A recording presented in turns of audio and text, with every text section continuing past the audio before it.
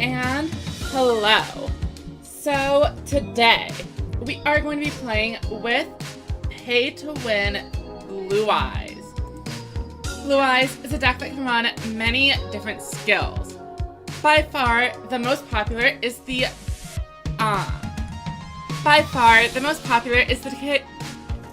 dedicated Blue Eyes Rain, which allows you to search out Bright Dragon if you have Kyberman.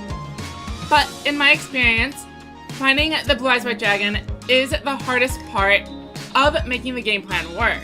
You really want to have your Blue Eyes in rotation in order to be able to use the effect of Bright Dragon to destroy a monster. And because of this, we are instead running Legend Draw. This also means we don't have to run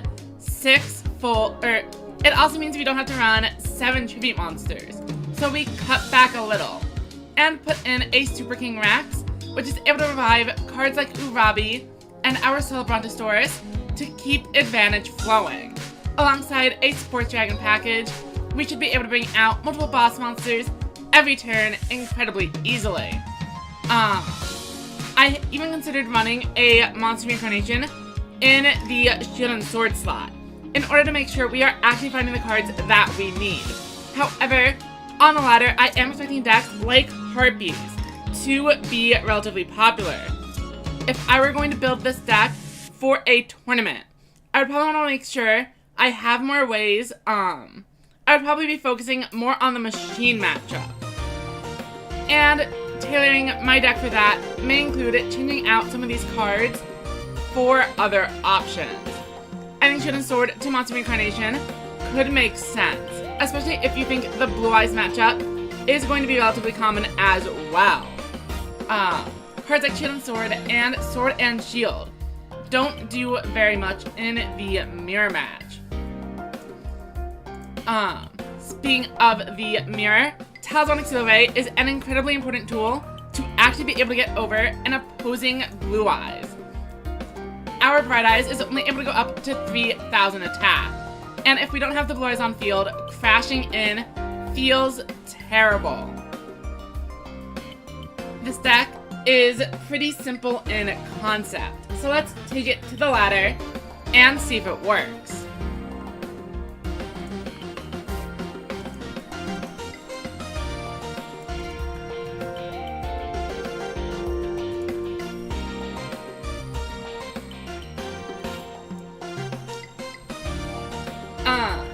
Welcome, JD. We have just started.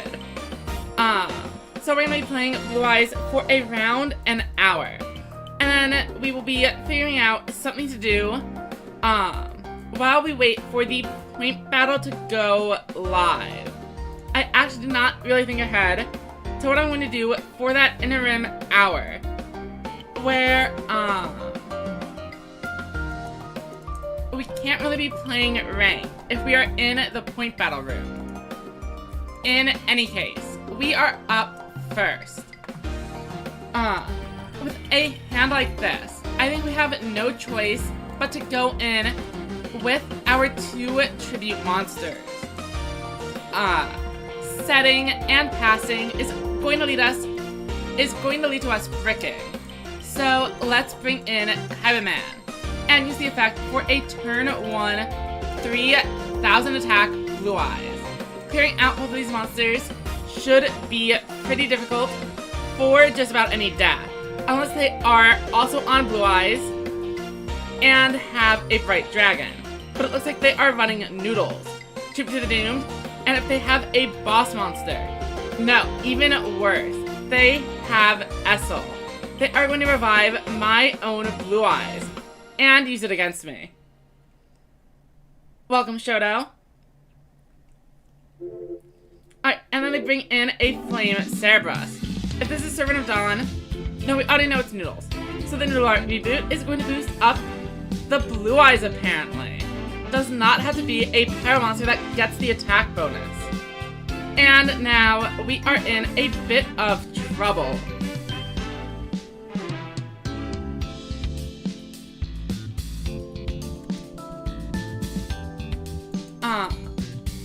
I will try that tomato. Yeah, I've always tried going into the PvP room, or into the PvP area, and then it brings me into the duel room. But I did forget that it has that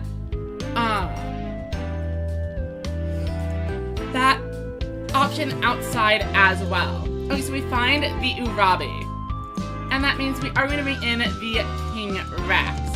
King Rex is going to revive Urabi. And then we are going to have enough monsters in the graveyard to use our Talismanic Seal Array. So let's bring in Urabi first. Then activate Seal Array, and we will be debuffing this, and we will debuff our very own Blue Eyes White Dragon.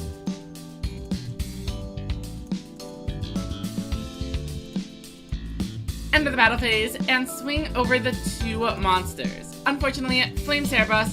Actually, I could have cleared out the Cerebrus because the Blue Eyes goes down low enough for Urabi to clear.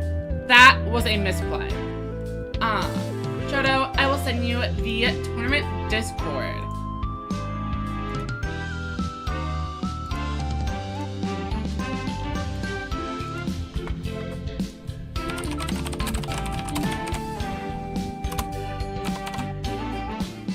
Alright, so we see the Noodle Art reboot activating and clearing out our King Rex due to a critical error on our part. Obviously we could have used the negate attack, but I don't think that is worth it. So, next, we are going to bring in our Bright Dragon. We have the option to revive Blue Eyes as well, and I don't see a reason not to do so. Let's go ahead and start with Soul Drake. Notably, it does mean we aren't going to be fully clearing the board here. Blue Eyes White Dragon coming out in attack mode. Then Bright Dragon. And while we can destroy the Cerebrus, I actually don't think it is optimal here, as we want to get in for any amount of damage that we can. And we do have the negate attack to protect us.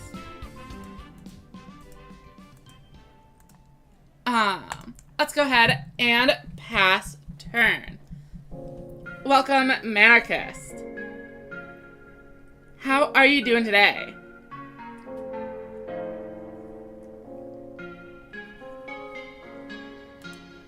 Alright, so we see a crawling torso. And they have plenty of resources. So we should be seeing multiple boss monsters coming onto the board this turn. Unfortunately, with only 1300 life, 2 copies of Extra Spice do just kill me. Welcome, Sarah. Alright, so we see a regular Spice, and that is fine, as we have the negate attack. But here comes the Fury Blaze, destroying our face down card. And that is going to be game. Boosting up is 300 damage. And I'm sure they have a few vanillas in that graveyard. Or not. We should survive with just a few life points left here. Unfortunately, we draw nothing useful. We can activate Inferno, but without boss monsters of our own. I'm not seeing the play here.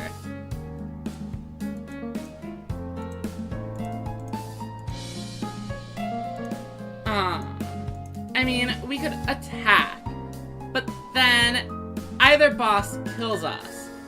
As we know, this goes up to a high enough threshold. 3300 is 800 damage. So I think instead, we should actually just go into defense mode and wait it out. The Seal Array wouldn't be enough to end the game either. So we need them to just not draw into any copies of Extra Spice, and then try to figure things out from there. Unfortunately, of course, they are switching their monsters to defense mode as well. Wait, but they choose not to clear the Bright Eyes, which is an interesting choice.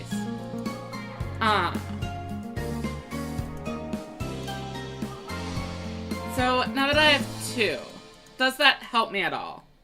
The answer is not really. What we need to draw is a Soul Drake, for sure. So let's just set a monster face down and pass it over again.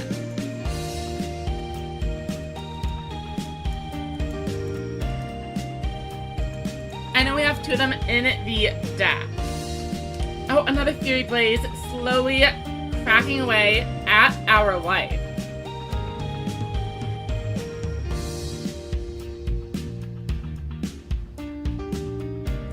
We do have the Talismanic Seal Ray face down, so we don't need to worry about taking out just yet. Alright, and there goes a Soul Drake. So now, we summon out our copy. Use the effect. And we send 2 monsters to the graveyard to revive the Blue Eyes. Then, Kaiba is up next, allowing us to bring in a copy of Bright Dragon. And with this, we are able to use the effect to start destroying those defense position monsters.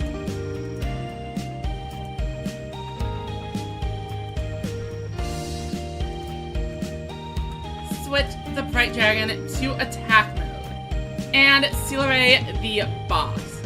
We will be returning Bright Dragon, the Soul Drakes, and Kaiba into the deck. Actually, let's do one of the King Rats. We are really out of boss monsters.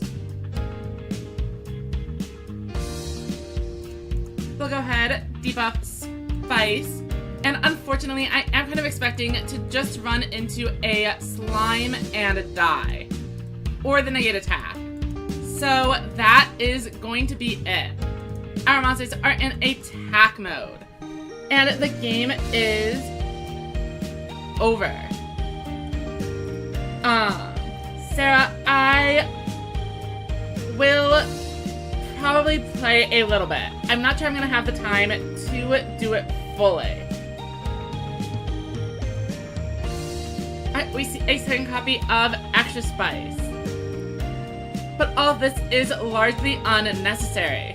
They're at 3100, even after just 1 activation. But they are going all in for the maximum damage, revealing a Roastery, and they have 3 monsters above 5,000 attack. So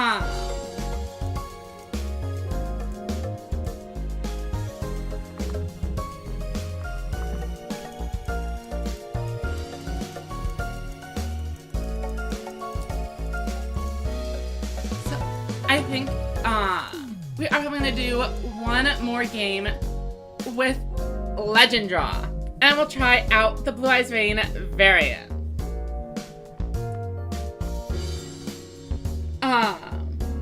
I do have time if you wanted to do a dual room instead, but hey, if you don't actually play the game, I feel like it probably wouldn't be a very fun match. I unfortunately don't have much in the way of speed duel decks, so I will have to pass, at least for now. Maybe after all the events of the stream, I could do it. But I do want to focus on the planned activities first. Alright, so our opponent starts off with a set 4. We have a King Rex, so our hand is not too bad. We'll be able to revive the Tomatosaurs that we used to tribute summon the King Rex. Unfortunately, we mill a Bright Dragon right from the top. I will keep the Kaiba Man around, as next turn, there is a pretty good chance we are going to Legend Draw for the Blue Eyes. We do have the negate attack, but I'm not sure we are going to use it here. They appear to be on some kind of warrior deck, and I'm not that concerned about what they're bringing.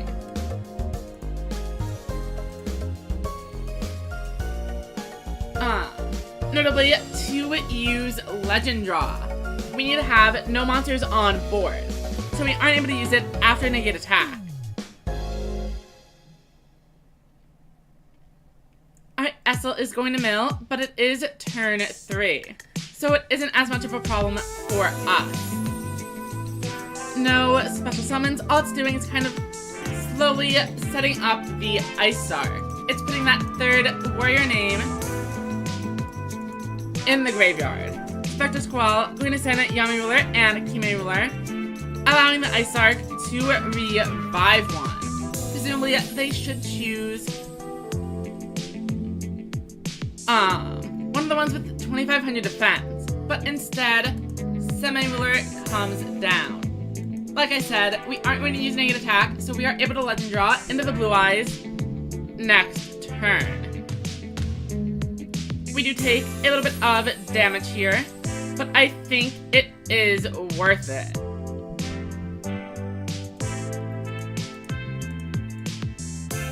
Alright, our move, and we can activate the skill. Unfortunately, we don't draw a third low level, so we aren't able to bring in the Bright Dragon to go with it. That said, we are going to work with what we have. Man into the Blue Eyes White Dragon.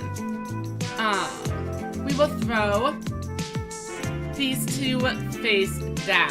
We want to keep the Soul Drake in hand, as we are only able to revive on the turn we normal summon it. It works like a Seahorse Carrier, where we aren't able to set it and then use the effect after a flip summon. So let's go ahead and clear out the Ice Star. And we will rely on the negate attack to protect us for the next turn. And then we'll make a big push with Soul Drake. Sarah, I have not yet had the chance to try the Dino Max. But I should add that to the list of things to do.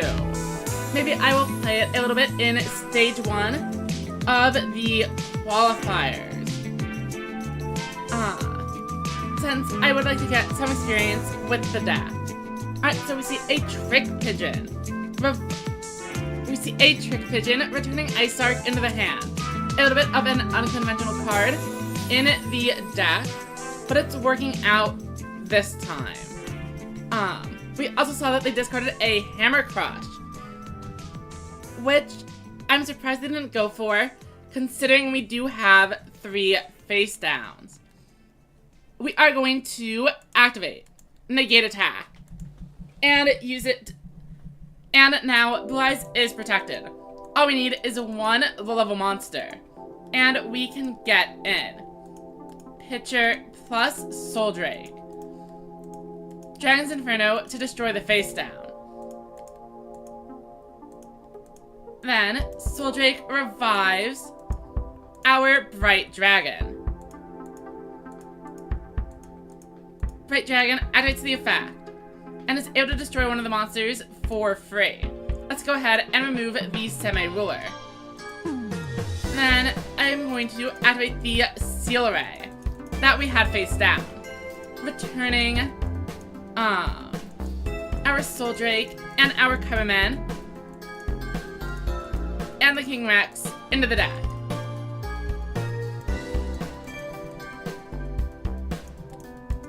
We will set a Seal Array, set the Cyberman, and clear out the board. Notably, we do still have a Sword and Shield face down. So if our opponent attempts to swing in with something like a Semi-Ruler or a Kime Ruler to crash into the Bright Dragon, we will be able to clear it. Welcome, Pen Mason. So I did beat Etrian Odyssey 3, but I do think I am pretty likely to be starting one of the other games or something in the same genre soon. I need to look around and figure out what the best option is.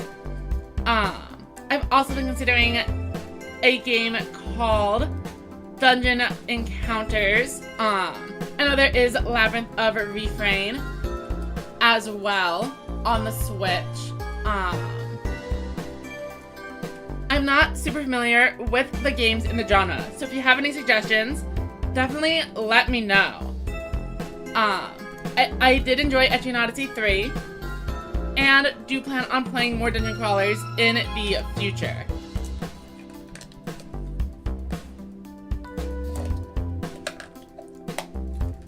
Alright, so we see Ice once again reviving a semi-ruler.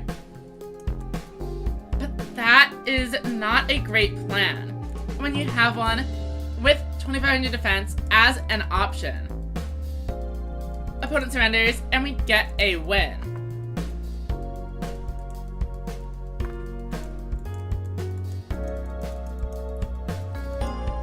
Sarah's trying to build a Blue Eyes deck with Resonance. Yeah, so I tried that a little bit on stream. I want to say last week, and we went like 0 and 4. It did not go well.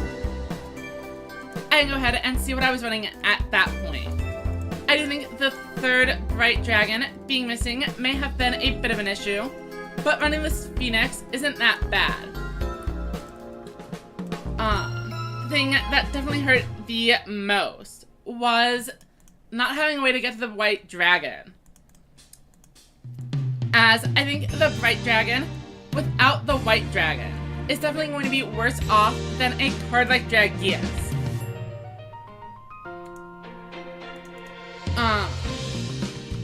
So my main suggestion would be adding in Bunker Strikes, as this is going to let you dig through the deck and find the very important Blue Eyes White Dragon. I'm not sure how many you would run and what you would run them over, but I think they are an important card for the strategy. Exit without saving.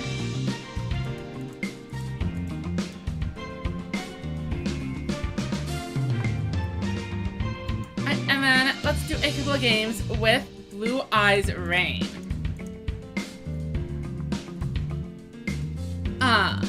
So next up we have a more traditional Blue Eyes Rain list. Once again, we are running many of the same cards. Bright Dragon, Kyberman, Soul Drake, Steel Rays, and all of the traps you would expect. But there are a couple of differences. Because of the skill restriction, we are forced to run 3 additional tribute monsters, and we use Twin of the Windweaver as the best stand-in. It is a 1 tribute monster, so it isn't as bricky, and it is able to get through set monsters, something the deck would otherwise struggle with. Apart from this, we have also tailored the deck to we are also tailoring the deck to make up for the weakness by not running Legend Draw. Blue Eyes White Dragon is much harder to find, so we are running cards like Essel and Speed of Performer, which are able to mill and get us to the Blue Eyes faster. Other than that, I'm running a Light Sorcerer Zenity package, and this is for the mirror match. Against an opposing Blue Eyes White Dragon, you don't want to just have the 2500 and be stuck. So you now have Twin of the Windweaver and Light Sorcerer to make sure you are able to get over these 3000 or higher walls. Sometimes it can even come up against a maximum monster, as several of them have 3400 or 3500 attack. So pairing a Light Sorcerer with the vanilla gets you over the wall. Even if you don't draw a Steel Ray. So let's see if we're able to do any better with this one. Manarchist, I have not. And I do not plan on trying it. I don't know if you watched the Box Review video back when that came out, but I actually just completely skipped all the second cards because of how not interested they seem to me. I know that they have gotten a couple of tops, so I'm going to assume that was you. So congratulations. But I don't think it is a deck really worth investing the time in. But you are free to tell me how wrong I am.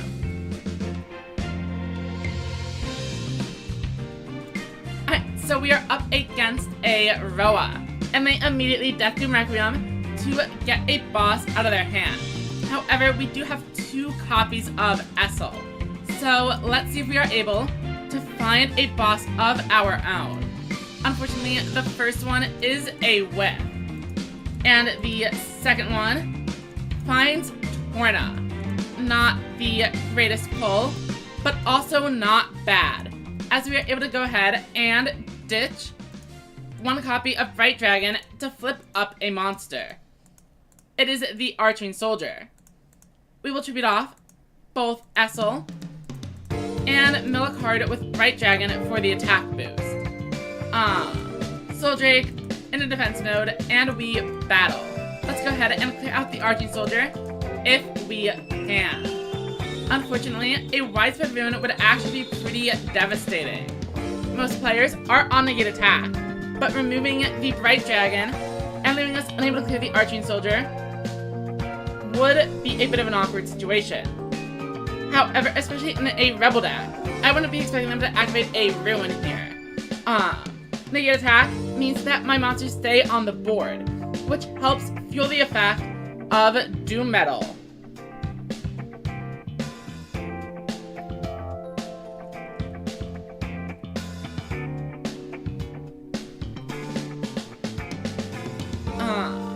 Not sure what else they are waiting for.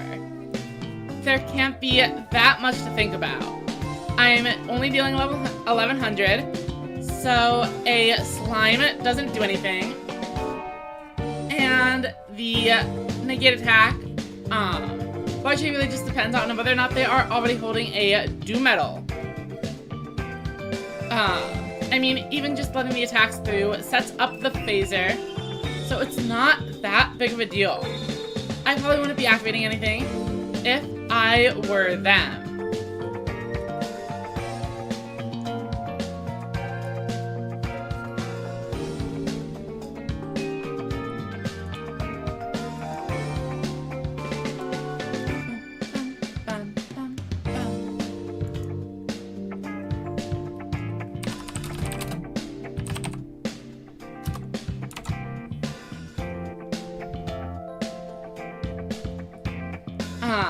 So I'm going to assume they had a medical emergency halfway through the turn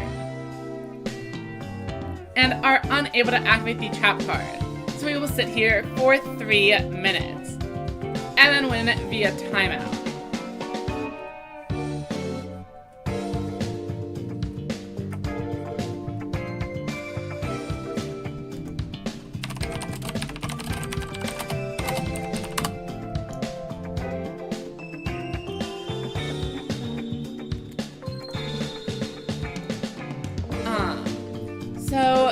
So regarding the Psychic deck, how has it changed since your initial like, you've obviously played a ton of games Manarchist.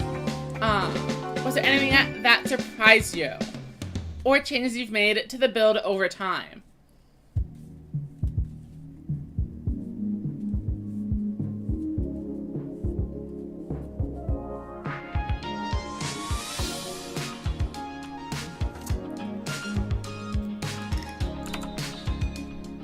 And that is a tournament win, just as predicted.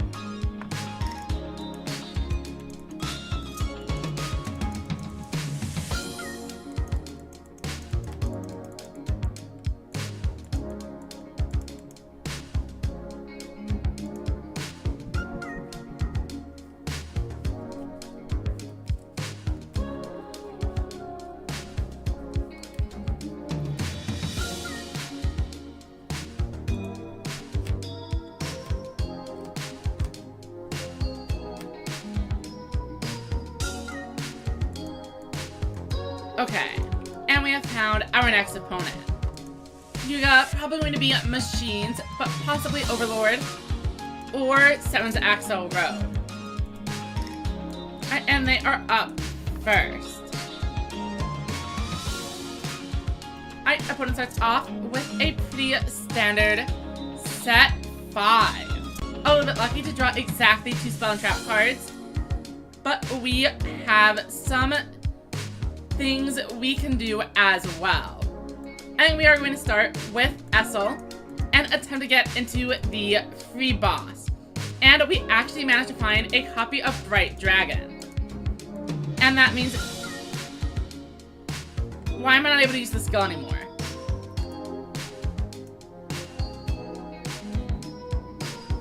Oh, because I have a monster.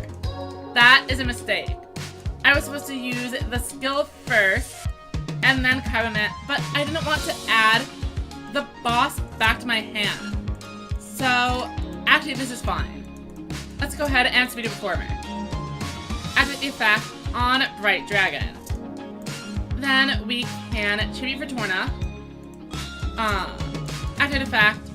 Ditch. I think we're gonna go for the monster reincarnation.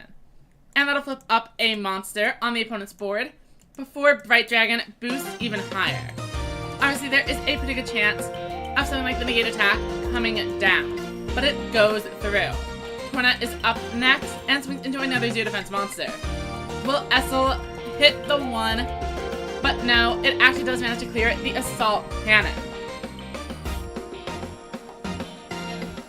Welcome, Piln Guy. Alright, so we managed to get a board wipe around 2,000 damage and keep the Kaibaman in hand to search out a Bright Dragon next turn. Overall, a pretty solid start. Of course, I am expecting a Mirror Innovator to be coming down. And we also know they have a trap card that they did not activate last turn. So they are probably running a buffered slime somewhere in that back row. We see the Crafter Drone discarding a Mirror Innovator, which is interesting, as that is the card I would be expecting to see come in to clear the Bright Dragon. They might have another copy already in hand.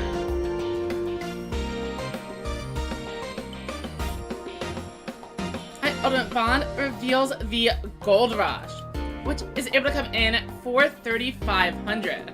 But they don't have a Tough Striker in Grave, so the maximum value may not be coming down. It's a regular tribute summon, rather than Amigle's effect. But here is the Amigle for another one, meaning Gold Rush will not be activating the effect at all. Mirror Innovator boosting itself up to 3,400. Unfortunately, we have no trap cards here to save us. And by shuffling away the Amigles, alongside another Mirror Innovator, it is now a 4,500 attack point behemoth. Both of my tribute monsters definitely going down. Fortunately, we do have Kaibaman ready to get us back into the game. Let's go ahead and activate our skill. We are going to return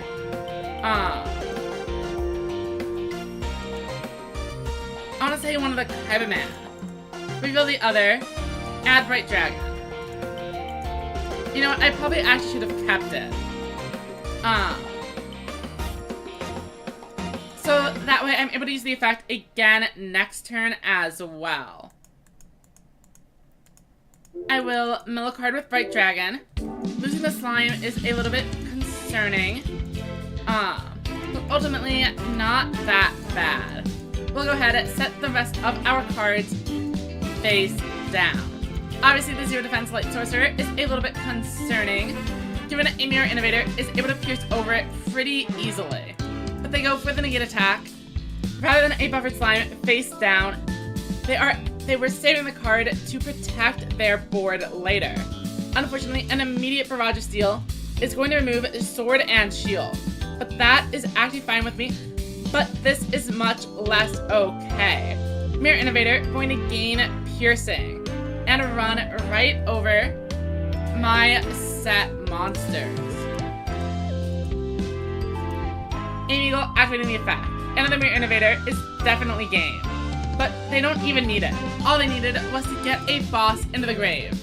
And Mirror Innovator now goes up to exactly 3100. Not that it matters, as the Bright Dragon in attack mode is going to mean I'm taking an additional 1000 damage.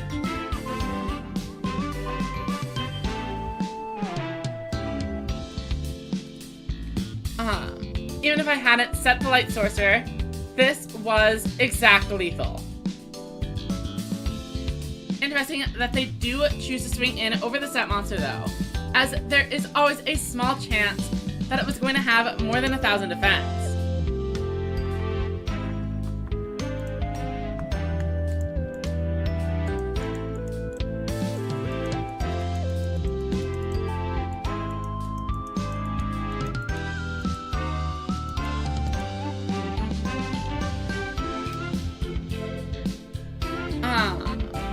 Next, we are going to switch over to a third potential skill, which I will be building over here, over the Blue Eyes Resonance, and that is going to be Red Eyes, Blue Eyes.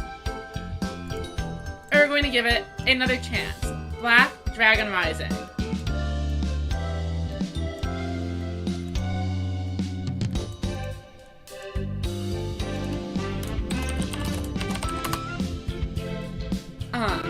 So we are still running Bright Dragon, and then we run the Red Eyes as well. And the reason for this is that Blue Eyes Bright Dragon works with any Legend normal monster, not just Blue Eyes. By running Black Dragon Rising alongside Red Eyes Black Dragon, we are going to be able to bring in a Legend normal monster much more consistently than we can with any other skill. So now we just fill in the rest of the deck. Let's go ahead and get some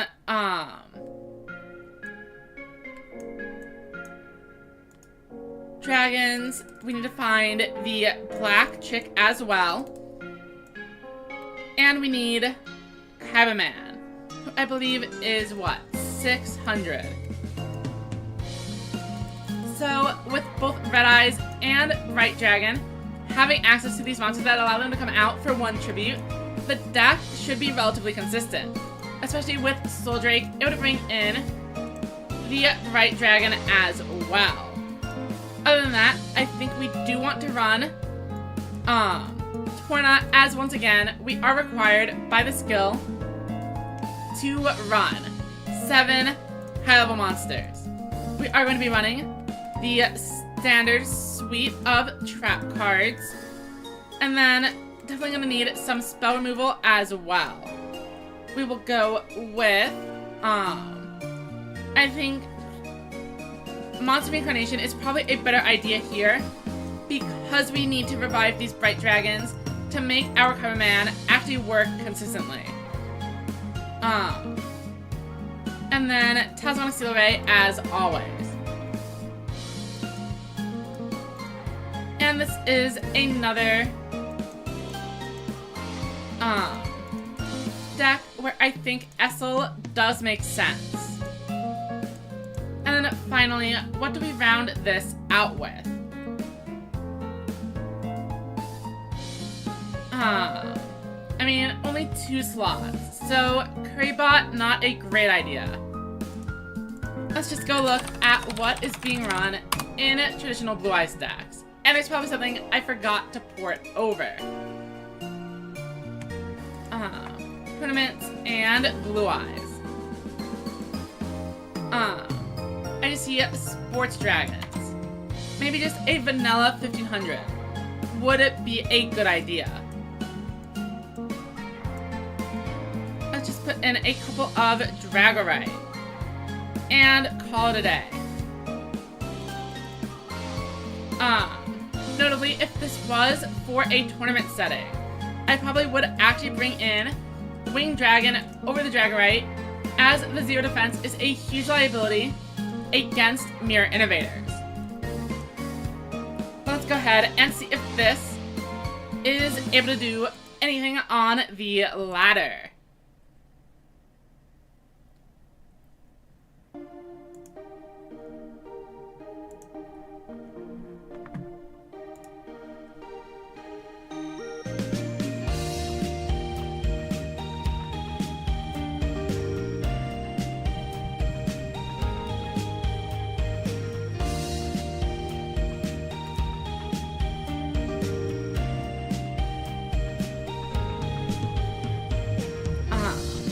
a surprisingly long queue time here.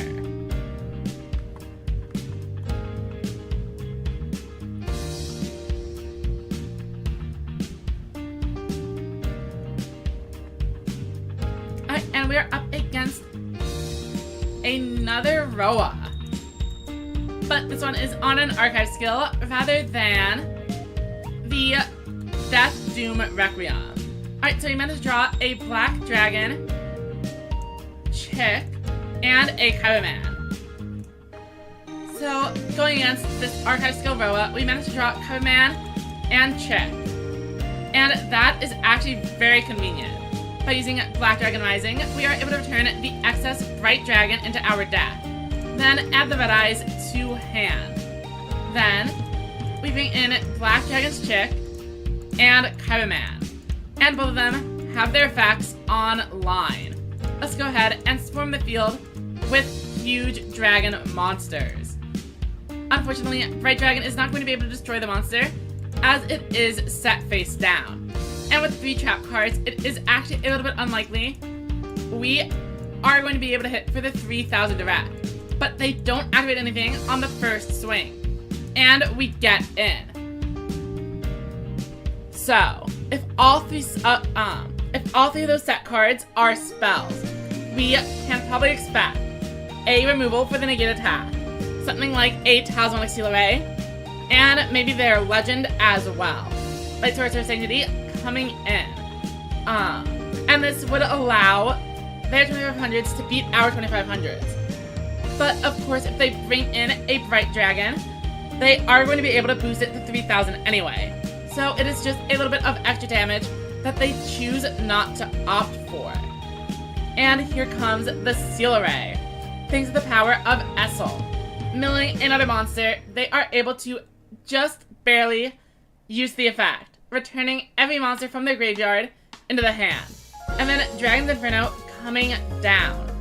Bright Dragon certainly up next, milling a Sorcerer, and getting in for 2100.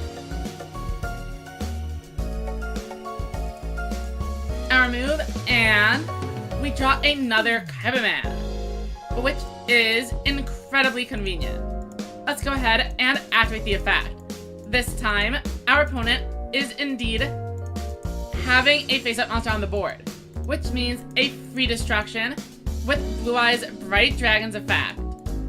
Let's go ahead and activate a Dragon's Inferno to destroy one of those back row. But we already knew from last turn that it was a spell card. So that is game.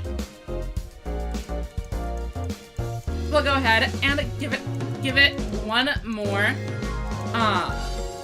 game, just like the rest of the variants we have been running.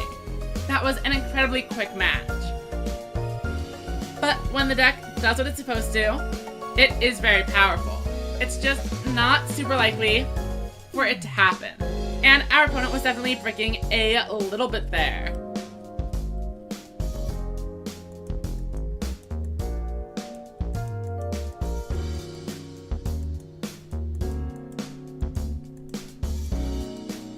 So they are on Cyberse, presumably Ragnarok. So it could technically be Hammer Crush Deal as well. Unfortunately, we don't draw anything too interesting. We could use the Tornado to push for a little bit, but I don't feel like it is even worth it. So we are just going to go ahead and set our hand here. I would rather have access to these cards rather than deal 100 damage by flipping up, like a connector dog. Yeah, Chaos Femtron, it was not worth spending a card to deal 200. Oh, and thank you for the match as well. Thank you for stopping by. And welcome to Chenyu as well. Alright, so we see the Chaos Femtron, but it only mills a connector dog, meaning they are unable to add any cards to hand. Ragnarok activates, debuffing me a Drago piece, allowing it to be used as 2 tributes. pushing the card to the top of the deck, but it might just be getting milled with an Attitude Hydron in the near future.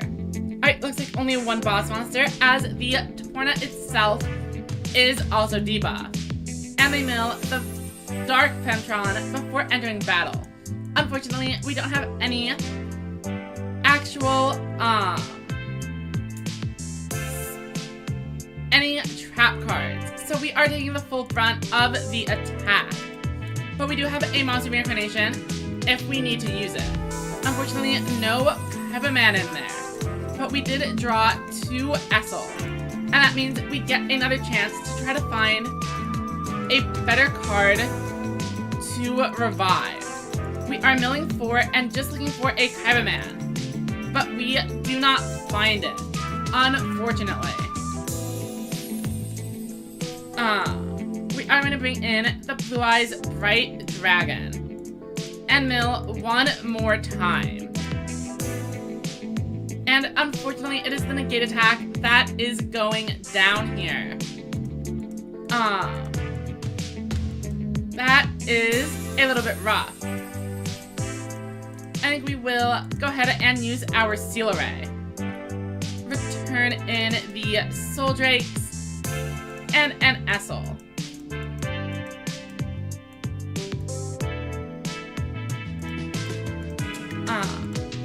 Debuff this, and then realistically, I do just want to build up my defenses. Let's bring in an Essel and just set it face down. We can run over the Attitude, and this should be good enough to survive as long as they don't summon out Yggdrago on the next turn. Let's see what they do. Chaos Femtron, milling an Attitude Hydron, meaning they now have a guaranteed boss monster available to them. Interestingly, they choose it over the head of Yggdrago, meaning that probably was not the missing maximum piece.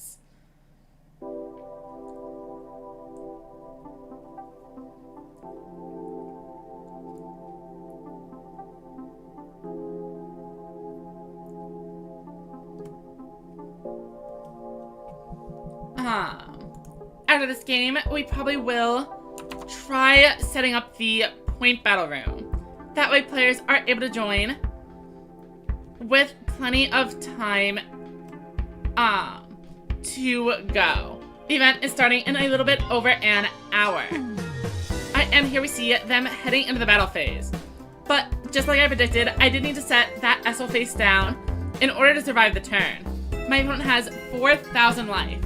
And if I don't finish them off this turn, that's probably it for me. Very interesting hand. So, I feel like the KP05 is definitely a given.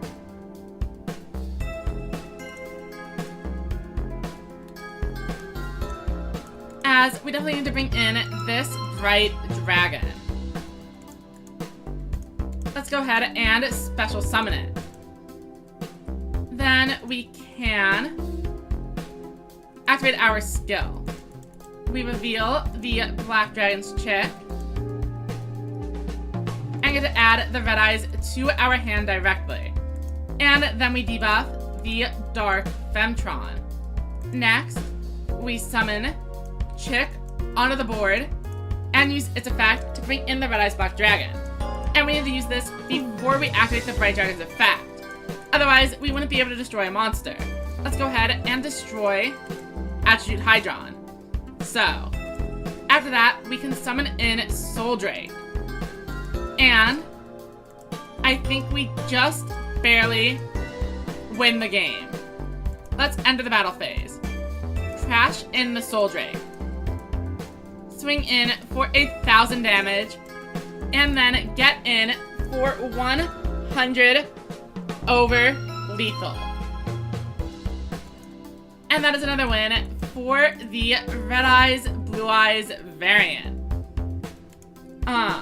Welcome, Paco.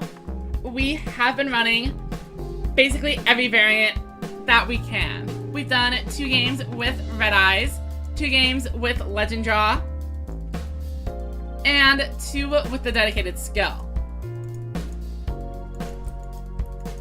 But now, let's take a quick minute to load up the duel room. We want to create our point battle. Deck share will be off. Go for an hour and a half. Room capacity should be at max. And then ban list is normal. I wonder if recruiting the members actually would affect the outcome. I can't imagine anybody actually just randomly uses this feature and joins the point battle. But why not? Without the top cut, it's fine if more people join.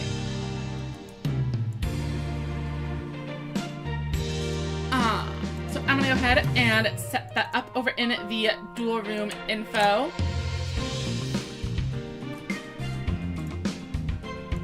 We can turn that on. Then I post in the Discord.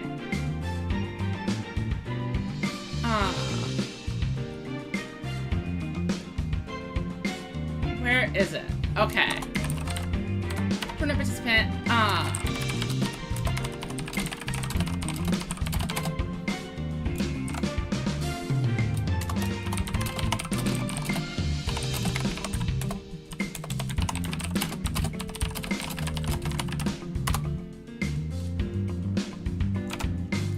And now that is set up, the next thing to check is whether or not we are actually able to queue into ranked with the quick start. And it looks like Tomato was correct. I did not know this was possible.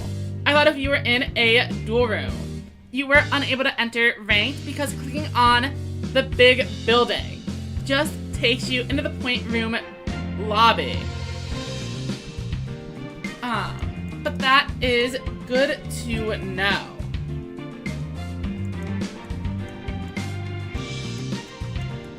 And we are up first.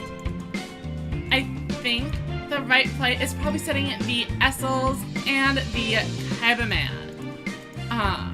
Because the chick is usable with our skill. Yeah, we are fighting a Hunter ET. But Tomato, I am not familiar with this player. Who are they? And it looks like they are on Overload. With that Overrush rare, this is left. No, right. And here comes a pretty strong opener. Magician's Valkyria plus 7-sword Magician and a 1500. Our face down card is just spell trap removal. So nothing that impressive.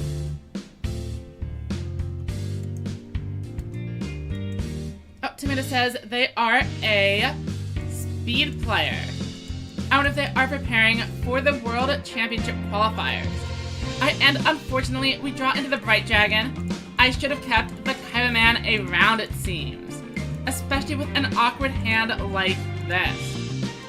In any case, let's go ahead and activate our skill. I think we are going to be returning the Bright Dragon into the deck to grab our Red Eyes. And then we can debuff the Valkyria, as we do need to run over it in order to proceed with the game. We bring in the Black Dragon chick and activate the effect. This means Red Eyes is good to go. Then we are bringing in Turn of the Windweaver with our other chick, allowing us to actually clear out the 7-sword Magician and the Valkyria. To make sure these attacks go through, we are going to use Inferno, and we destroy a very important negate attack. Let's enter the battle phase. There was definitely a strong case for using my Talismanic Seal Array there, as shuffling in a Cyberman and 2 copies of Chick would have been really nice for my odds of drawing cards next turns. What is Grand Ezel Scissors? Is that an actual name of a card? Oh, You mean in Discord? Okay. Alright, and they are using Maximum Overlord once again. Revealing Greenpeace once more. So we still don't have any actual knowledge on their hand. But another copy of the Avant Wolf. And this is why I'm really confused why they are on Avant Wolf instead of Light Sorcerer. They definitely could have gotten a bigger debuff here. Really awkward turn. But enemies that face down has to be like buffered slime. And now we have 2 Kyberman and no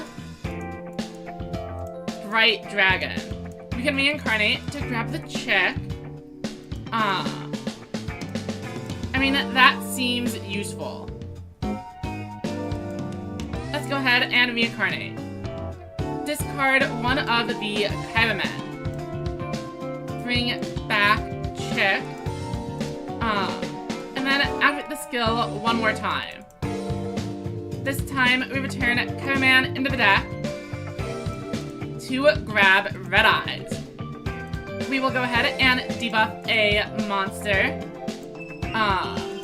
Summon out Chick. Activate the effect of Red Eyes.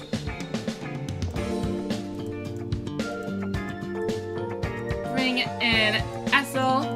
And Essel tributes off for a second Torna. Then, again, I could Seal Array. And I think it is something I do want to do. Definitely a little bit less value than using it on a previous turn. But we get a ton of our 1 tribute double tributors into the deck. Let's go ahead and debuff the Avant Wolf and see whether or not they have the slime. They do have a trap card. But I mean, if they have slime, they probably don't even activate it here. As they want to take more damage to allow the overload to go through.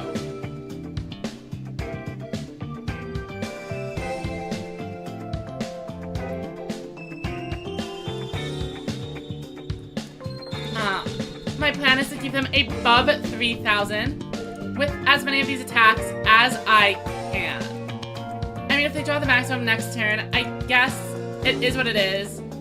I could have kept them at the 3,300 and not dealt with a lethal blow, I think. But I also do think I need to kill them before they find it. And it's more of a race against the clock than a thing to play around. Alright, and they reveal they also have the headpiece. So now we know red and green are in rotation. They are only missing blue. And what's worse, we are pretty sure they have the buffered slime face down. We are running a second copy of Dragon's Inferno.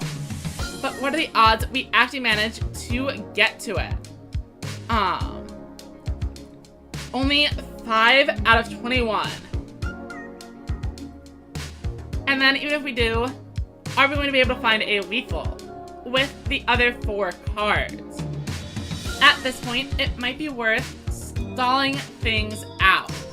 Or not, as we will simply draw the Dragon's Inferno. But are we able to get into a lethal line here? That is the all-important question. Notably, Soul Drake is only able to send level 4 or lower effect monsters. So, Bright Dragon at 3,000 is 1,800. We are missing out on the lethal, for sure. That is frustrating. So we could use the Soul Drake to revive nothing. I guess that doesn't matter. So, Kyberman activates the effect. Bring in Bright Dragon, but unfortunately we didn't have the card we needed to make this work. Losing buffered slime, not an issue. we do have the negate attack still available to us. And since this isn't lethal, 18 and 1900, I think it's better if we just set this card face down. Try to kind of bait them into using the slime a little bit early.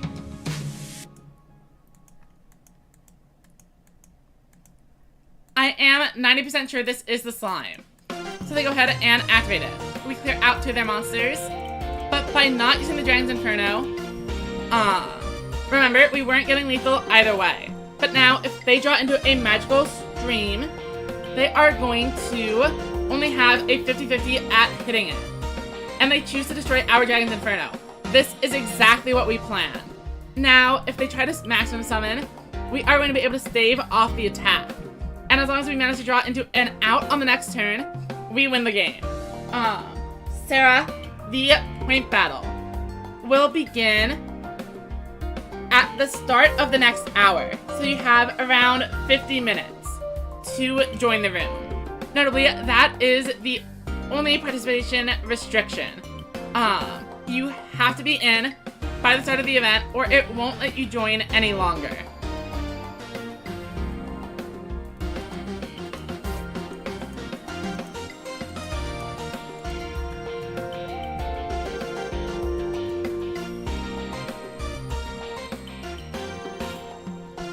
Another Torna is coming down.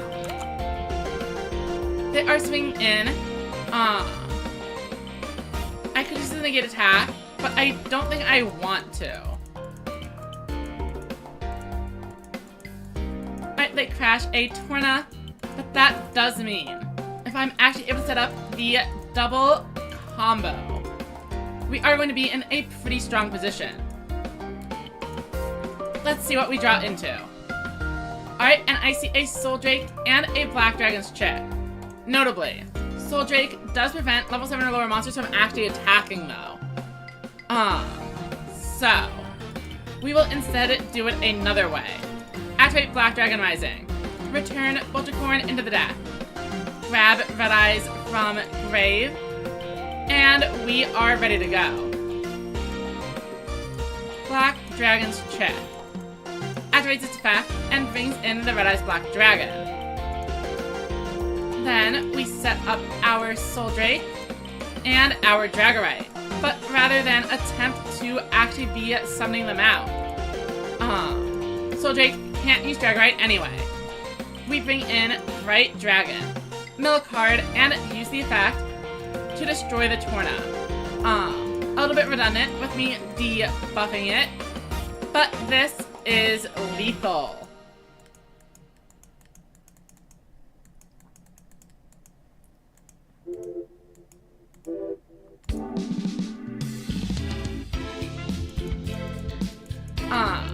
So this is a 3-win streak for the Red Eyes variant.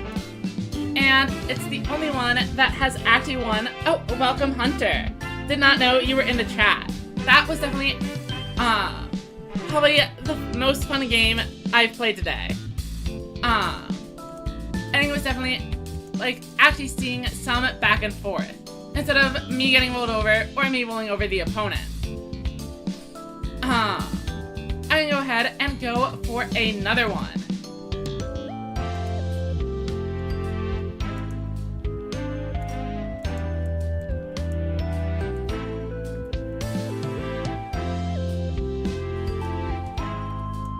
Overlord is always a super scary matchup. I didn't have the negate attack until that final turn. So if it was drawn early, I probably would have lost. There were definitely a turn or two where I was fighting it unprotected. And this is a great opening hand. Bright Dragon plus Chick and Kyberman means we are going to be able to bring in the Dex intended combo. Alright, so we have once again opened with both of our double tribute materials. Let's return Bright Dragon into the deck so we can grab the Red Eyes. Unfortunately, again, it is only turn 2, so all their monsters are set and we aren't actually able to use Bright Dragon's popping effect. But we do have a trap card to back up a field of 2 relatively high defense monsters. So I would say there's a pretty good chance that as long as one of those face downs is not Barrage of Steel, that we are going to be able to get through this. We clear out 2 monsters, and we will see what they do. No trap cards appeared activatable. So Lucas does actually have a pretty good chance of finding spell trap removal in those face down cards. But let's see what they can do. They are going to need a double boss board if they want to actually out this. And it looks like they set 2 and pass. We have a Boltercorn, but again, not that important right now. Is there anything I want to set up in the graveyard? Not particularly. I'm going to get more monsters in there for the Talismanic Steel Rays. But the downside of milling a card like Negative Attack is a little bit higher. So we are just going to swing in normally. And now we have 2 face downs of our own.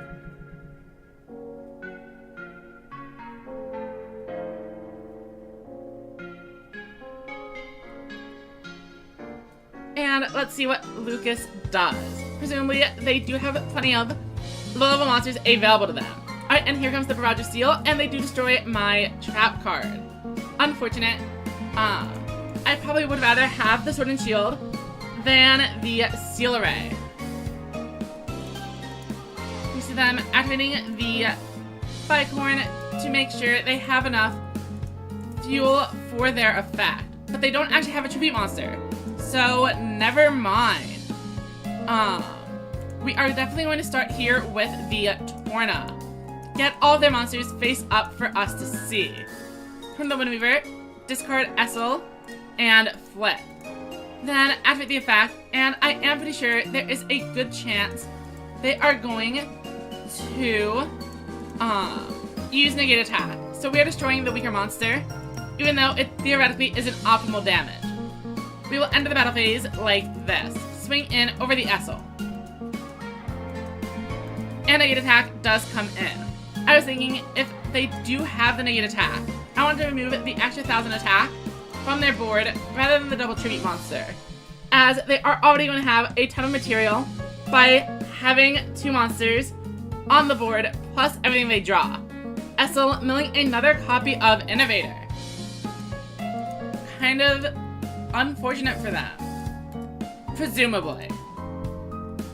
But they are going down to just 8 cards in deck. And the only boss monsters we've seen are the 2 milled Innovators. Surely there must be something else going on in their hand. Where are the Tough Strikers, the Gold Rush, or even an Ace Breaker? And here it comes. It is Tough Striker.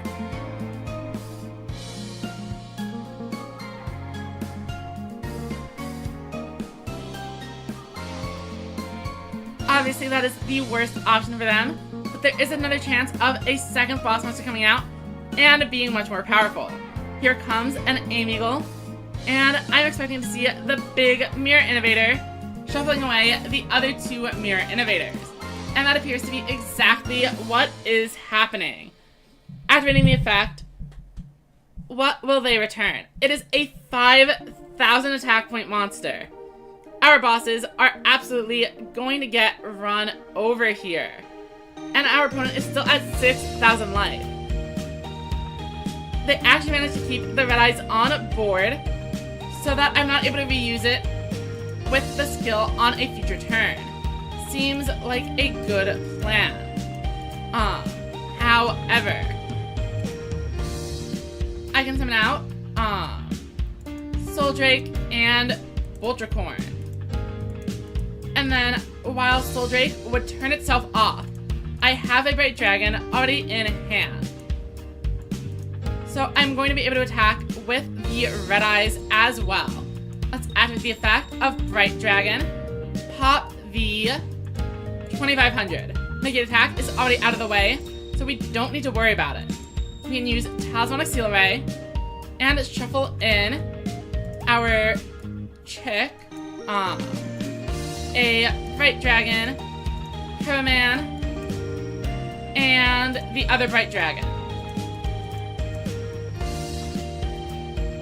And this will provide a pretty sizable debuff to Mirror Innovator. Even Soldrake is able to clear it. Let's enter the battle phase and see if we actually manage to get through. Looks like they might have the one and only Buffered Slime, but that is fine as we would still be clearing out the board. No, it is a recital just like I was talking about, and that means they only block 100 damage. We get in for a ton here, and if they don't have another Barrage of Steel, our Negate attack should win us the game. Note that all 3 copies are already in the graveyard, but they managed to draw into the one of Boltricorn, even though all of their spell trap removal was accounted for. We are going to lose this game. Soldrake at just 1100 is a huge liability. Against a Mirror Innovator, buffing itself up to 5,000. Though, if they actually are able to get it up all the way to 5,000 again, then it isn't a huge deal, as 2,600 is enough to clear out Red Eyes Black Dragon and get a perfect lethal anyway. We see a Bicorn, sure. But at this point, I think they are just messing around. They return a bunch of Amigos into the deck to bring in another boss monster. Oh, and welcome, Desmune. The point battle is starting at the start of the next hour, so we actually aren't quite there yet. In the meantime, we are playing Blue Eyes on the ladder. So if you do want to join the point battle, the room code is up in the top left, and the room should still be available. Alright, so we see a 5500 Mirror Innovator, and it doesn't matter that the Soldrake was on board.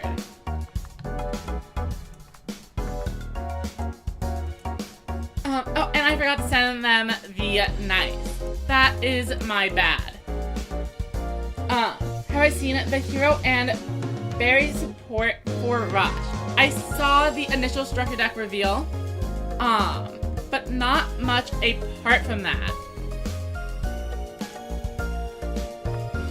So,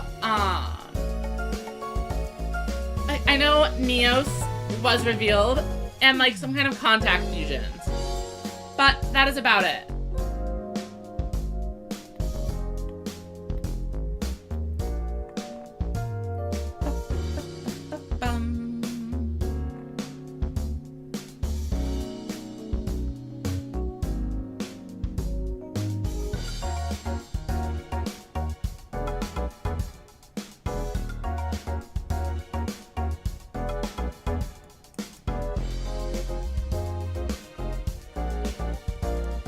Okay.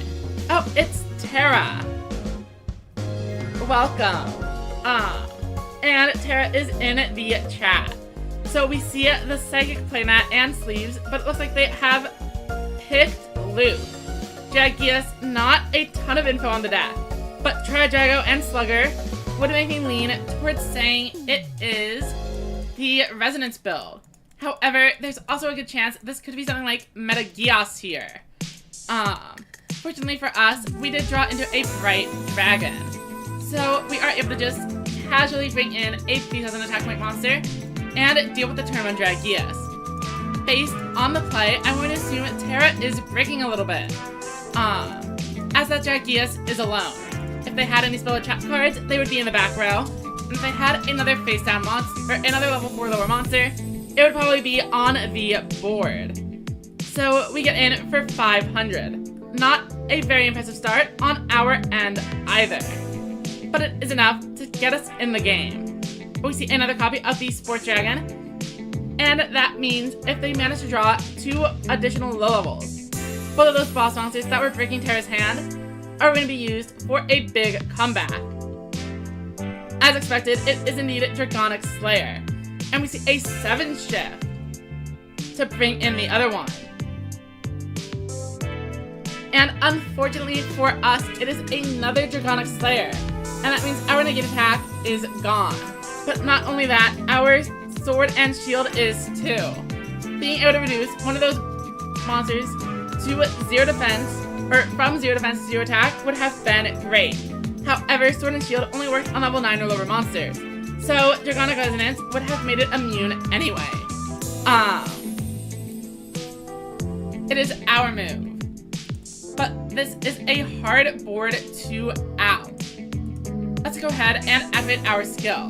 Black Dragon Rising. We are going to return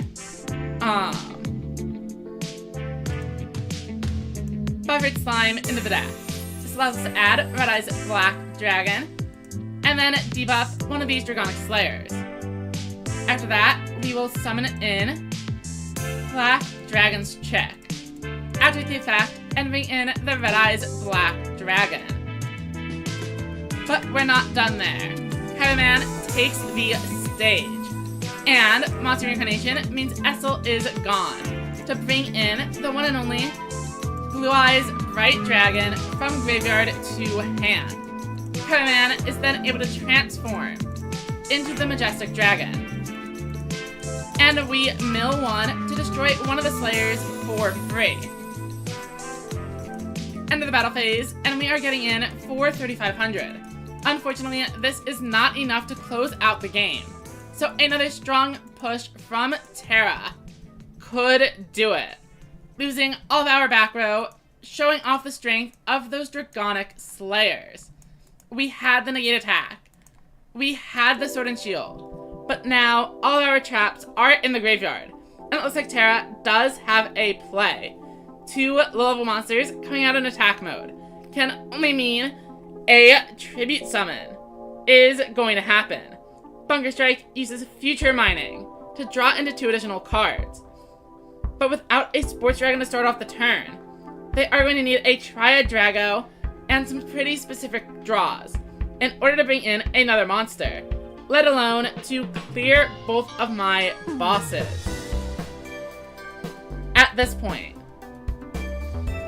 even if they do bring in another level 7, they shouldn't be able to get lethal. So they set to face down, activate Resonance, and which one will they choose to destroy? Alright, I think the Bright Dragon is the right choice. So they inflict a few hundred and bring it over to me. Our move, unfortunately, no high-level monsters in our hand. Plenty of our tribute fodder guys, but nothing impactful. That said, we do have a Soul Drake. So I think it makes sense to bring it out. Let's go ahead and ditch one of these Caramen that we don't need any longer.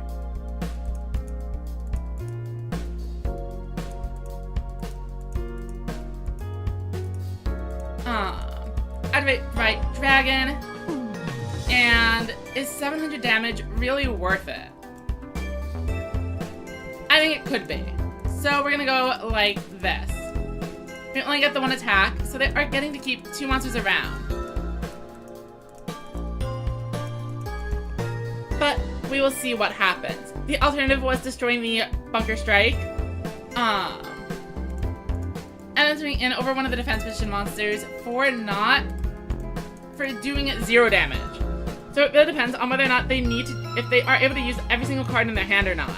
Triad Drago, a little bit unfortunate for us, but also worth noting, if we had swung into the Dragorite, they would have been able to use the Sports Dragon pitcher to make up the difference anyway. Alright, and here is a Shock Dragon. That is pretty concerning, actually. Shock Dragon going to provide a huge debuff. And I'm pretty sure this is going to be game over. I really should have switched this Red Eyes into defense mode, now that I think about it. But at the same time, it's not going to matter.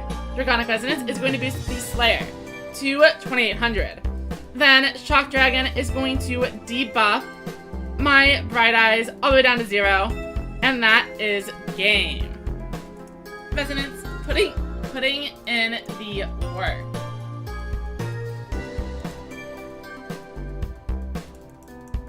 Oh, apparently there is an issue with the point battle. Where I have accidentally set it to be 30 minutes rather than 90.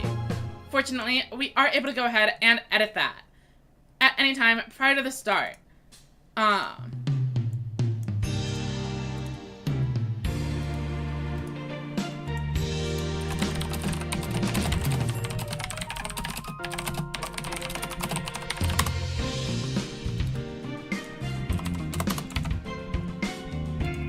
And now that that is fixed, we can go ahead back into the queue. And see if we're able to get another win with the red eyes or not.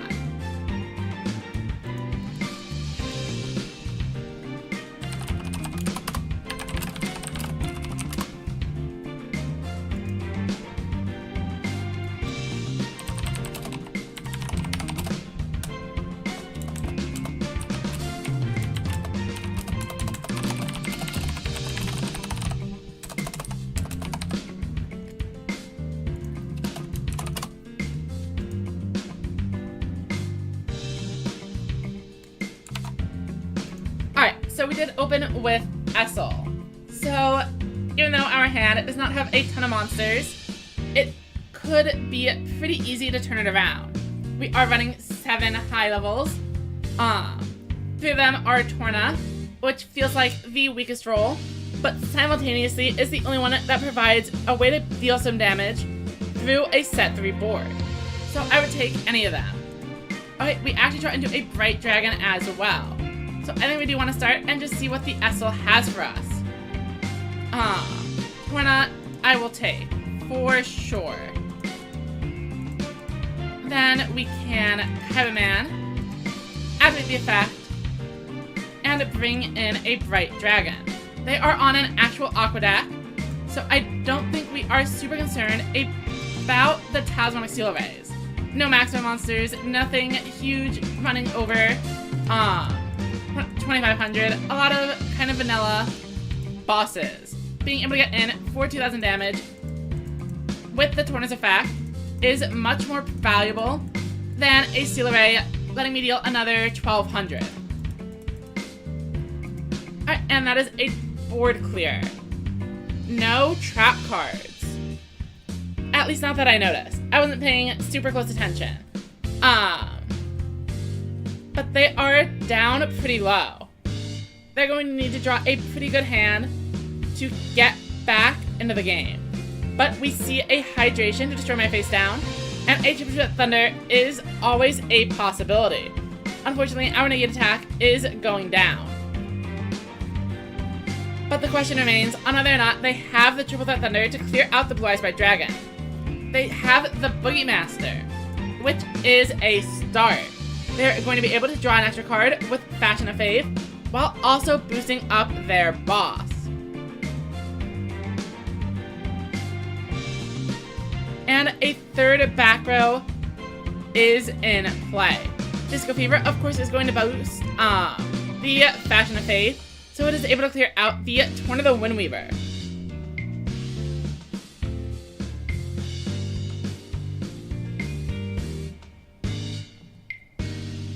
And the Yonkaido is going to clear out Bright Dragon.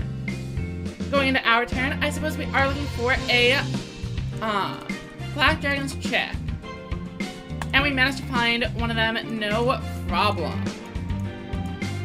But the question is, what card do we actually want to get rid of? If we go for the Bright Dragon play with the Soul Drake, our Red Eyes is unable to attack. But if we don't really get a very good push anyway. And we could go for Torna. But I'm also kind of expecting them to actually have a trap card now. So, I want to be able to use the Bright Dragon to clear out a monster. Let's go ahead and bring in Soul Drake and activate the effect, ditching its Essel and Kaibaman to bring in a Bright Dragon. Then we can activate our skill. Black Dragon Rising, returning the Torna into the deck to grab Red Eyes. We will go for the debuff, just in case. Then we go with Chick, into the Red Eyes. And then Red Eyes will be able to destroy Dionketo for free. Go ahead and set the Steel Ray face down, enter the battle phase, and swing in. Pretty good chance they activate a trap here, but once again, nothing. Alright, and we are at 5,400 to their 19. And we have a board with 2 boss monsters. Should be a strong position. We even have the Talismanic Seal Ray face down to help Talismanic Seal the game on our next turn.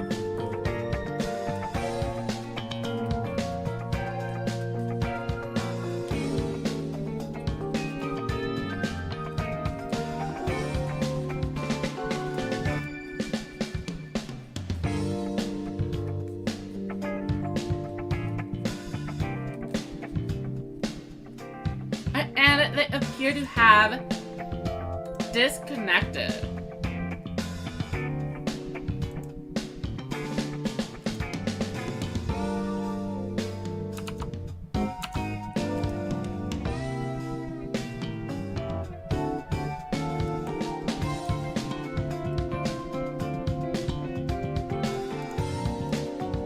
So that is going to be another win for the Dragons.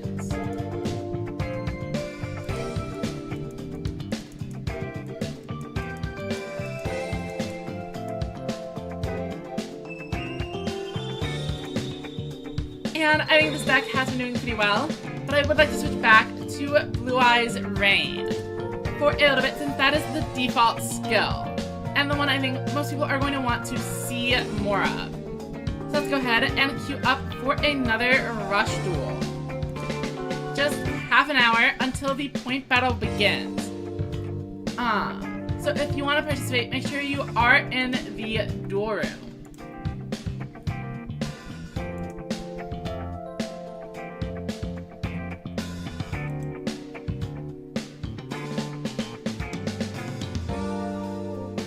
And we are fighting Terra once again.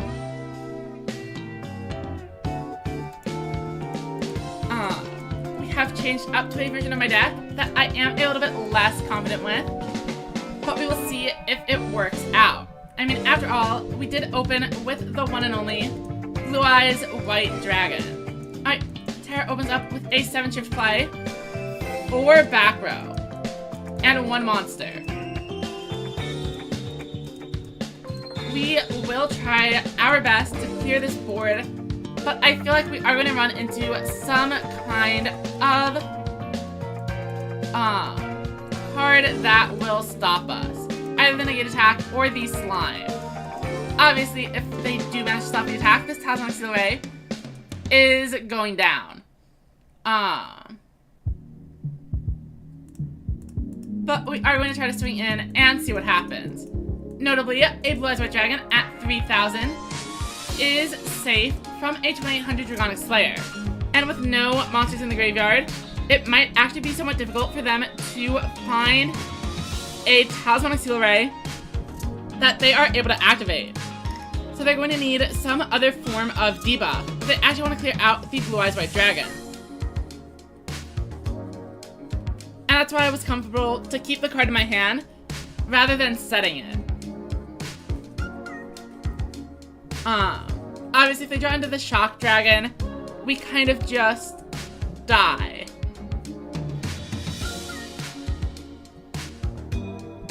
Oh, but they get a Meta Geass, bringing in another 2,500, allowing them to resonate anymore and remove our Seal Ray. Fair enough.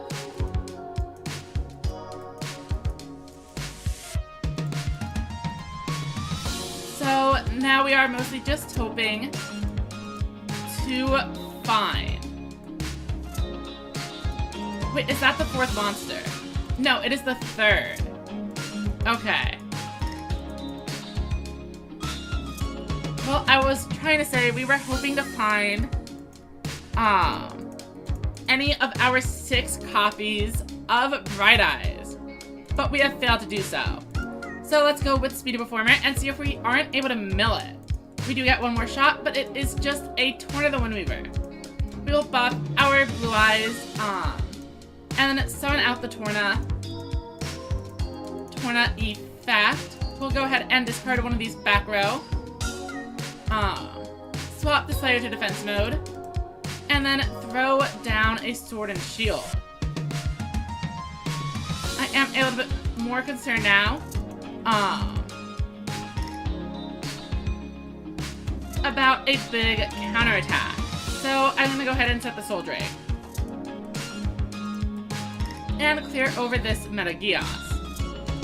I think Terra might also have the slime available already.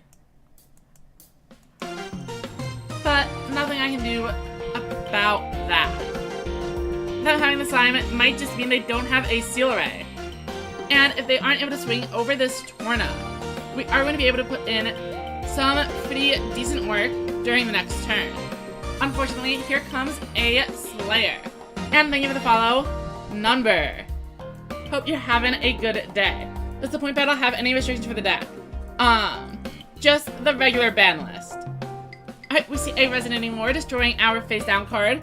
Part of why I was not too concerned about discarding one for Torna's effect on the previous turn.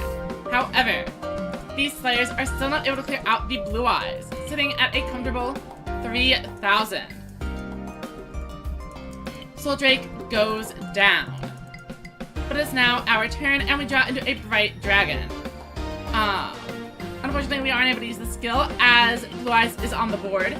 Something I am constantly forgetting. But that is also fine. We are going to be able to force out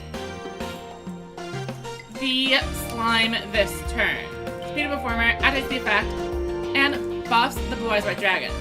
Then we summon out Kaiman, and rather than use the effect, we are just going to perform a regular tribute summon. White Dragon enters the board, and we activate its effect as well. This is going to destroy one of the Dragonic Slayers. Then we set a card face down, and we enter battle. 700. So 1141. This is not lethal. Okay. Enter battle. Swing in with this one first. I guess we aren't forcing out the slime though. So maybe I could have played that a little bit differently. No, I don't think so. This is fine.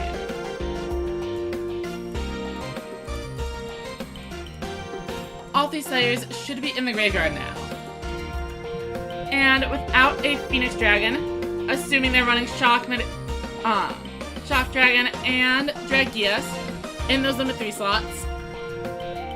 Oh, and they make the classic mistake by selecting 2 copies of Triad Drago. Terra is unable to draw any cards, as this card's requirement is that you have 2 face-up non-level 3 Dragon-type monsters on the field. But Terra does not have 2 non-level 7s, or 2 non-level 3s. They have 3 non-level 3s. The card was not designed with level modulation effects in mind, so Terra is now unable to draw the card and is probably stuck with a board full of sub 500 attack point monsters. Fortunately, they do have the buffered slime to survive their mistake, but I could always draw into a Dragon's Inferno. Our move, and we will draw for turn. Unfortunately, we did whiff, so we are simply going to buff up our field as much as possible.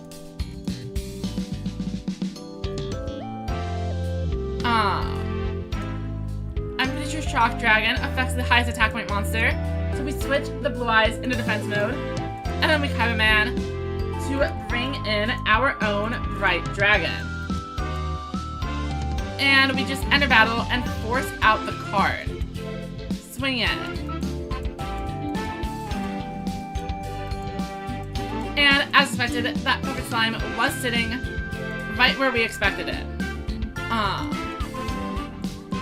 Let's go ahead, swing over the other one, and end our turn. Notably, we do have a Torna hiding in the back. So if Terra is unable to actually deal with the board and deal 4,200 life points, we do have a pretty good chance of being able to just swing in. they can't really go on the defensive as both of the trap cards are now gone. And they can't really go on the offensive as our Blue Eyes is in defense mode, and I'm pretty sure we do have negative attack face down. All three slaves are gone. Are they running any copies of Dragon's Inferno?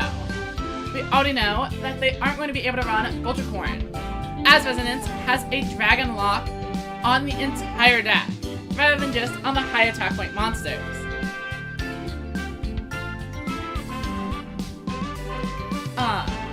And to further answer Sarah's question from earlier, not only are you able to bring whatever deck you want, as long as it follows the ban list, you are also able to change up your deck at any point during the point battle.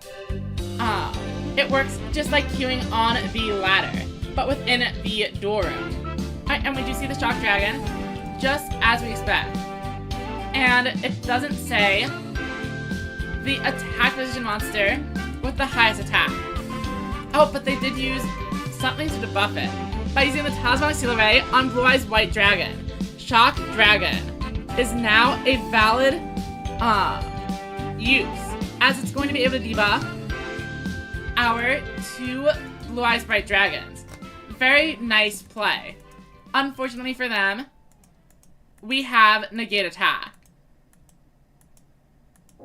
And that is going to seal the game. A very good play by Terra, but unfortunately it is not enough. A 5,000 damage push neutralized by a single card, and with 2 copies of Bright Dragon on the field, we are able to activate the effect and destroy them both. Thank you for the game, Terra. That was actually a really close one.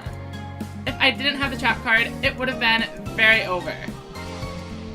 Also, they managed to set it up so that they had exactly 5 cards left in deck, so they wouldn't deck out on the next turn either. Very well played.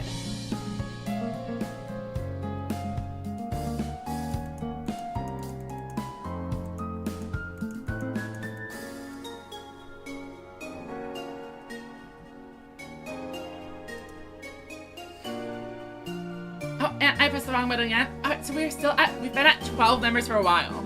I know a lot of players do like to join right at the end, but I am going to go ahead and send out another announcement ping, just to make sure people aren't forgetting.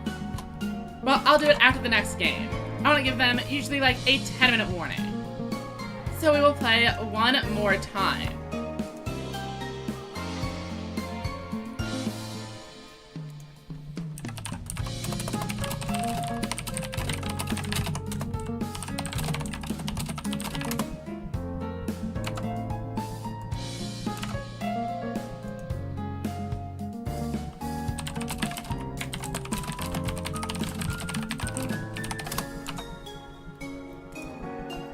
And we are fighting Rion again. It's the end of the season, so I am a little bit surprised we are getting so many matches against the same players. Maybe it is not currently a super popular time. Alright, so we are able to use Blue Eyes Rain. That seems reasonable to me. We definitely don't need 2 copies of Torna in our opener. Let's go ahead and bring in a Blue Eyes Bright Dragon.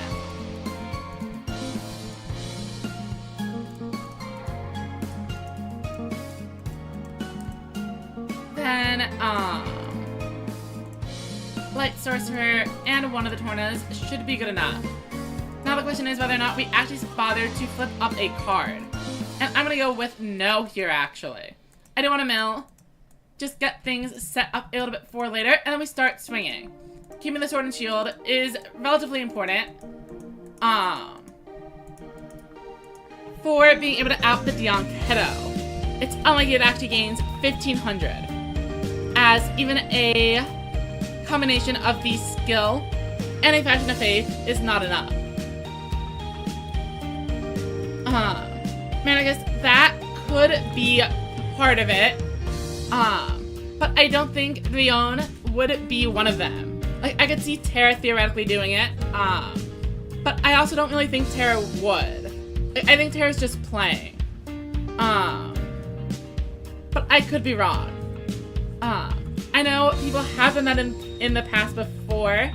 I know I've run into players like Red Fire a couple of times on the ladder because they know I am streaming.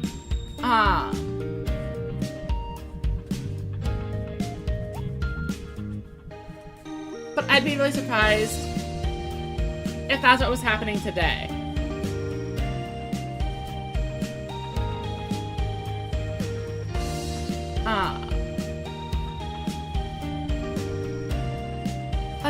Like Vion is a Japanese player, presumably. So I don't think they would be one of the people watching the stream.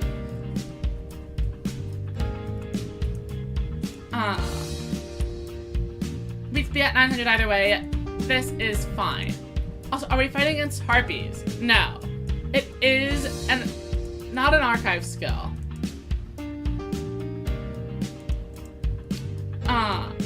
A little bit awkward here, but we are able to make it work. We can either bring in a second Torn of the Windweaver, or we could grab the Kaibaman back from the graveyard. I mean, that seems a little bit useful.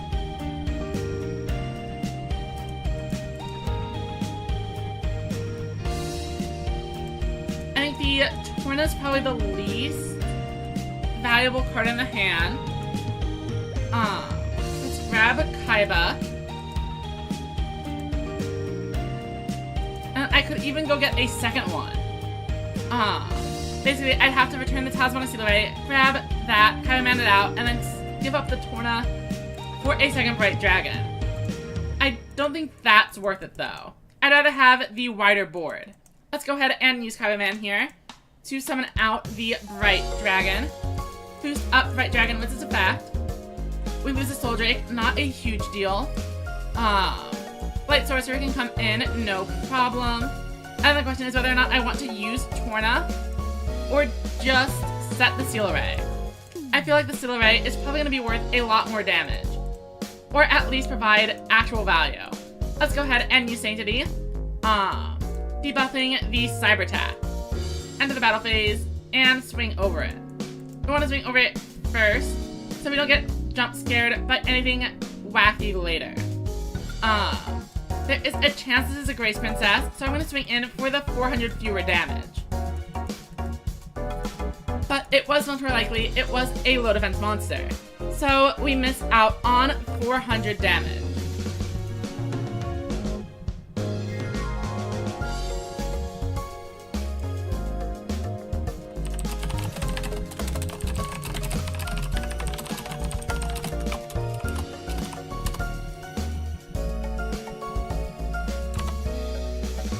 We see the Seahorse Carrier providing some extra card advantage.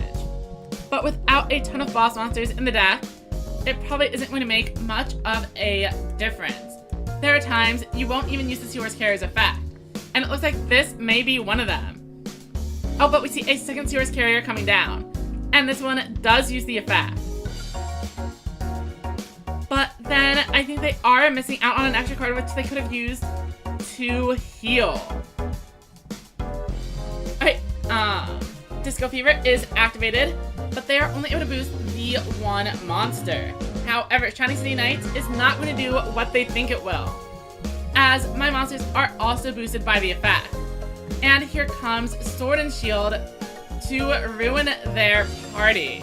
Dianketo falls. And they are only able to get in for a measly 200 damage, while also leaving themselves exposed pretty dramatically. Our move, and there is the Blue Eyes White Dragon. Let's go ahead and bring in Kaibaman. Activate the effect and summon this legendary dragon. Activate the effect. We even get to blow up the Kanon for free. Enter the battle phase. Torna swings in, but they do have something to stop us. What will it be? Negate attack is able to give them another turn, so we are going to be forced to pass it over. And notably, we don't have any bosses in our hand. However, thanks to the cameraman, we are able to search out the third copy of Blue Eyes Bright Dragon at any time. Assuming they are able to clear our board. If they aren't able to clear the board, then we are still in a pretty good position anyway. Alright, here comes a second Boogie Master. Unfortunately, no fancy battle tricks for this one.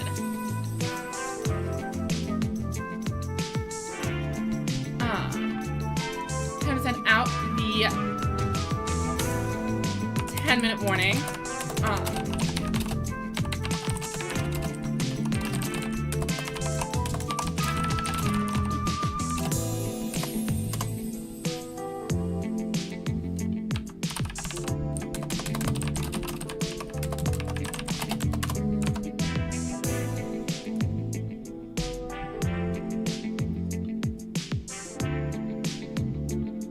And this seems fine to me. They are clearing out the vanilla Blue Eyes. But I mean, a Soul Drake would definitely turn this around. And there it is. But the question is, do I even want to do it that way? I mean, I think it is probably the superior play. So we are going to Boltricorn. The negate attack is already gone, so all of the value in Boltricorn is gone. Let's go ahead and bring in Blue Eyes White Dragon. Then activate the effect and destroy the Onketo. Throw a card face down, and they shouldn't be running any piercing, so we can go ahead and safely set that. I didn't use the effect of Bright Dragon because my deck is running a little bit low on cards. And our next attack should be able to finish it anyway. But we have missed a total of 900 damage at this point in the game.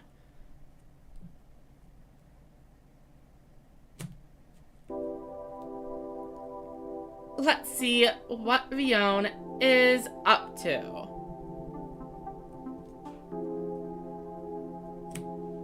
Alright, setting and passing. I mean, at this point, we have definitely gone through our Tornas. But there is still one remaining. So I don't mind just kind of swinging in until we get there. Keep in mind, this deck only has 3 or 4 actual boss monsters. So with 2D Onketo in the graveyard, there isn't that much to worry about. They aren't going to summon out anything super crazy. And even a Talismanic Seal Array shouldn't be game ending. Eventually we will draw the Onketo and finish the job. And Rion goes ahead with a concession. They were actually also at only 4 cards in deck, so they would have decked out before us. And now there are only a few minutes before the start of the event, which means we are going to be taking a quick break for water, etc. If anyone has to grab a snack, go to the bathroom, now's the time. The point battle will be beginning in 5 or 6 minutes. And we'll be right back. I will probably be back a couple of minutes before the start, and just do a couple of auto duels. But I will see you all soon.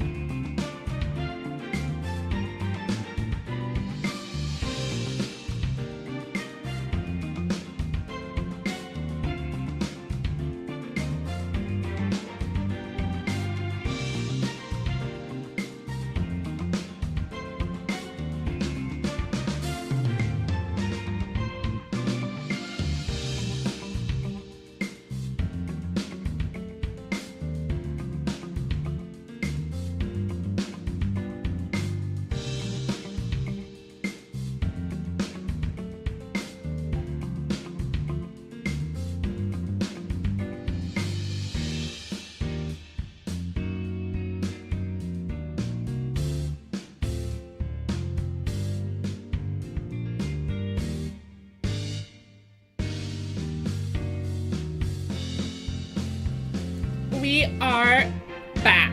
There are just 3 minutes remaining until the start of the point battle. So we'll go ahead and clear out our auto duels. Or at least one of them.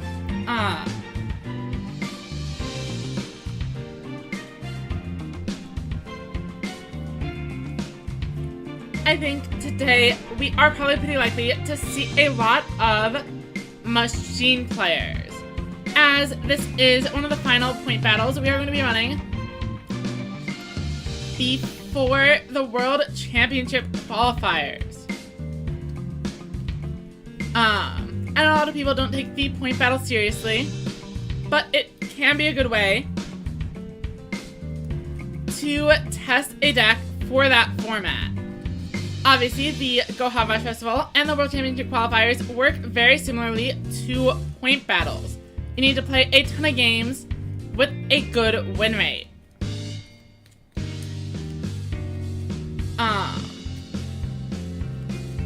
Unfortunately, our events are probably a little bit too small to fully get the same effects where you're queuing against the high-ranking players when you yourself are high-ranked.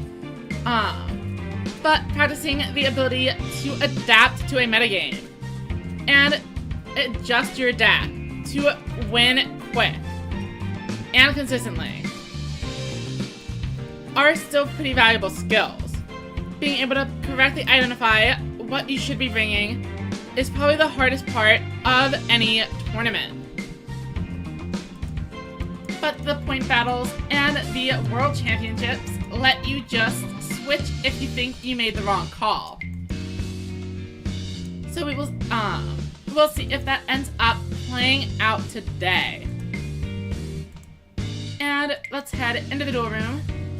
Hopefully we've gotten a few more players. Looks like a last-minute surge has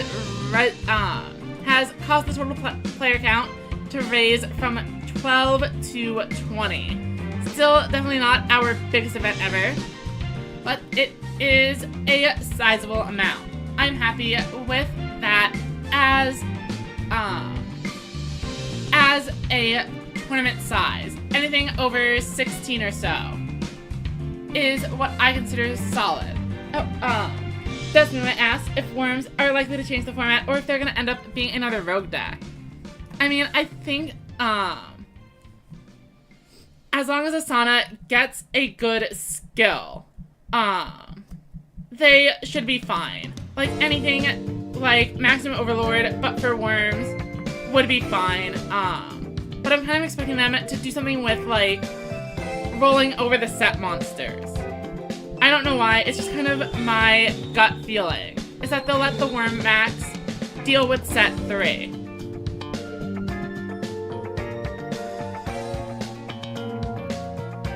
And then I'm fully expecting Asana to also have the Hammer Crush deal skill, as one of her monsters is the one in the art we got in the game's release. So it's pretty likely they will have support for that. A skill that is also just Hammer Crush, but Hammer Crush deal, but for field spells, would be solid. Yeah, I mean, I think it would be good to have both maximum focus skills and non-maximum focus skills. I think if they are making the Ace Worm Excavator rather than Build Drago or whatever it's called, we are pretty likely to see at least some maximum themed skills. Still not seeing anything I'm able to spectate. So hopefully I did not do something wrong here. Let's take a look at who we have today. Oh, player number 9 is probably a KP05 Festival participant. Has the sheet actually been published though? Oh, it might be Infi. Interesting. Then we have our gold icon player who has, I believe, won one of our 4-point battles before, and won some tournaments over in Japan. Redfire, Paco, Yuma, Sarah, lots of players that we recognize here. And of course, Sora as well. I thought this one was going to be Whoop, but they only have a silver icon instead of the gold one. So that is interesting. And also number 97. Are they also Rush Festival participant? I don't know. I don't think I saw the document posted with our player name. Oh wait, maybe it's this one.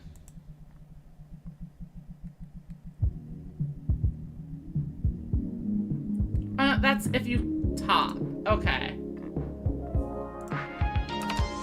Anyway, we see a set 3, and Chris is on an archive skill, immediately using a 7 shift to reveal it is Thunders. However, with a set 3, you are not going to be able to get in for any piercing damage. As there are 2 cards remaining in hand. A copy of Essel confirms that we are not looking at a Ultimate Bond deck, but rather, not looking at a Maximum Overlord deck, but rather Ultimate Bond. And it is confirmed by the immediately summoned Aim Eagles. And a 4,000 attack point Mirror Innovator gets in for a huge amount of damage. They choose not to destroy the Trigger Drago, meaning that back row must be something solid. Otherwise, they probably wouldn't have wanted to risk their Mirror Innovator going down. We see 2 Trigger Dragos on board, but is it going to matter? If we see a negate attack flip up, but it's actually Combustion Crisis, inflicting 600 damage and returning a Trigger Drago into the deck. Mirror Innovator goes down, and they were just playing a little bit greedy. Or, I suppose, trying to activate that Combustion Crisis. Had they cleared out the Trigger Drago, there would only be 1 level 7 on the board right now. Aim Eagle comes in again, and another Mirror Innovator is immediately replacing the one that previously was felled. We see a huge 4,700 attack point Innovator, and they are going in for game. But Chris has Call of the Earthbound to redirect the attack onto Trigger Drago and survive with just 700 life, making use of the limit 3 slot that Thunders have free. Very few other decks in the format are able to do that. A Duckbill comes down and is able to add a Trigger Drago back to hand. Quillfish to make a full board. And this is a lethal push. However, there are 2 face down cards, but the first attack goes through with no activation. Then, a Buffered Slime. It looks like they were just waiting to go below 3,000 life, maximizing the amount of HP they will have for the next turn. However, they aren't able to find any tribute monsters. They set 3 face down. Though they are able to manage to keep a card in hand, prevent the Trigger Drago from inflicting any piercing damage. But that won't stop a Piercing Samurai, who runs into Essel, staying relatively safe, taking only 200 damage.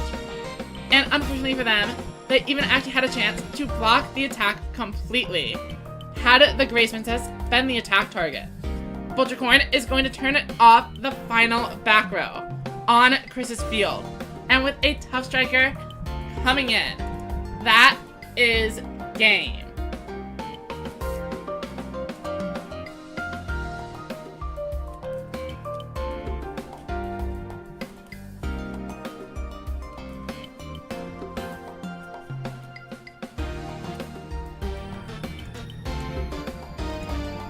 And now we have the mysterious Player 1 versus Retro Cyber. Let's go ahead and see what they go for.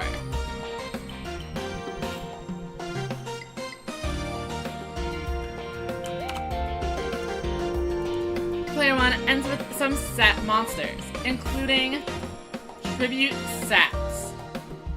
But Retro Cyber has a Torna. Though, they managed to flip up a Barrel Dragon, which they are definitely not able to destroy. Player 1 uses that Barrel Dragon to destroy the Torna, and now a Gazelle is coming in. Looks like a pretty traditional aggro deck, with Dragius and Barrel Dragon set to deal over 5,000 damage. But Retro Cyber, not on a gate attack, but rather the widespread ruin, able to remove that Cyber Dragon from the board without needing any extra effort, at the cost of taking 2,500 life. I can definitely turn down the music. Thank you for letting me know. Hopefully that is better. Alright, so we see a Talismanic Seal Array to debuff this Dragius. And Torna gets in directly. But I also must have missed something else earlier. Oh, it was the Maximum Overlord, debuffing by the additional 800. Pocket Pikachu, providing room for up to 2 tribute summons this turn as well. And a second copy comes down, before being tributed for the Trigger Drago. 2,800, more than enough to deal with a Torna. Silverwolf is going to let them clear out both monsters here, and Talismanic Seal Array. Is this lethal? Torna going down to 200, so that is 1,100, plus 28, and with another Seal Array, that is certainly going to be it. I think this one is a little bit of overkill. Trigger Drago swings in. Then, Silverwolf. And the Gazelle is going to get in for a lethal of 1,200. Which is indeed more than the second Seal Array, debuffing by just 8. Was unnecessary, but definitely saved a little bit of time, not needing to do the math. Let's go ahead and look at Giorfio. Definitely a well-finishing player in many events. Speed and rush alike. Alright, but it looks like they might be on Psychics today, which bodes fairly poorly for their long-term prospects.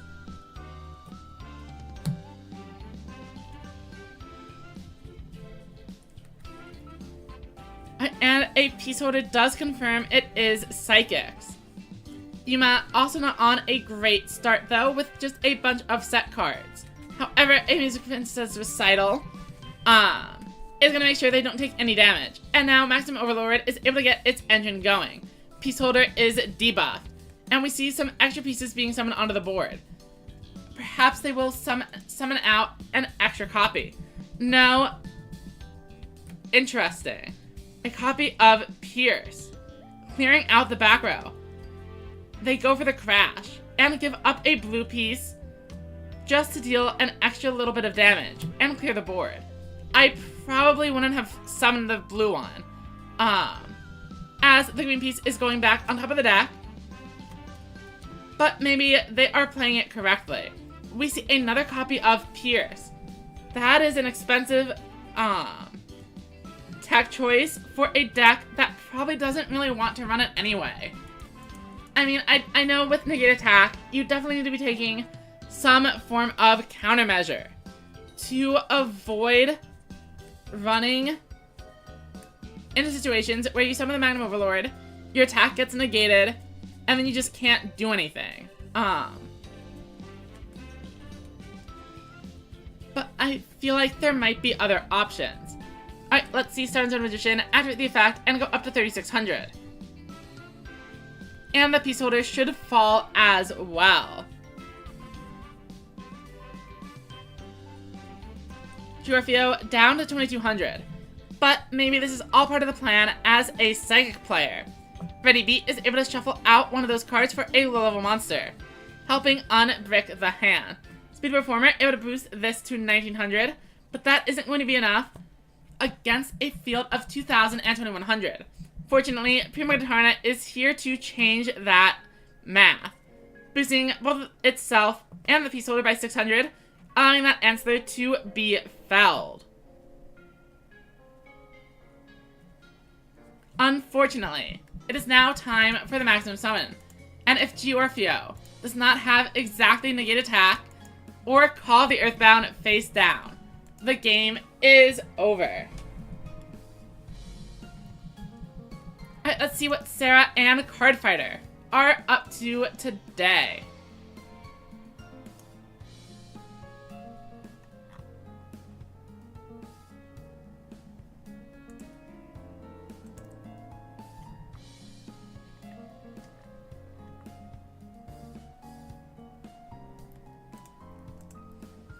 and we see the negate attack sleeves quite nicely with the Cosmic Cyclone background.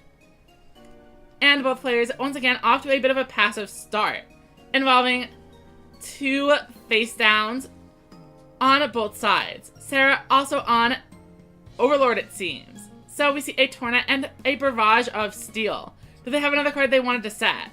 If not, it may not have been worth actually activating the Barrage of Steel here, as it can draw other spell trap removal, and is able to serve a better purpose later.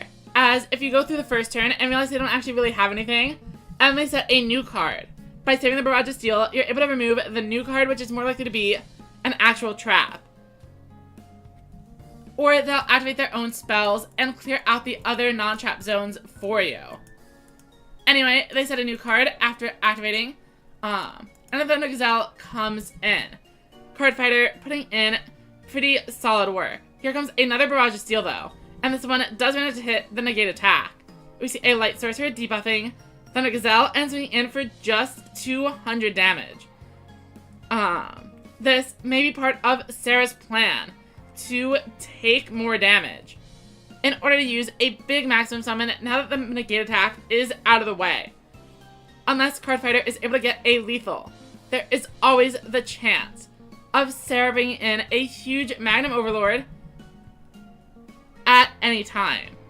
We see a Torn of the Windweaver buffed up by 7's Axel Road though, and here comes the Buffered Slime saving Sarah this turn. Unfortunately though, we do see the green piece sent to grave. Do they have another? Maximum Overload activating the effect, but against a Torna. Is this going to be enough? The 7-zone Magician is probably choosing to swing into it. With 1700 life, there is just enough for the 7-zone Magician to survive against a fully buffed opposing 7's Road. But here comes a Talismanic Seal Array to provide a huge debuff. Seems like it was a lose-lose situation. However, Sarah does still have one face-down card. Negate attack keeps them in the game. Will it activate? It does not. Unfortunately, unable to find the maximum in time, Sarah falls to the 7's Axel Road. Let's go ahead and see Osco versus 009. I am assuming 009 is a PGRF player that is just set up a little bit ahead of time.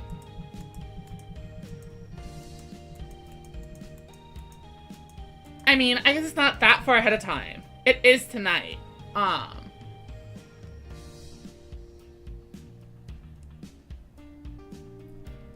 I should probably make sure I'm not missing that event.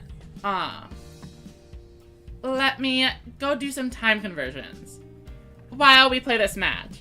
I have a tournament tonight. Probably will be a separate stream.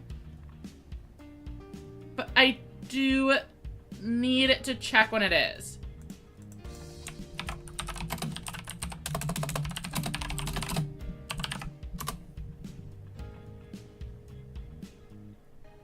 Okay, it is at a time I will be available. In unrelated news, back to the main event. Heavy Metal is going to be able to flip over and, sorry, not flip, but destroy the Heavy Metal. And Rogue of Archfiend, not that useful anymore. Without Widespread Boon being a popular card in the meta. I guess clearing it out of the way so you're able to summon another monster does make sense. But the Shadow Buyer is also a monster that's able to become a level 7 or level 8 for your boss monster. Yeah, Manicus, there is, I mean, unless I'm really doing, like, a time zone oopsie, tonight is the Japanese Invitational, World Championship Qualifier Preparation event. So it is an invite-only event, for, like, people who have previously hit top 100 or maybe top 1,000 in the other PGRFs. Or, sorry, in the Go Hot Rush festivals.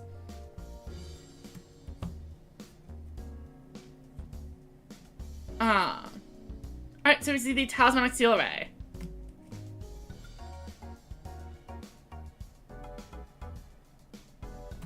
And it debuffs the Gold Rush, but 009 has negate attack.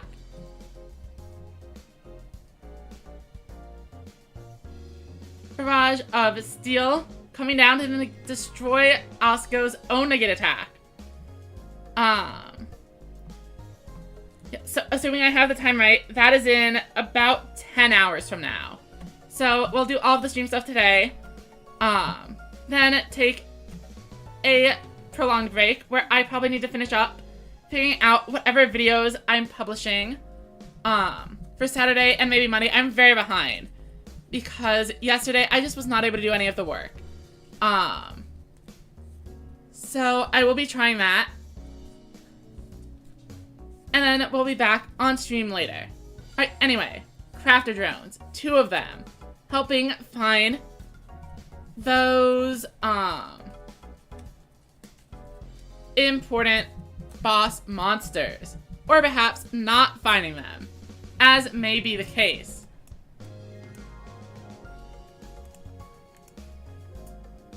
Here comes a heavy metal, but that is only 2500 damage. Not enough for a lethal yet.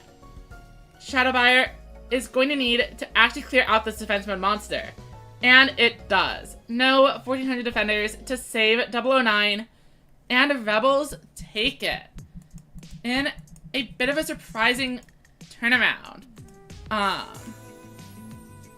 009 definitely went a little bit aggressive with those crafter drones. With hindsight, I think setting them was the better play. But I appreciate the hustle. Let's see if there's anyone we haven't seen yet. I know Spark is a name I don't recognize. So let's go ahead and see what they are on. Anyway, Manacus, yeah, it is definitely a bit of an awkward time. But the stream VOD should be available unless, like, my internet goes out and I'm not actually able to stream. I think that one is probably worth actually, like, looking at the matches because it should give us a hint into what the meta is looking like with a lot of the top players at the tables.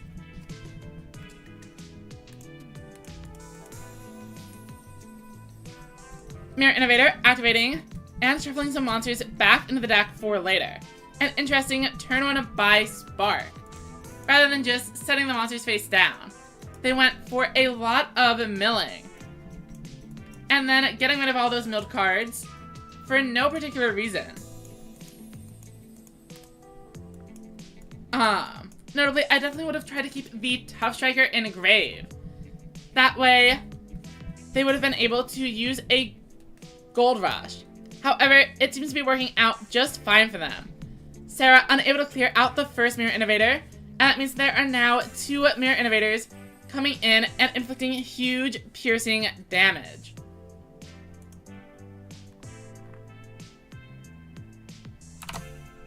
Alright, we see a barrage of Steel, destroying negate attack. And there is a 7th Magician and a headpiece on board. But that's not enough to clear out the 2 Mirror Innovators until we factor in the effect of Sarah's skill. Debuffing a Mirror Innovator and providing a way to get through. However, we see them send away that Avant Wolf to grab and aim Eagle. Vultricorn, now the only monster on board, able to seal away the trap card. An incredible play by Spark. Aim Eagle comes in, and it is time for a 3,500 Gold Rush, swinging in for 1,400.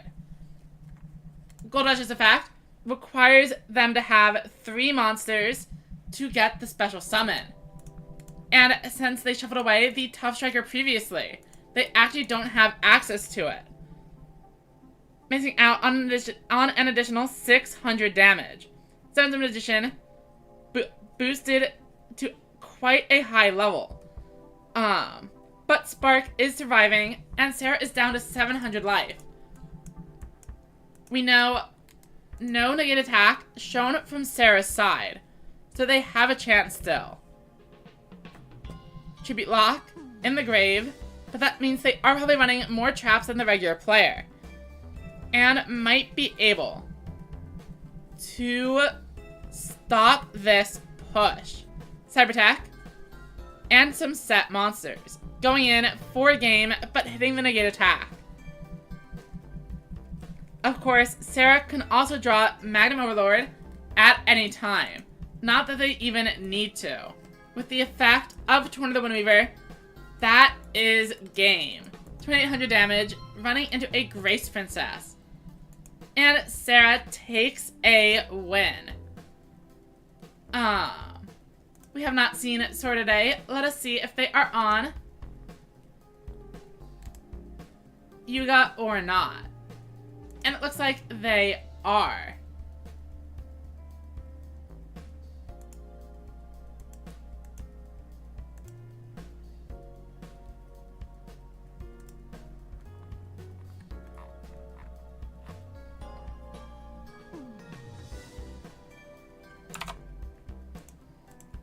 And a Sora starting off with a clean set 5. But they still have a card in hand, thanks to the effect of Hammer Crush Deal. Alright, we see a Treat Summon and a Lone Tough Striker into a Widespread Ruin. Sora definitely going full aggro. This actually does make a little bit of sense for the aggro deck. Cards like Dragius and Trigger Drago are not able to clear out an opposing Blue Eyes White Dragon. So, negate attack, not quite as valuable as it is for a deck like the Blue Eyes themselves, where they are able to activate a Bright Dragon and clear out should their monster survive. Or even Noodles, able to inflict another 1000 burn. Or the Overlord, where surviving a turn means summoning the maximum. Aggro on Widespread is a fair call. Alright, we see the Amigal coming down. Gold Rush, able to use the effect to full effect, as Sora did bring in 3 attack position monsters. However, with only 700 life, Sora definitely is at an advantage. All they need is to find a way to clear through this. But how are they going to do it without a Barrel Dragon? Looks like they are forced to set cards face down. And this is a position you do not want to be against machines. Mirror Innovator coming in, and is going to be starting to pierce for 3,100 damage. That Light Sorcerer is an incredibly easy target. Sora's going to need to draw something good this turn. Talismanic Seal Away does offer an out, but there are 2 back row to deal with. What have we seen? Buffered Slime, but no negate attack. Have they drawn the Legend Trap? Or will this Dragius and Trigger Drago make it through? There's negate attack, and that is going to be game. Mirror Innovator is able to buff itself up on the next turn.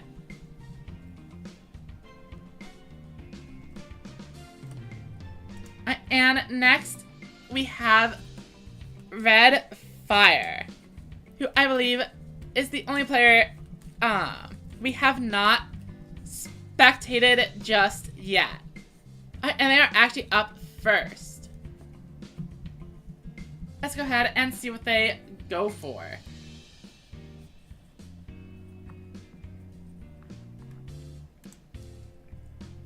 And a full set 5. Not a bad start. With the Barrel Dragon sleeves, are they running Ultimate Bond or Aggro or something unrelated? Himagatana and Peaceholder going in. And the SL plus Avant Wolf definitely leans towards Ultimate Bond. Barrage of Seal destroying that Psychic Divergence, and an Amigal to fully confirm this is almost certainly not a maximum deck. And the Mirror Innovator seals that fate even more. Siesta Torero is going to switch that piece holder into defense mode, and then Mirror Innovator is able to shuffle one monster away, and Trip to the Doomed is going to destroy Primogatarna, allowing a full 3800 piercing. This is the worst possible matchup for a Psychic player. A machine deck dedicated to switching your monsters into defense mode. Jorvio activating Red DB, adding that piece holder back into hand. And here comes Can Ready. But that is a lone 2500 attack point monster. Only 100 damage. Does Jorvio have the trap cards to stick around? Somehow, the 1500 defense on Can Ready was able to stop this entirely. So rest Siesta Torero, not able to do it. As even switching the monster to defense mode, apparently not enough. We see a second copy enter the field, and a little bit of damage dealt to Red Fire. Alright, here comes a Crafter Drone, and Barrage of Steel going to destroy a Recital. They are going for more monsters, but they actually still don't have anything. Speed Reformer able to reuse its effect with Can Ready's Returning Refrain. And they're going to be able to do this a second time, thanks to the other copy of the boss on board. They don't even bother to set a monster face down though. Red Fire goes ahead and concedes, I think.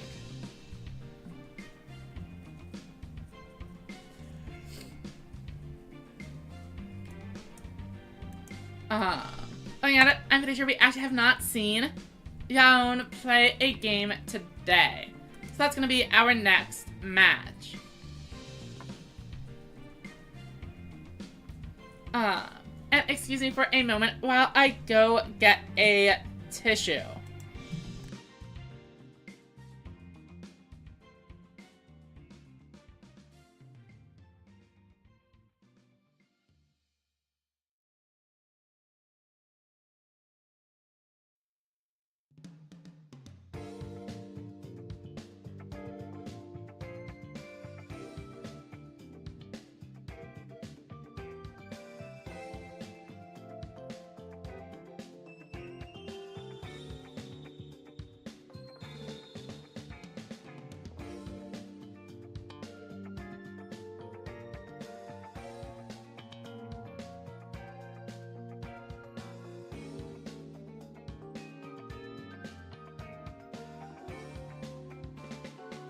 We are back, and it's looking like we are seeing a Noodle player.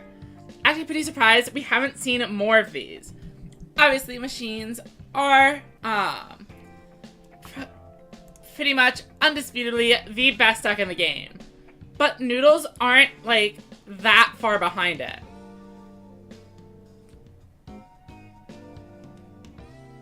Alright, we see the negative attack,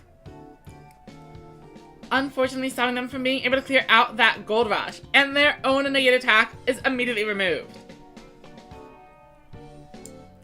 This is not a sign of the machines being better. This is negative attack activating and your own negative attack being destroyed. But the game still isn't entirely over. We see another copy of Extra Spice,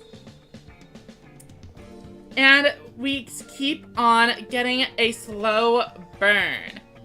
Let's see if they're able to turn that into something better. One more back row. Will that be enough to keep them alive for the next turn? Cybertech Alligator, already on board and able to clear out this Extra Spice. And a Talismanic Seal Away is going to make this hurt. Even if they have something like a Call of the Earthbound to redirect one of the attacks. They are going to be left with an open slot on board. And Buffered Slime is enough to save them. For now. But they do lose a Seahorse Carrier, meaning one method of surviving, or of making a comeback board here, has been removed. Starting off with a back row, and two, that is not what you want to see in this situation. Negative attack is gone. Slime is gone. This game is almost certainly over. only one of these two attacks needs to connect, and there isn't really anything in the game that can stop them. An unfortunate series of events knocks out or finishes that round. Let's go ahead, and now that we are about a third of the way through the event, take another look at the rankings. Card Fighter up to 3,800 and about a 1-game lead over Player. Jorfio and Sarah rounding out the top 4. And then, but everything I think is still pretty neck and neck, all within a game or two difference.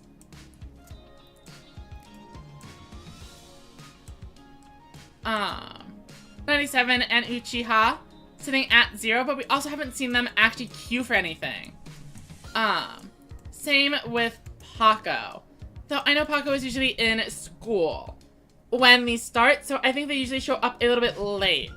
And they have still managed to top quite a few times, even though we don't see them playing any games during the first portion of the event. And we're gonna try to spectate on Onoxo, as we have not yet seen them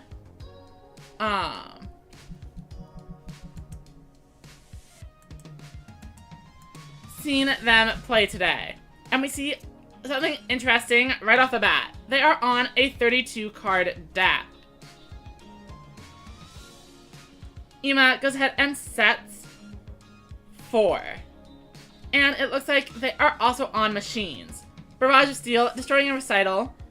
Then Amigal, but Amigal is not going to be able to use the effect, as there are no high-level monsters on the opponent's field. Almond Wolf and Tough Striker managed to destroy 2 monsters, no problem. Both of which are spellcasters. This could be a 7th Axel Road deck. Here comes another Barrage of Steel, and somehow managing to hit the 1 in 3 negate attack. Mirror Innovator, activating its effect, going to go in for piercing damage this turn. Essel even sending another monster into the graveyard, giving them a chance to pierce for more. But they choose to just recycle and aim Eagle for later instead. A pretty reasonable plan. Ima, all the way down to 900 life. But they draw the maximum. And now, the only thing that's going to stop them is a negate attack. And that is a quick concession.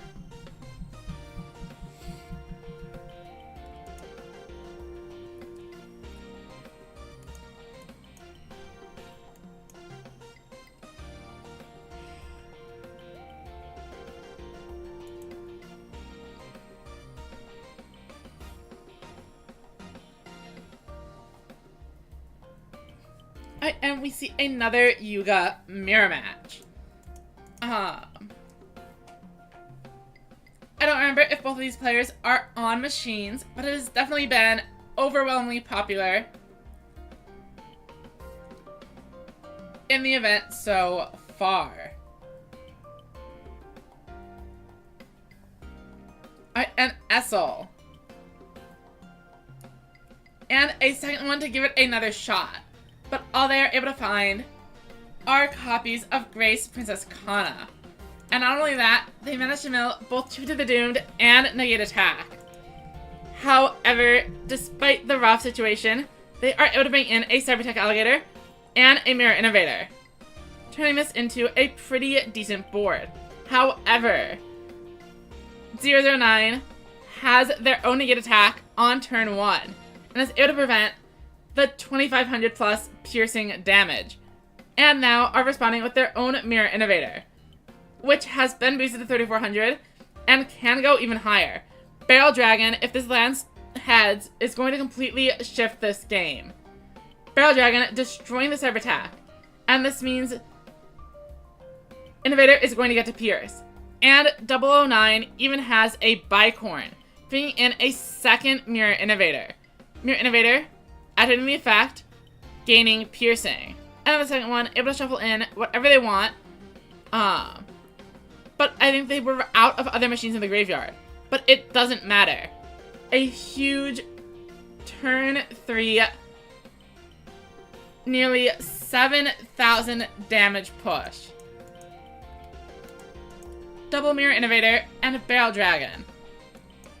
A nearly invincible board.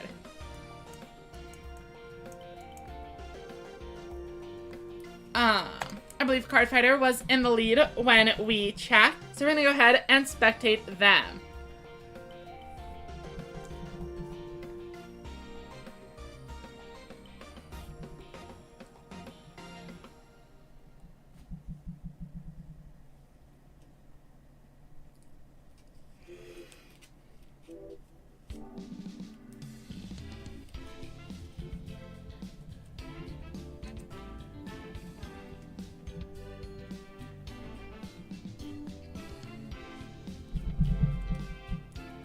Alright, and we see a 7's Axel Road from Card Fighter, which is actually the deck that won last week. So, will it be another repeat for the Road Magics? On the road, up to 3,000, but of course with no Torna on board, the attack boost is still mostly irrelevant. However, it was still the right play to activate the effect, as we are setting up elements in the graveyard and monsters in the graveyard for future boosts or Talismanic Seal Ray. We see Rising Light Angel Essel activating, or coming onto the board, allowing the Aim Eagle to use its effect, and Barrage of Steel is going to destroy the negate attack. This is like the third negate attack we have seen in 4 turns. Here comes Card Fighter with the Light Sorcerer, immediately tributing off for Torna. And now that it is turn number 4, 7's Axel Road is able to bring in the 7's Magician, but they choose not to. Their hand is apparently so powerful that they would rather set these 2 cards than bring in their boss monster and swing in for nearly 3,000 damage.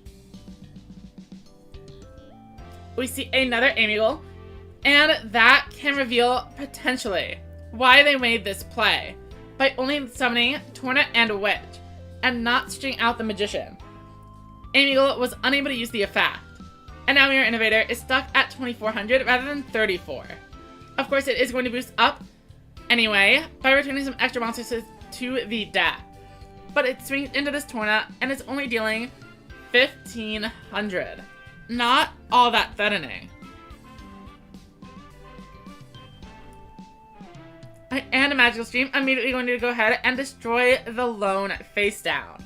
Another negate attack destroyed without getting to use the effect. Spell and trap removal definitely putting in a lot of work here.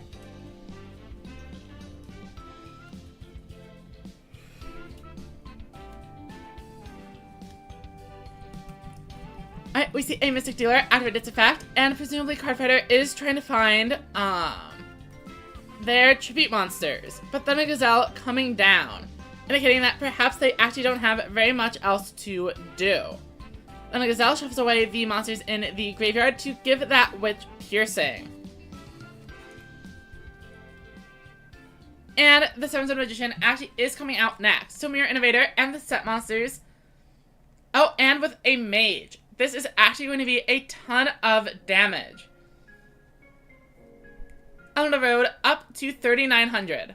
All 6 attributes set up.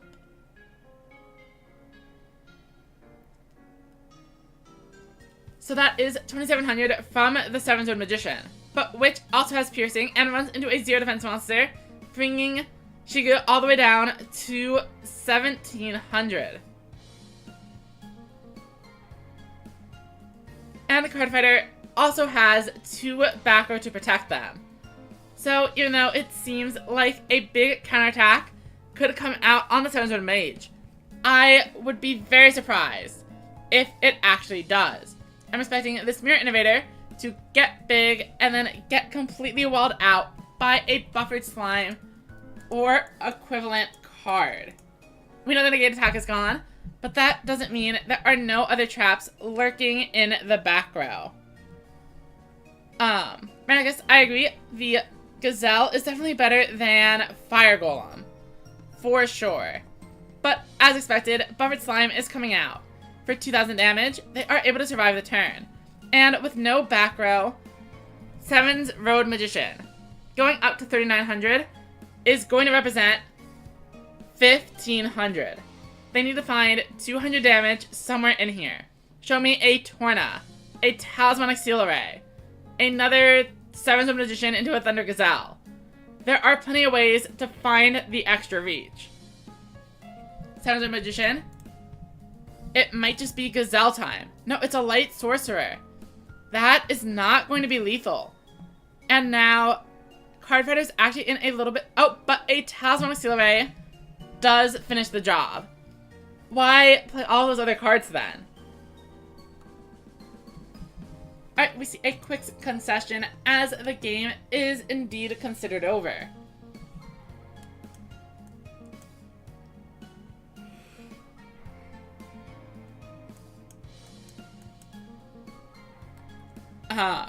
We have seen so many Yugas.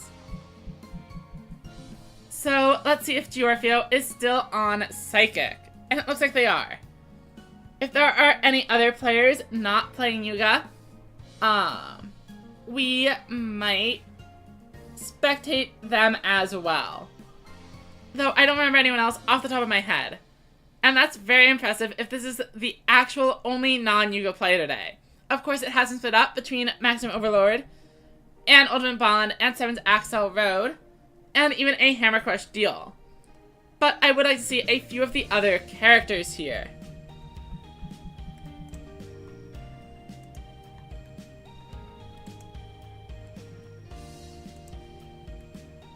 Oh, and also, I can close the door room info. After the point battle starts, people aren't able to join it, so there's no need to have the room ID up on there.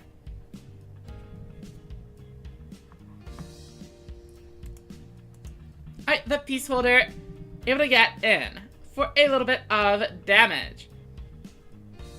But Sarah has the maximum, though it is not yet lethal. 3,700, definitely not low enough to grab enough damage here. Though it was close. Could have dealt an extra 1,000 had they targeted the Peace Holder. But then it would have just immediately died to the Esperade. But Romantic flips up, and Jampi Check is going to guarantee a back row gets destroyed. But Sarah doesn't even have a trap card face down. Both of them were copies of Barrage of Steel. And that is unfortunately going to be game. Esperade is going to destroy that Magnum Overlord. And it was, if they didn't even have a face down. But, I have also noticed Paco is in the room now. And starting to queue up. So we'll go ahead and see what they are on today.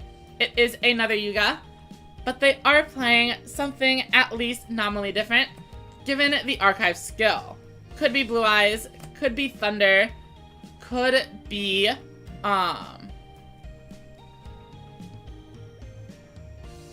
a few other decks. Noodles. Oh yeah, we did see a Noodle player at one point, but I don't remember who the Noodle player was. Alright, and it's Magician Shuffle Machine. This is the deck I definitely have made a profile on, and the big draw is being able to land a Dark Magic attack. Like, look at this huge three back row board, destroying all 3 cards with a single Dark Magic attack is a great feeling. Though there were no slimes or negative attacks being destroyed this time, it is still great news to get rid of a 7 shift, their own back removal. Combustion for Crisis probably not really coming up, realistically. Unfortunately, bringing out a Dark Magician does mean that Amigal is online, and another Dark Magic attack is going down from a Barrage of Steel. Barrel Dragon going to attempt to destroy the Dark Magician Girl, but it fails. So they swing over with the Barrel Dragon anyway, leaving the Dark Magician on board as Thousand Knives is not in the game. And there's not really anything to worry about, leaving a vanilla there.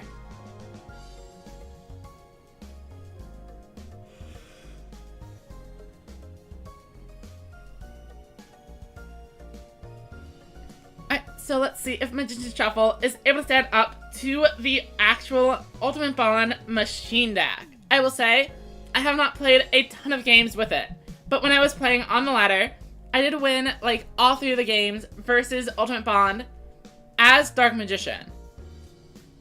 Maybe that's actually what I ought to bring to the tournament later. Get some real good data on it, since I think it's a deck a lot of other players aren't really going to be considering.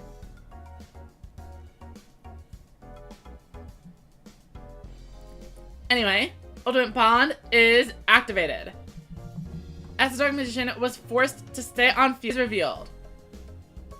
And Amy Eagle comes out.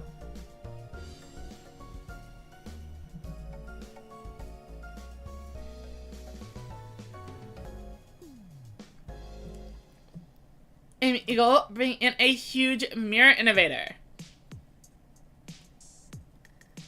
And Avant Wolf to help clear the board as well.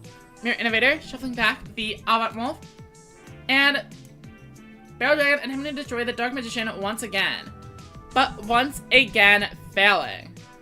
Keeping Paco a little bit safer than they otherwise would be. Dark Magician Girl and Dark Magician are going to fall. Though Paco, now below 3,000, I suppose is considering a slime. Or the world's funniest Curtain of Sparks. Oh, it might actually be Sword and Shield, as we only saw the delay on the face-up attack position, Dark Magician being attacked. Essel setting a few more cards to the graveyard. But where are the Mirror Innovators? We are largely through the deck.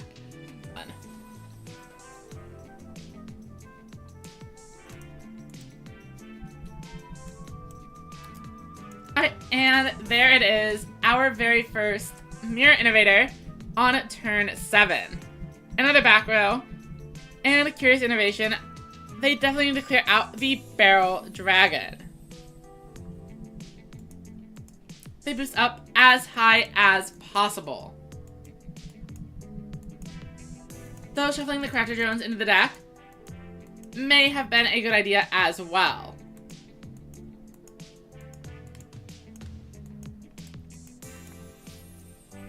Wait, and we see them not choose to destroy the Barrel Dragon. This means they almost definitely have a way to survive on board, as these flips are a little bit risky.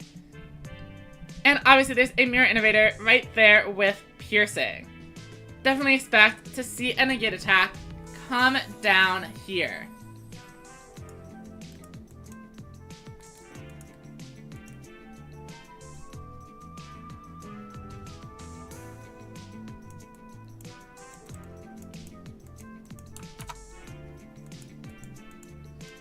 Alright, the Mirror Innovator swinging in, but a buffered slime keeps Paco's life safe, though the board is in shambles. You can also see Shigu actually attacked with the Barrel Dragon, knowing it would do nothing, as a way to test if Paco had another face down card. And I believe there was a little bit of a delay. So that is now valuable knowledge should they draw a Barrage of Steel on the next turn. Paco down to 8 cards in deck.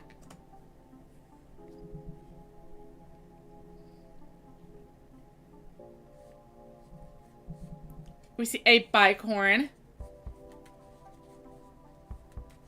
That can bring in a Mirror Innovator at low cost. But they instead choose to tribute 7 out Innovator normally. And then a Bicorn. Do they have the second, or in this case, the third Innovator?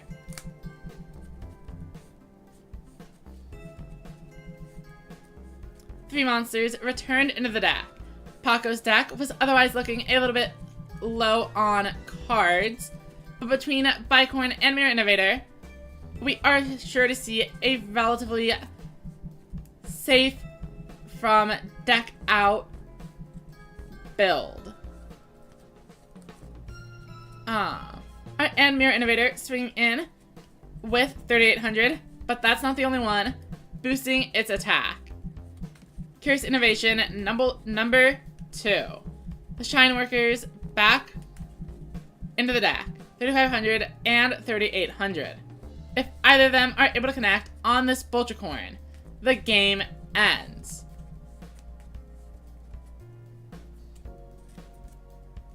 But what will it be? Is that face down card relevant? And it is the Buffered Slime.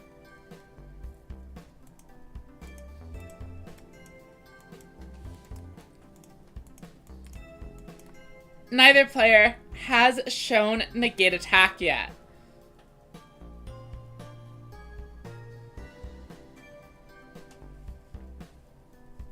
So, does Paco have it face down? Ultimate Bond revealing a Gold Rush, but it's probably not really the one coming out. Unless they don't have any other bosses. Alright, we see the Ameagle and a Bicorn. Once again, Bicorn kind of just being used as fodder. Oh, but it is indeed the Gold Rush being summoned. Mirror Innovator activating the effect as well. Though I would not expect it to be making progress. Let's find out. It is turn 10.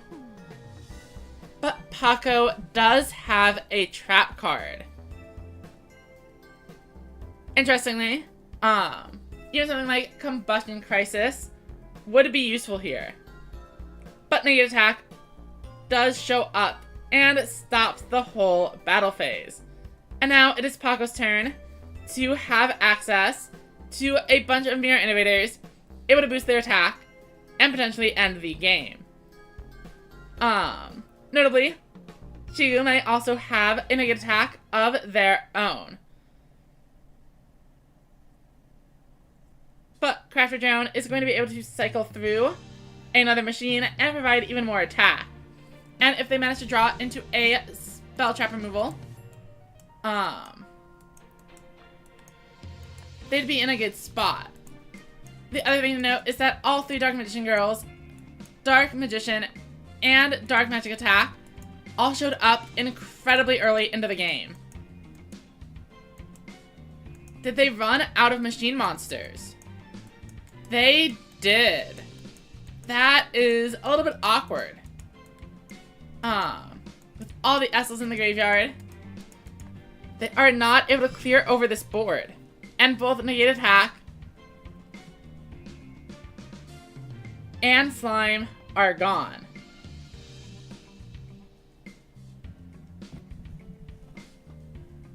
This is looking like a dead end for Paco.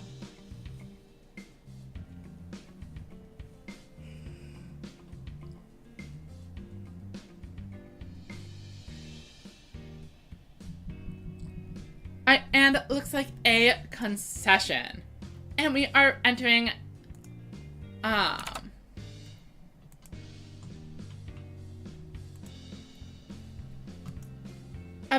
2/3 of the way through. Card Fighter has maintained first place, rising up to nearly 5,000 points. But Player 1 is close behind.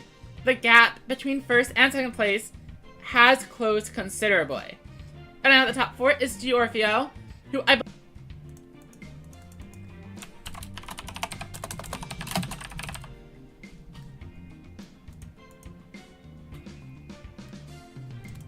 So we'll have to see if Giorfio is able to keep this up or not.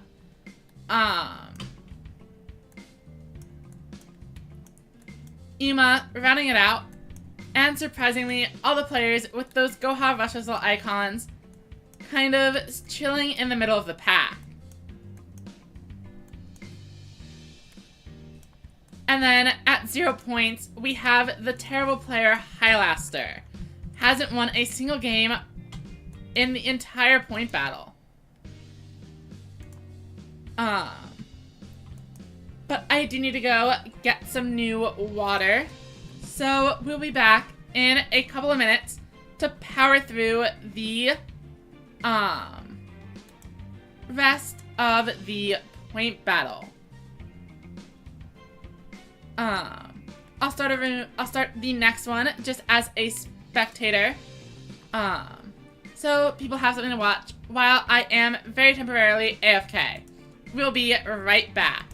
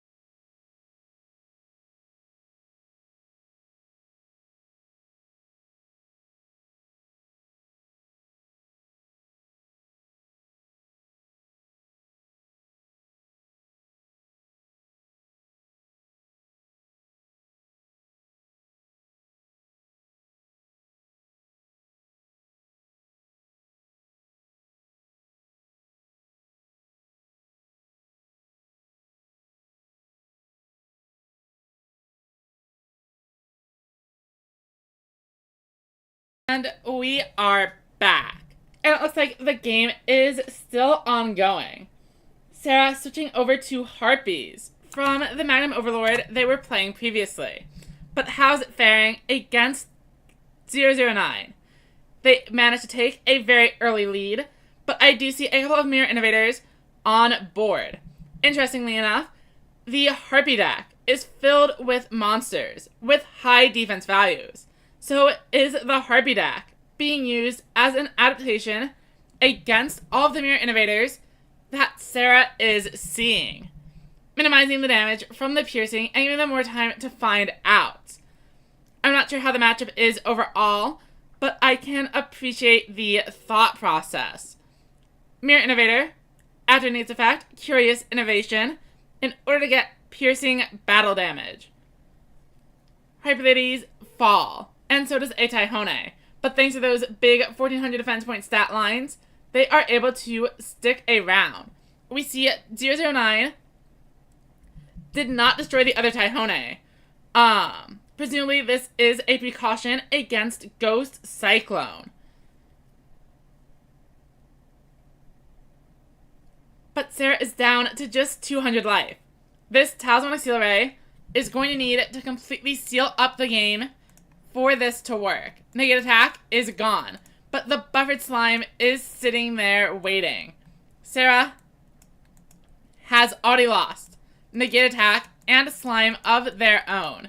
So that is going to be game over. Also worth noting, the Harpies actually are able to utilize counter pigeons in this matchup. It won't stop a giant Mirror Innovator, but a card like Tough Striker or Gold Rush is always going to be at 2500. Ameagle is never going to see a level 7 or higher monster on the opponent's board, and therefore is never going to be able to boost those monsters above 2500. And counter pigeons will reduce them well below 2100, allowing Sarah's bosses to take it out. I'd have to do a lot more testing of the matchup, but I can definitely see it being a solid pick. Let's go ahead and look at Cardfighter versus Paco. As Paco is a latecomer and Cardfighter has somehow been maintaining the lead. And I'm pretty sure they are on Axel Road rather than Machines.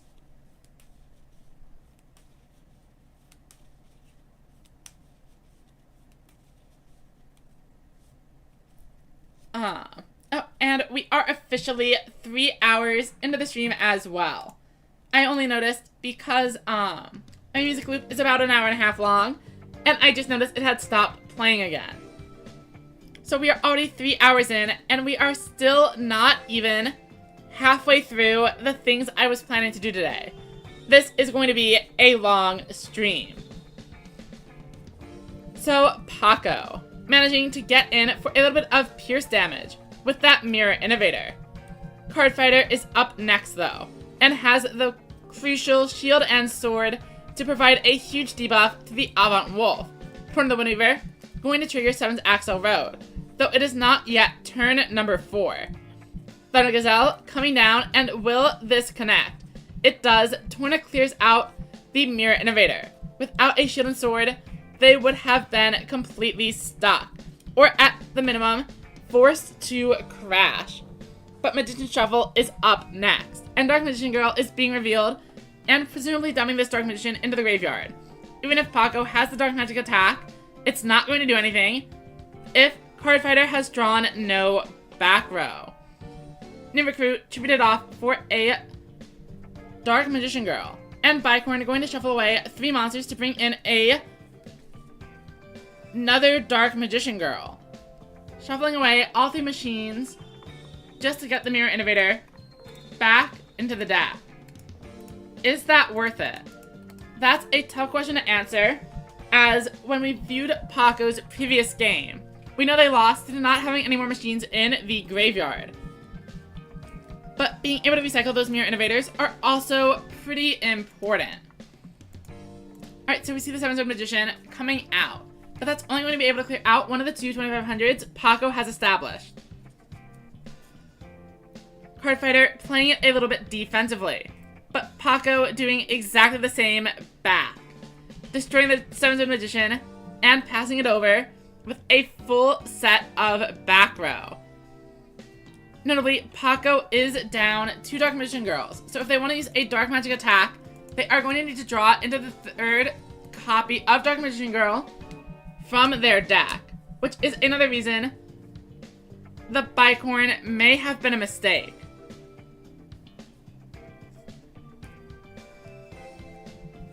Though adding 1 extra tribute monster into the deck, if you're searching for a boss monster, should be worth setting back in the 2 low levels. It just isn't working out right now.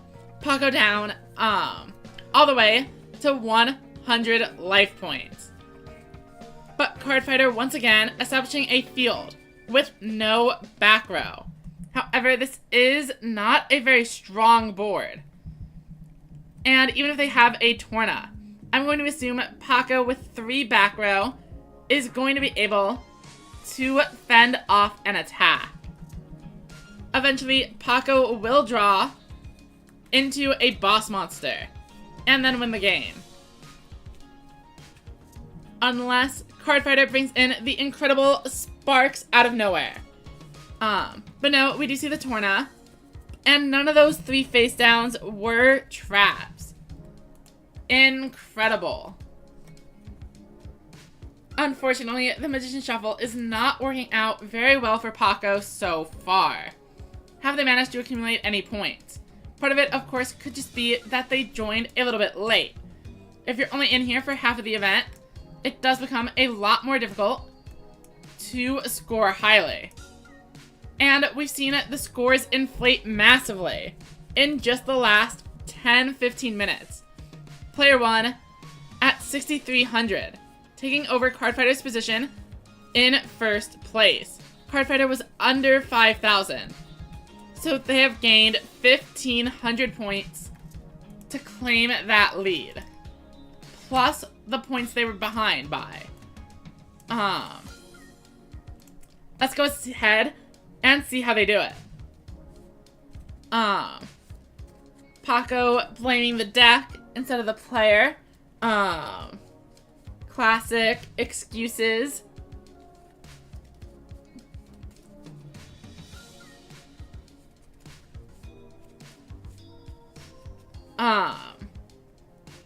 I will also be losing with Magician Shuffle at some point in the near future. Alright, we see a player 1 Hammer Crush deal, and that is a good way to make your way to the top of a point battle room. Hammer Crush deal is a very fast deck, and is one of the only ways that we could realistically see a player score over 2,000 points that quickly. Alright, the Dragius comes on in.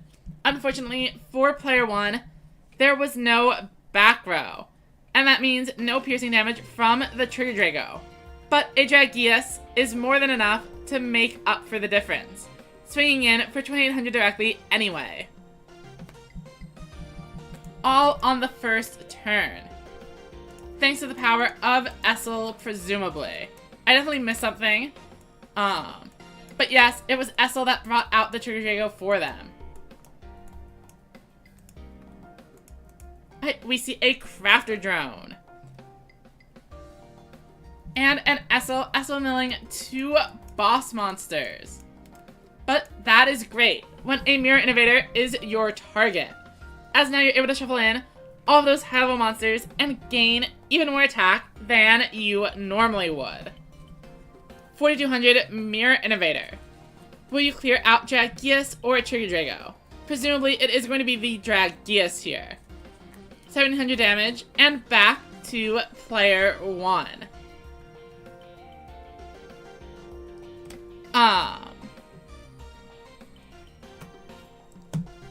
Mirror Innovator only at 2,400, so Trigger Drago is already an out. But of course, we do have 2 unaccounted for back row. And a negative attack is going to be useful. However, player 1 draws another Hammer Crush and is able to destroy only a Ghost Cyclone. Interestingly, they have given up on Barrage of Steel, or at least running a split, as Barrage of Steel is also in the graveyard, trying to get those extra draws with Ghost Cyclone to high roll the opponent. But in other news, the Ghost Cyclone is a spell, so if there is a trap card, it was undetected by the Hammer Crush, and is still potentially able to save this Mirror Innovator.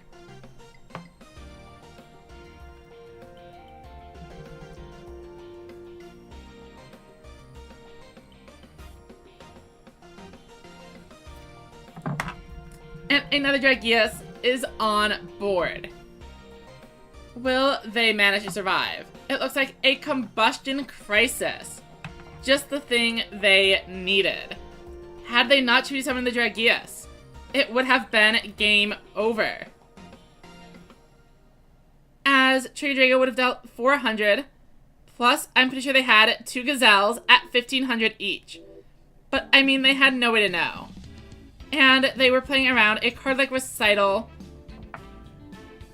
or even just the negate attack. Establishing a stronger board is generally a good idea. But Combustion did a great job, taking them off guard.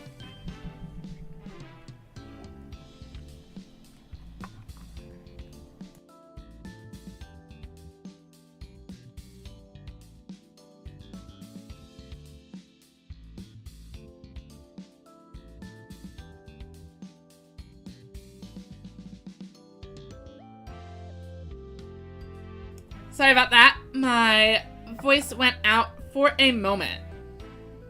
And I needed more water. Like, my throat has been bothering me for the past few days. But I don't really feel sick apart from that. So I don't really know what's been going on. Anyway, we see not much from the machines, And that means Dragius and Trigadrago are coming in yet again.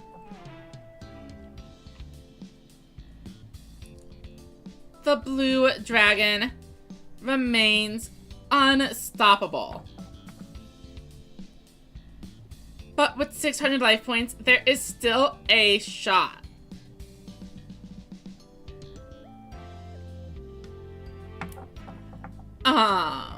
I mean, 3,700. I feel like a big mirror innovator can go up to 5,000. So against the Silver Wolf, that would be exact lethal. And with the Barrage of Steel, it would destroy the back row. It could happen. Ultimate Bond is being activated.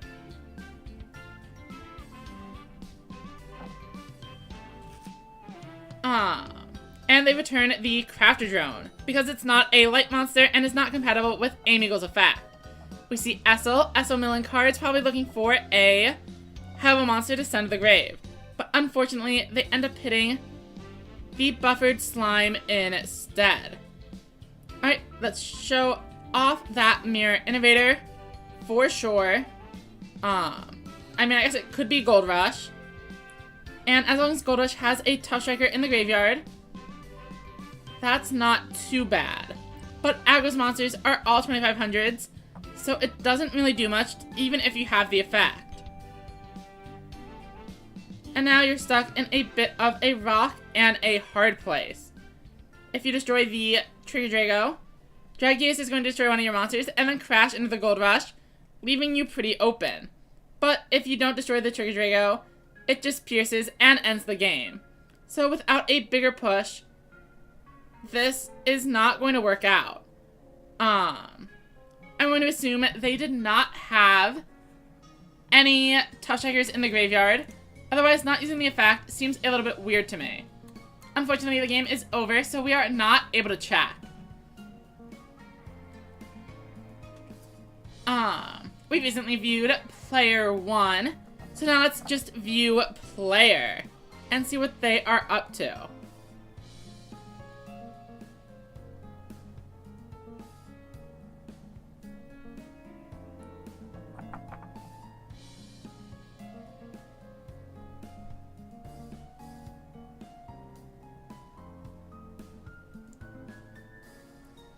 Alright, and we see Yaon open with a pretty weak set 2. Could be taking thousands of damage here. Especially with a Mirror Innovator and Barrage of Steel coming in to completely dismantle the opening board. A 0 defense light sorcerer means maximum 2800 damage. Mystic Dealer into the maximum summon. But at 3200, this is not quite lethal. But against a Mirror Innovator, can you really afford not to summon it? It is a tough situation to be in, for sure. We see the Magnum Overlord coming down. Maximum charge up to 6300 and reflection charge to 77. Not quite game though. And it is entirely possible for a Mirror Innovator to boost above 3500. In fact, any of the boss monsters within Amigal is going to tie. We see another Mirror Innovator sent to the grave by Essel. And that is technically enough. 2 level 7s in the graveyard is a 1400 boost for a third Mirror Innovator, bringing it up to 3800, and clearing this maximum from the board. But if you don't lethal on the same turn that you clear the maximum, with only 700 life, a maximum overload will debuff your boss monster, and 7-Zone Magician can walk over it. So the game is really coming down to whether or not they are able to put on enough pressure this turn. We see the Crafter Drone, so we know they must have something.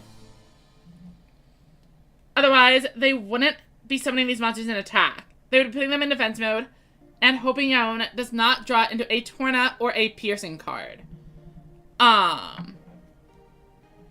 So there must be more going on. Here comes the third Mirror Innovator, just as predicted. Shoveling away 3 monsters. Presumably the other 2 mirror innovators.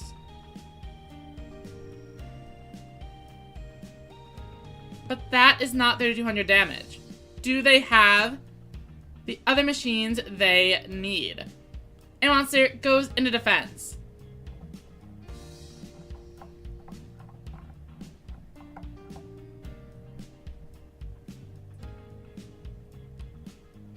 However, player does have 2 face downs, so they aren't out of the game just yet.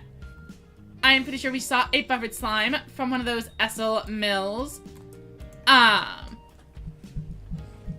negate attack is indeed still in play and could very well be sitting right there to save this mirror innovator. Alright, 2 set monsters. Will there be a flip or a tribute?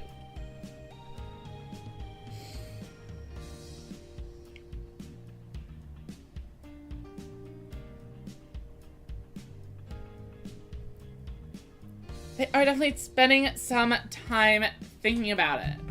They might be a little bit worried that if a negate attack comes down, that they aren't going to have anything to do afterwards. But okay, a tornado flipping up a monster probably isn't actually going to be able to hit in for 700. Yeah, most of those monsters are going to be at 1,000 or higher, but the Sunset Magician is flipping up. But now I feel like Yaon is unnecessarily being exposed. If they don't have the negate attack, you are going to win anyway. And if they do have negate attack, why bother with the Torna instead of just setting some monsters face down? I mean, obviously the Mirror Innovator is able to pierce or whatever. Oh wait, but Combustion Crisis not doing anything. All it can do is inflict some minor burn damage.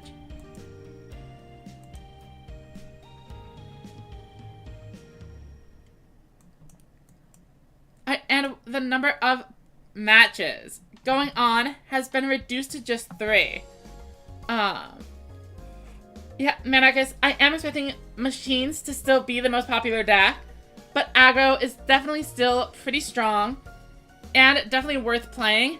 And since it is so fast, I think a lot of players are also going to be on it. I expect it to be the 2nd or 3rd most popular deck.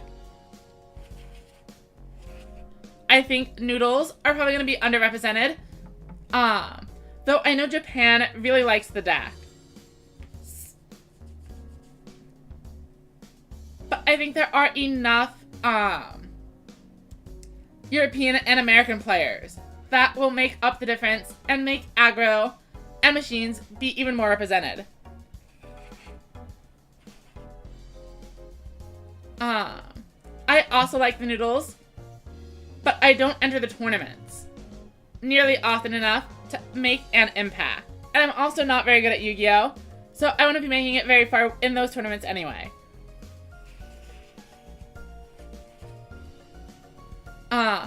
Calcentron sending an Yggdrago head to the graveyard. Is that going to allow Chris to maximum summon?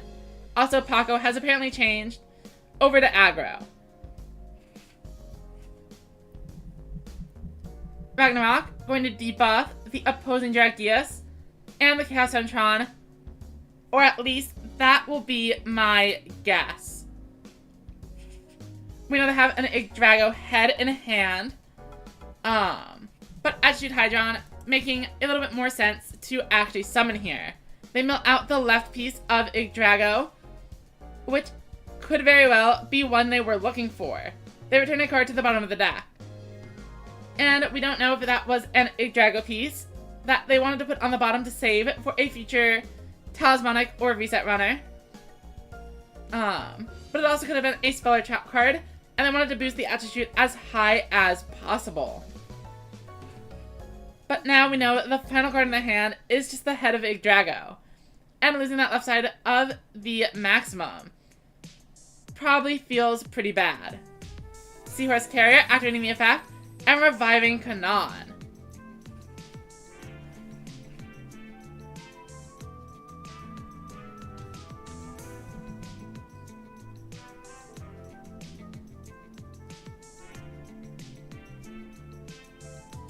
presumably coming in for another Dragius. Alright, and there it is. But they are going to need a little bit of something to actually clear out this Attribute Hydron.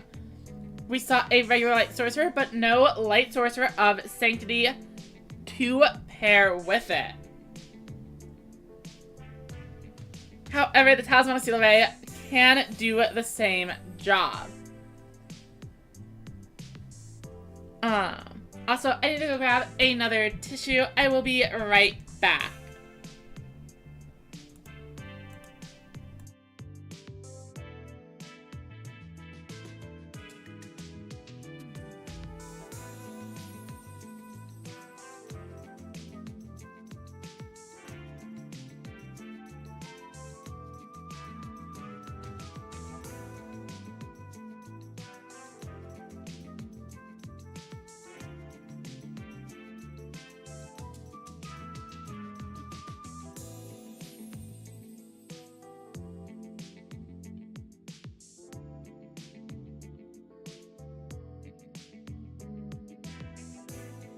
We are back.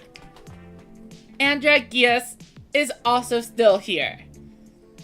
Chris looking for a maximum summon to turn this around.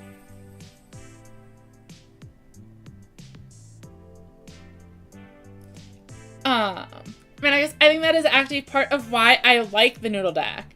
Seeing a deck without an actual limit 3 that is able to use the cards like Call the Earthbound, which people have been memeing on, and making it an actual part of the meta is very cool. You could argue that something like Extra Spice deserves to be hit to a limit 3.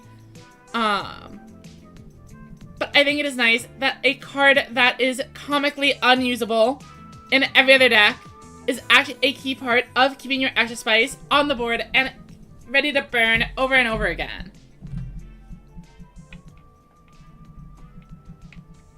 Alright, we see the Drago coming down, giving up the left and headpieces of the maximum to actually establish a board presence. And here comes Talisman of Sealy to establish even more damage. But Chris is down to just 1900. If another Dragius shows up, that is already 1500.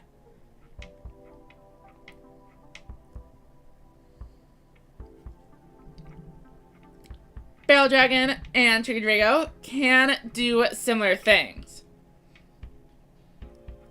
Any boss monster plus some more levels will end it. We see a Seahorse Carrier to start the show, and Kanan, the 1400, being added back. But will it be tributed off, or will it be one of the fodder monsters that sticks around afterwards to deal a finishing blow? We're looking for a Light Sorcerer of Sanctity or something to debuff that Connector Dog so that the Kanan can get through. Trigger Drago coming down. That's only 1300. And there it is, the Light Sorcerer Sanctity that they were waiting for. That's 800 plus 14. And that is enough to seal the game. Trigger Drago up to 28.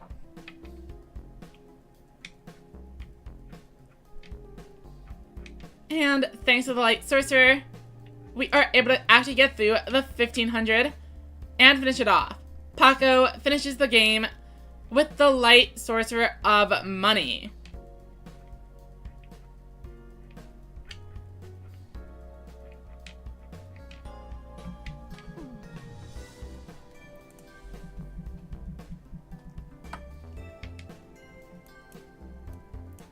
And there are only 3 minutes left in the point battle. Let's go ahead and view our final game. We're gonna check on Sarah, just because I like watching Sarah duel. Commentator bias. Sorry for the disconnects, Redfire, but thank you for participating. I appreciate having people join in the events. Alright, So we see Sarah opening up with a Death Doom Requiem, bringing in a Doom Metal and a Heavy Metal to go alongside it, putting up a solid defense alongside a big offense as well. Spark reveals a Strange Cat, a card that has not seen a ton of play since Hell Tuning Invasion fell off. Notably, Strange Cat was being used as a 0 attack point monster to nerf the heavy metals after they flip up the cats. Without this in the meta anymore, Strange Cat should probably be replaced by Doriado, another earth monster with 1400 defense, but with more attack points. Doom Metal number 2 comes onto the board and is able to clear out Magnum Overlord, which I didn't notice was on the field somehow.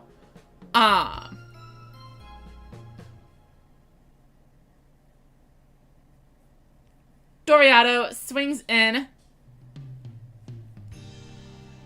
but doesn't do all that much. Spark is probably going to look for some form of defense, but Sarah doesn't have anything themselves. So Spark is up. Maximum Overlord, discarding blue, flipping red. So we know red and blue are both in rotation. Spark is looking for green and might even have it. But there hasn't been any reason to actually maximum summon so far. We see Doom Metal number 3 inflicting another 1000 point of burn damage by destroying the head of Overlord one more time. And that brings them down to 2700. Still not quite lethal range, but it is getting close. It's to the point where a Talismanic Seal Array could seal the deal.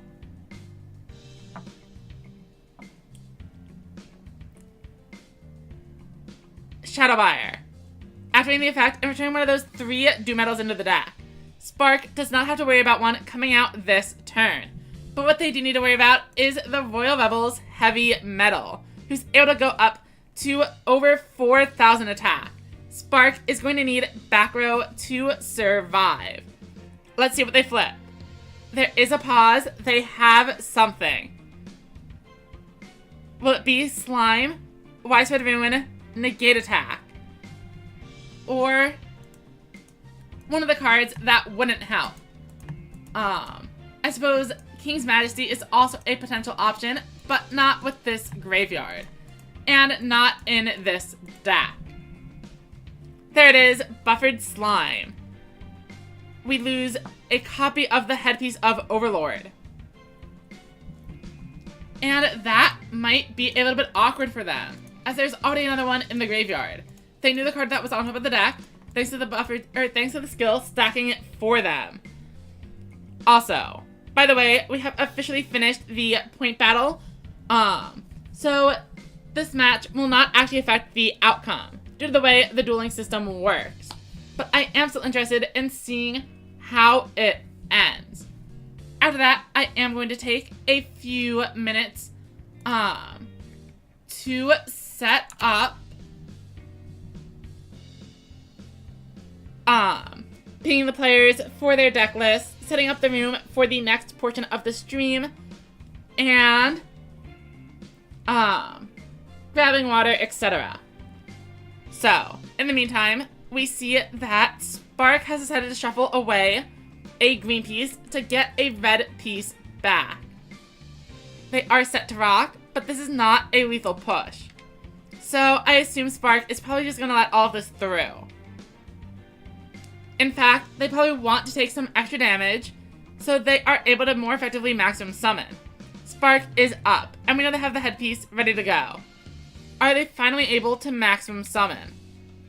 Have they seen a monster reincarnation? As I'm sure plenty of the pieces are in the graveyard at this point. All 3 pieces are in grave. Monster reincarnation would be able to do it. We see a Boltricorn, shutting off one of the 3 back row. Then Barrage of Steel for another. Alright, 2 out of the 3 are dealt with.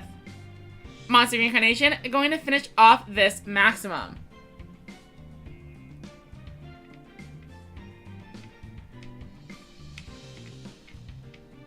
Then it is time for Magnum Overlord.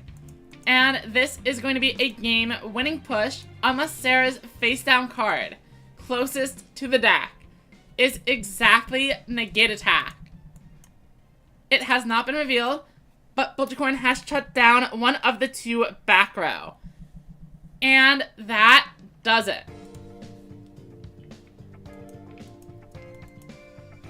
Now, let's go take a look at the results. Somehow, I did not win, despite being so good at the game. Our winner is Soji, who, I'm assuming had a different name. I don't think there's any other way they would have been able to get all the way up to this many points without us recognizing them at any point previously in the room. That said, I will go ahead and post those results over in the announcements tab.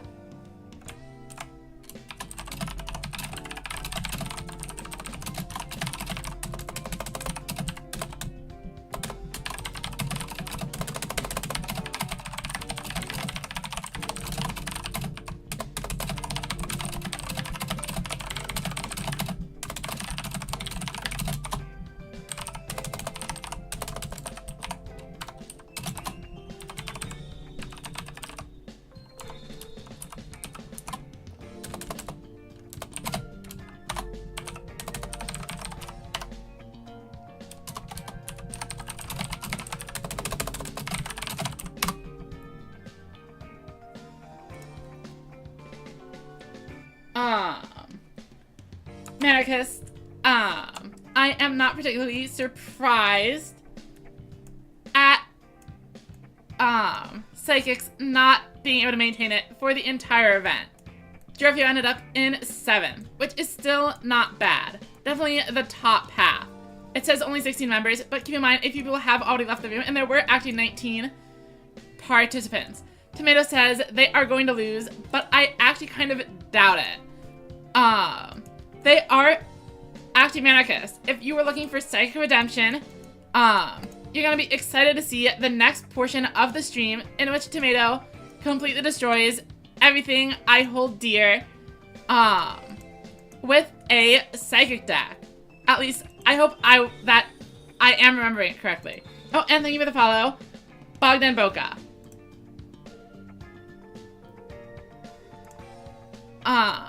Let's go ahead and make the room speed duel, or sorry, rush duel.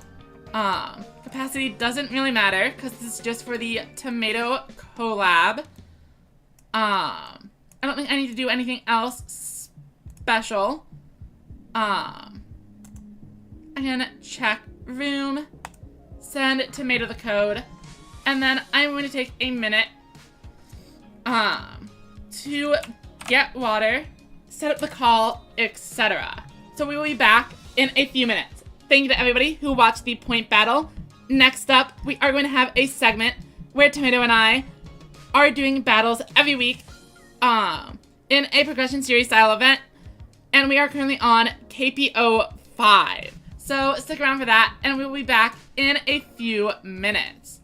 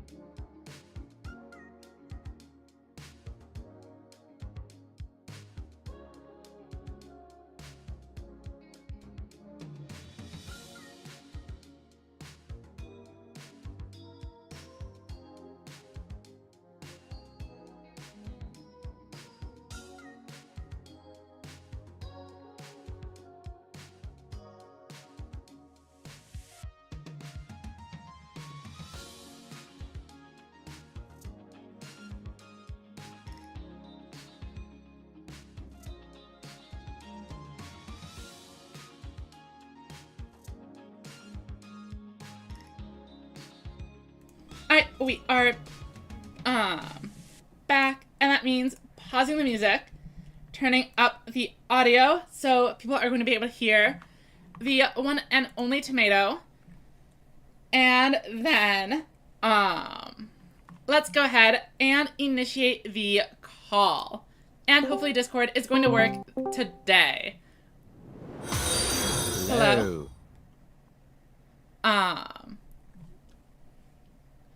Hello? Hello. Okay, I can hear you. Oh, and welcome, Chainsaw Man. Alright, so, Tomato, how was the deck building this week?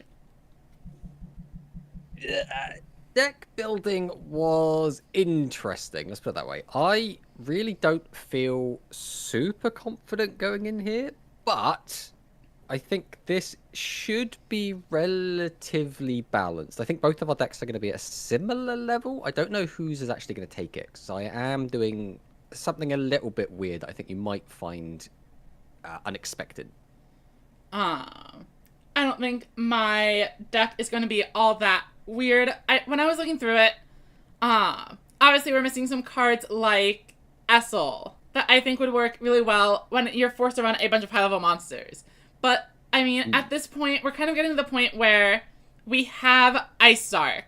We have all of the rulers. So there are some, like, utility monsters missing, but a lot of these decks have their core pieces now. Like, I was looking at, what Psychics had, and you even have cards like Magical Miracle, which were introduced in the latest box, in Duel Links, are also in this pack. So I think you should have most of what you're looking for a Psychic deck. Though I could be wrong. I think you're pretty much right. There's a couple of things missing, but overall, if I wanted, I could build, like, very close to, like, a Manicist Psychic deck that he's been taking to some of these events. But I did want to spice things up a little bit, so I have done a few weird little changes, but we'll see how it actually works in practice. Alright, yeah, I will say I do think the Psychics obviously have the one big downside of being psychic monsters, but we'll see if that is enough to carry through, because my deck otherwise is looking pretty not so impressive, I would say. I definitely don't have all of the knowledge about Ice Sark that some of the other players do, but I'm ready to jump into it if you are. Yeah, let's go.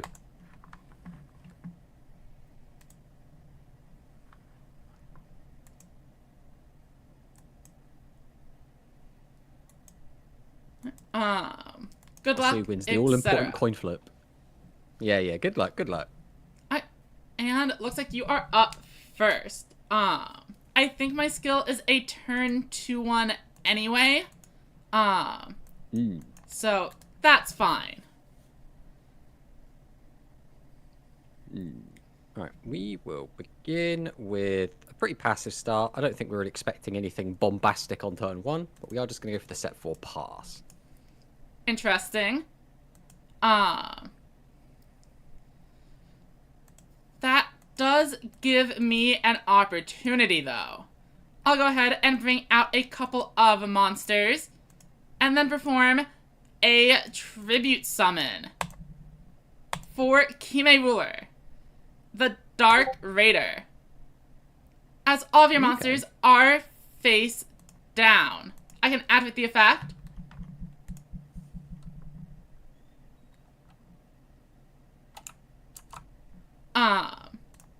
And then I should read what this says. Spectre Squall allows me to send 2 monsters from my deck to the graveyard. I'll send another copy of Kime Ruler, alongside a Yami Ruler, the Dark Delayer. Then I set a card face down and swing in directly, ignoring all of those set monsters. That might cause an issue, but for now, let's see what we draw into. Okay. An issue for me or you? That's debatable. at this stage. I have a couple of little things I can do. Neither of them are particularly exciting. So I guess we'll just do what we can. So I will go ahead and tribute 2 monsters. And summon out the mighty Prima-Gatana. Then I'm going to... Am I setting this? Yeah, we're almost certainly setting this. We're going to set another card. We're going to go ahead and tribute 2 more monsters. And summon out Esperard. Then... I have to work out if I want to do this. Do I want to do this? I mean, I kind of do. It does mean leaving myself very open is the downside. Alright, I think we're going to do this. We're going to normal summon Magical Miracle. And then we're going to activate Jamp Start. So now I can put 2 cards back into my deck, which are going to be this one and this one. And I'm going to just increase my life points by 1,000 by taking back Candy. And then I'm going to pay those 1,000 life points, as well as activate my skill, Psychic Drive. I'm going to go ahead and boost up my Prima-Gatana by a further 600 points. Then we're just going to get a battle and we're going to have a little swing. Let's see what you got. Okay, nothing there. We'll get a swing with this, and we'll get a swing with this. And we'll just pass. Alright, let's see what I draw. Leaving you with 3 monsters on board. Obviously not the greatest thing. And with 3,200 life points, I'm not seeing a ton of ways for me to go in there and find lethal. Though I guess I should think about it. Okay, I have thought about it. I don't have lethal. And that means, I presumably should just set some monsters. The issue is, I have the feeling you are going to be running Pierce. But I don't think there's much I can do about it. You simply will not draw it. I mean, you already have 2 cards in hand, and didn't bother to set anything last turn. And that is very true. Very, very true. The issue is there is a very annoying card that you could draw at any moment, which would really put a damper on this whole game. I don't really think there's a ton I can do about that. It's the issue with Psychics is they're really not super good at breaking through set 3 pass kind of in engine, so I have to rely on drawing something kind of help out with that.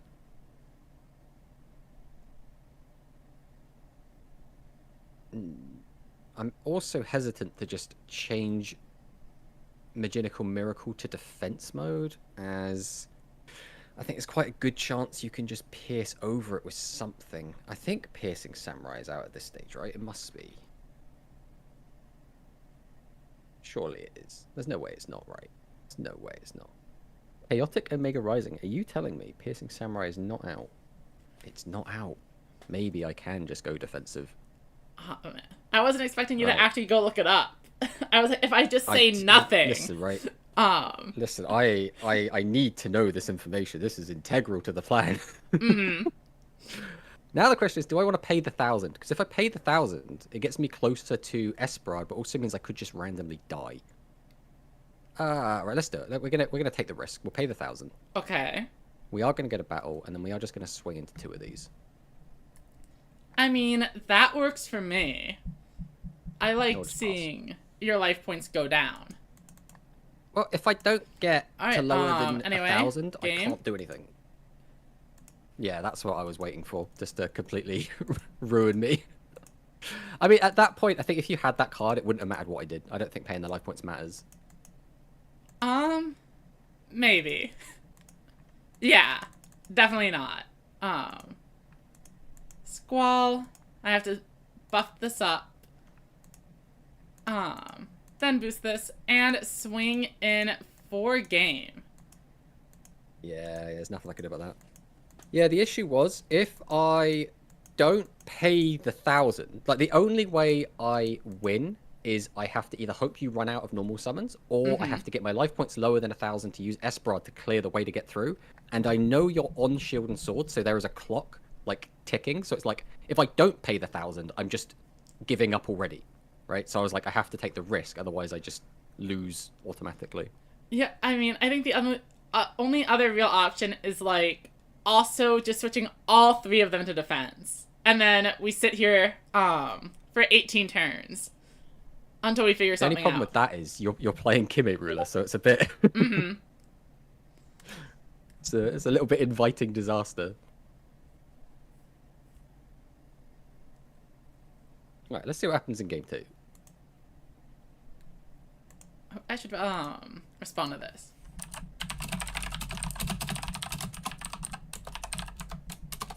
Oh, we win the coin flip again.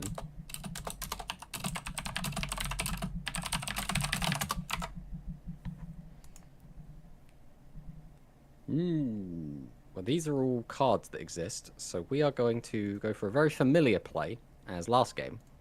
And we're just going to go ahead and set 4 cards and then pass the turn. I'm gonna go ahead and summon Kime Ruler, is what I would like to say. But I unfortunately do not have it this time. So, what is the right move? I'm also going to set 3. And that's good enough for me. Alright, let's see what we draw. Well, I don't really have any proactive plays, so we're just going to play it cool for now, I think. I will go ahead and summon out. I'll go ahead and summon out the one and only Kime Ruler, the Dark Raider. Just had to wait a turn for him to show up this time. I'm allowed to send a card to the graveyard, but now only my warriors are able to attack. Then I can activate Spectral Squall, sending 2 more monsters from my deck to the graveyard. I'll send Kime Ruler and a Hiroshima Warrior, just to thin the deck a little bit more. The Seme Ruler, which is what some people have been on. My warrior monsters are still able to attack, so I will flip summon a Celtic Guardian here. And then I will summon another monster I was hoping to save for a little bit later. But I will reveal that I am also running the new card from this box, Siesta Torvero, which would be able to change all those 0 defense psychic monsters in a defense mode and allow me to easily run over them. But instead, I will attack directly with Kime Ruler and try to clear out what surely are going to be low defense point psychic monsters. The only potential threat is a Howling Bird. But we'll go ahead and see what you do. Well, what I'm going to do is not going to be particularly interesting. I'm going to set a monster, and then I'm going to ponder what other monster I want to set. I think it's probably going to be this, and then I'm going to pass back to you.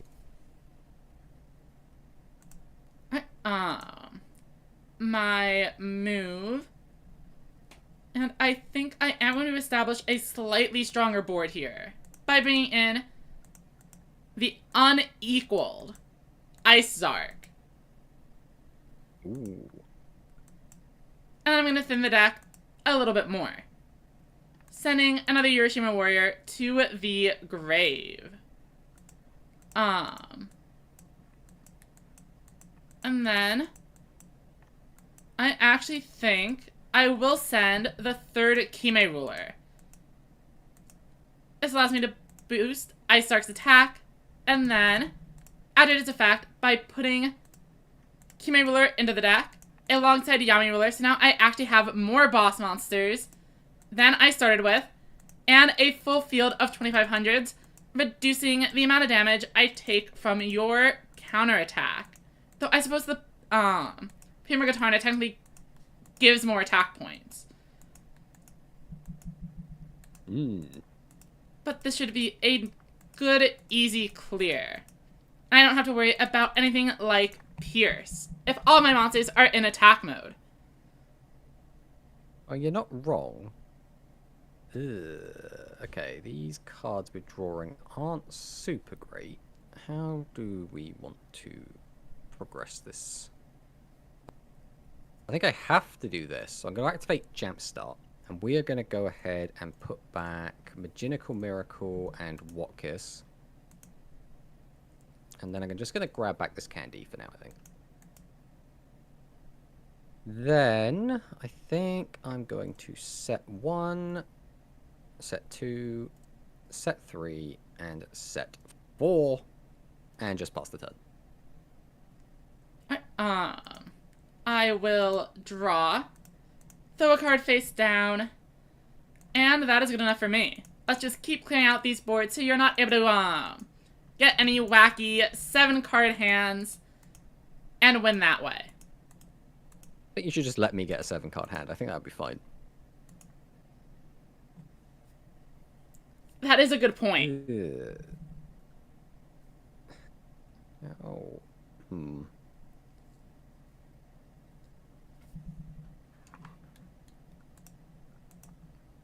Alright, I think I really want this to happen, but there's like no good way to do it.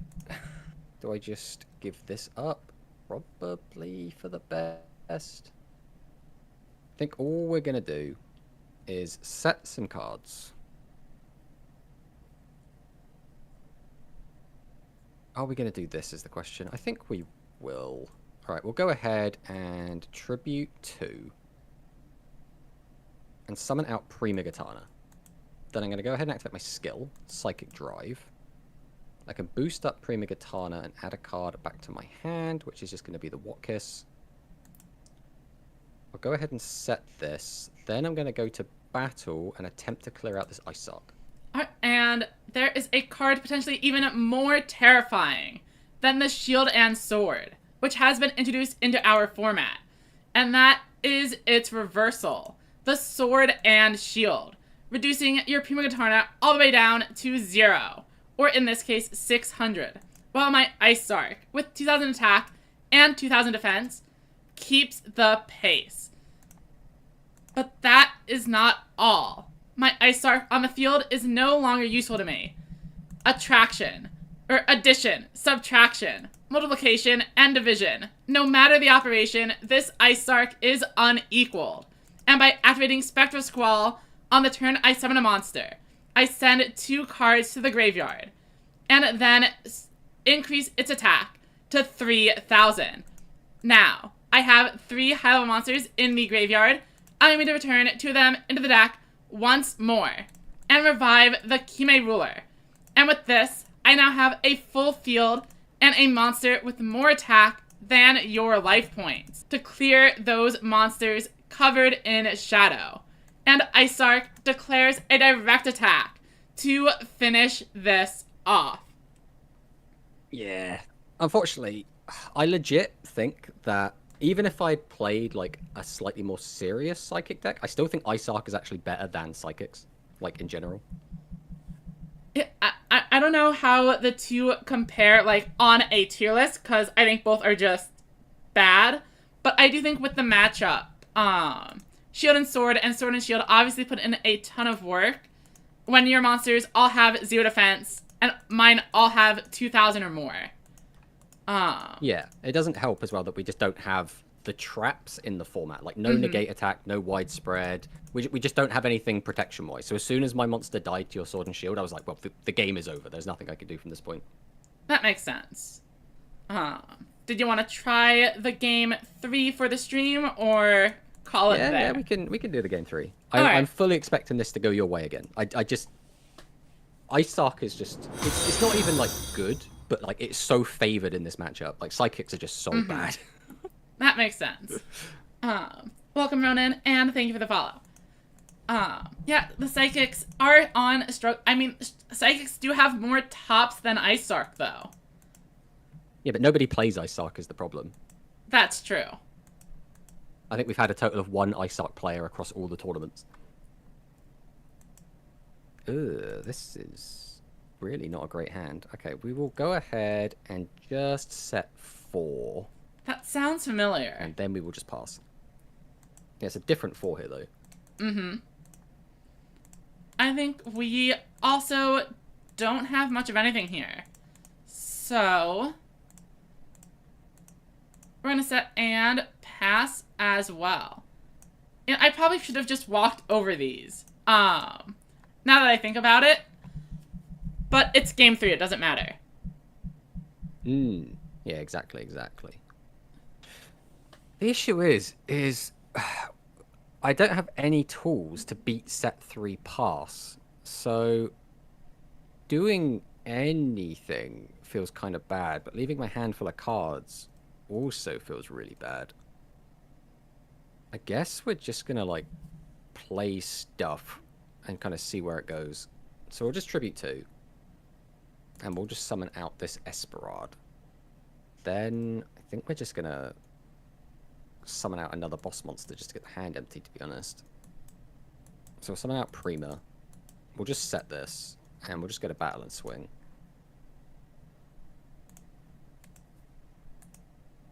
And then we will pass.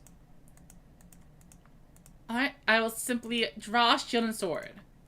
I will not do so. But this does work for me. Let's bring in Grace Princess Kana. Then summon out Ice Arc. Unfortunately, I don't have any of my boss monsters already set up in the graveyard, so we're not gonna get the special summon.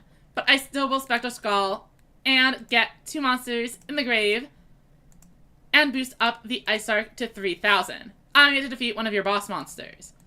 Then I have plenty of monsters in the graveyard now, which means the Esther Torero is able to come in and activate its effect, returning 3 monsters,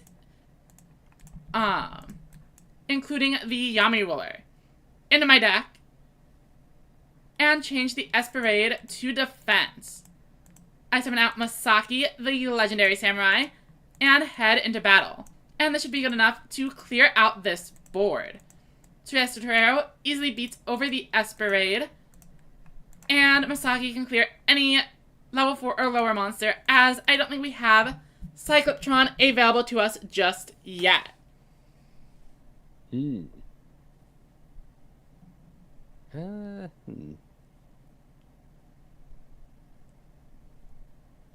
Well, this is not what we were hoping to draw, so I think we're just gonna go defensive again.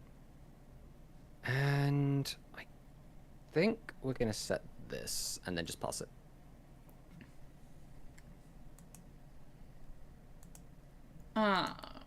No Kime Rulers in my hand, so we are just going to keep up with this and start swinging in.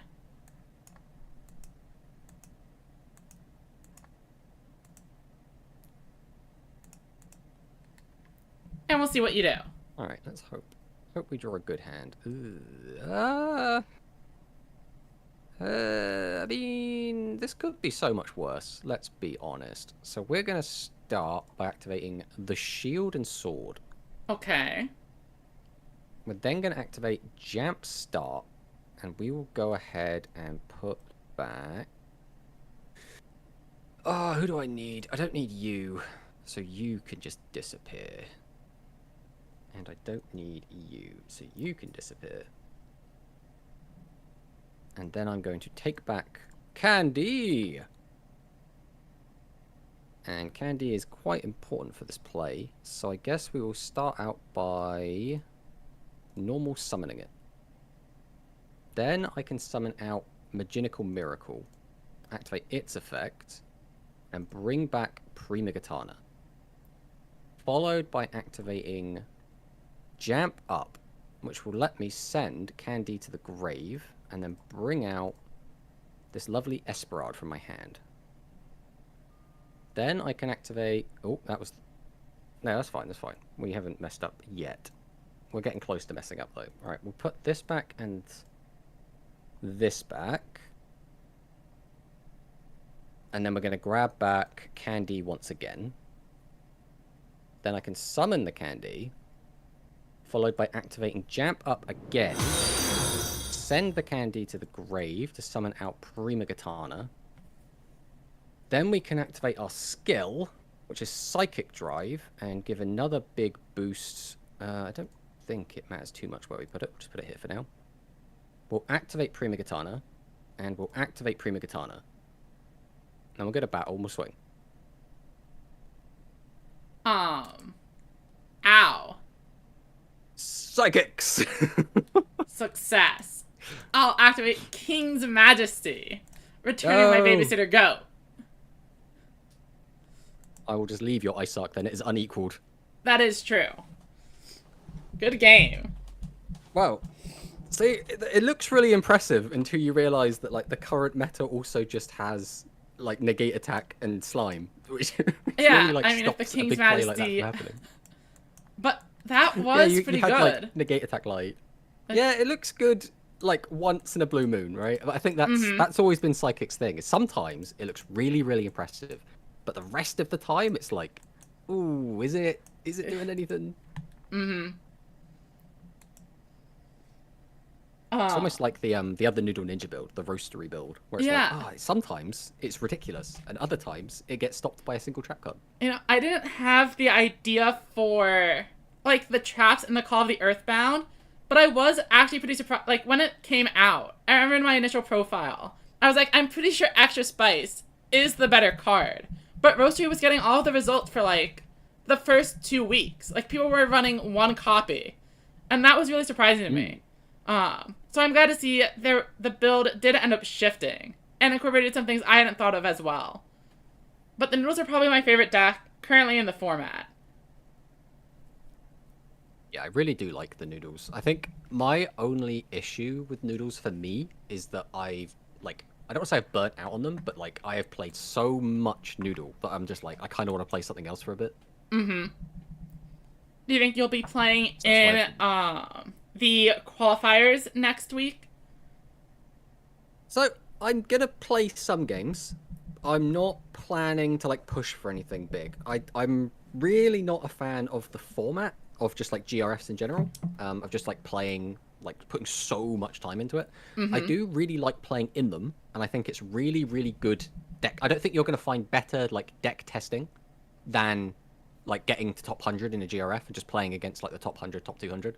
I think it allows you basically to play the ladder as if it was something like Hearthstone ladder, right, where everyone's ranked. Yeah. So Like you always know game. you're playing against someone really good. Oh. Yeah. Whereas you play like COG, and half the games you're against someone playing a meme deck that surrenders halfway through.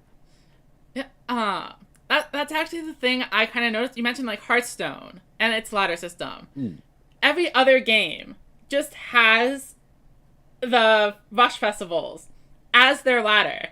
And I think it's a lot less pressure when it's all month, instead of being like, all right, for 3 days, you get to play the actual game, and the rest of the time, the rest of the quarter, it's just a joke ladder.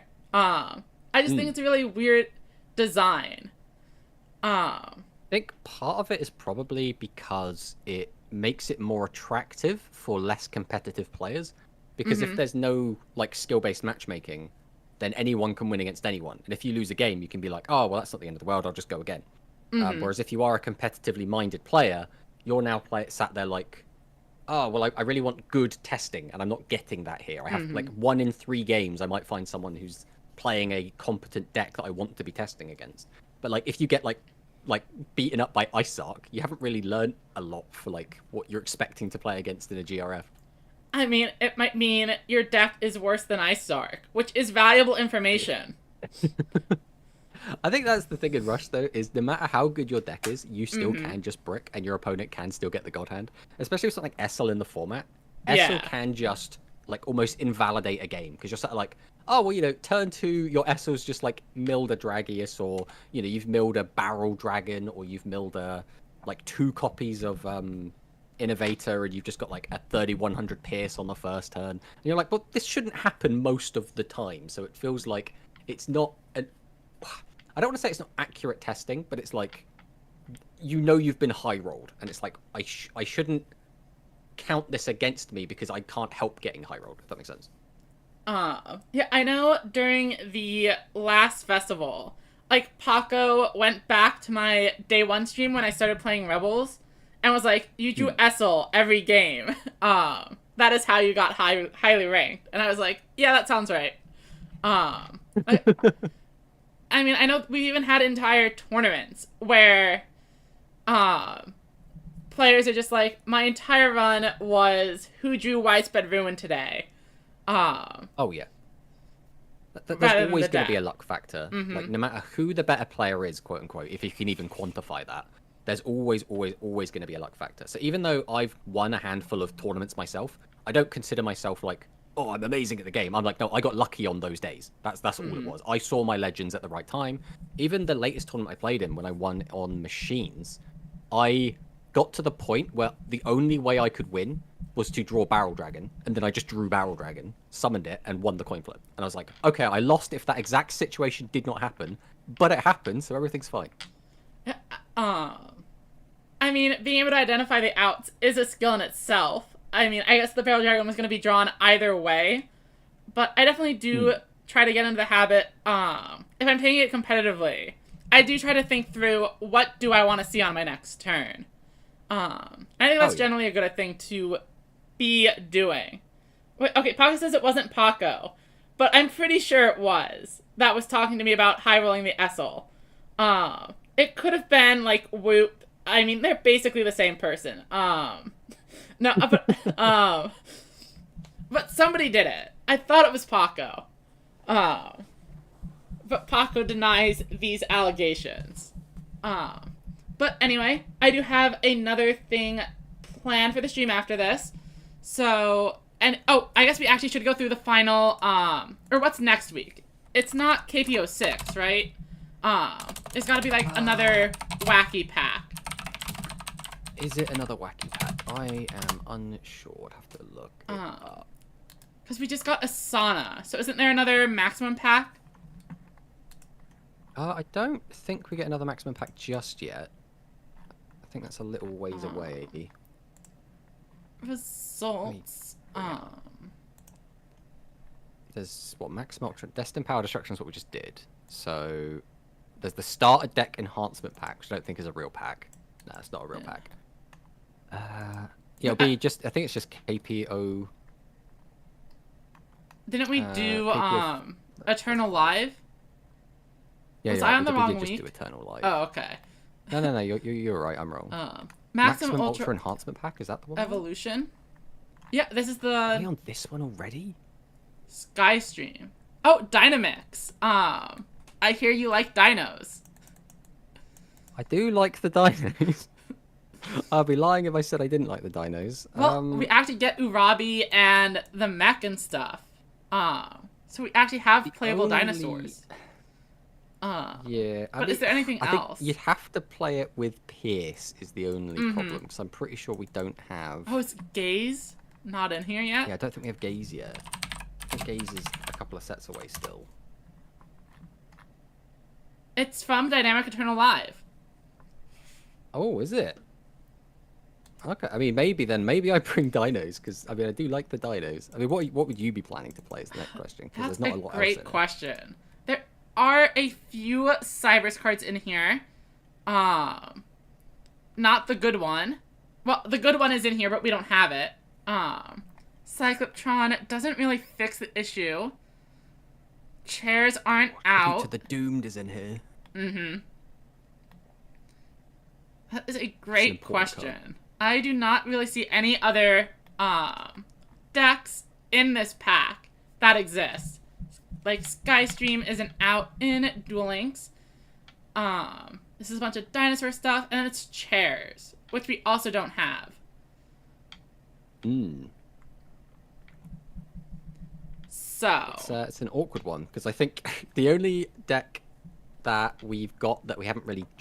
Well, there's a couple of decks we have which we haven't played yet, but one of them is very, very, very strong. I mean, you could still bring that. That would be, like, okay, but I think we kind of know how that's going to go already. Which one did you have in mind? Royal Rebels. We still haven't brought Doom Metal back. Oh, okay. I think, did we ever play Volcano Attack Dragon? No, we haven't played Volcano Attack. Okay, because I know I've brought like a few dragon things. So I suppose the flip side then is, how do you, if I do manage to get the maximum out, how do you beat it? I guess you just have to use Tribute to the Doomed. right, because we don't have Seal Array, or Sanctity. Hmm. And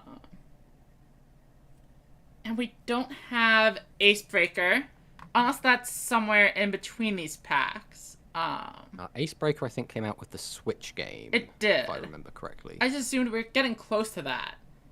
But that's KP07. I remember, or it's somewhere around there. So it's soon. Yeah, it's 2 weeks from now. Are there any other attack modifiers? I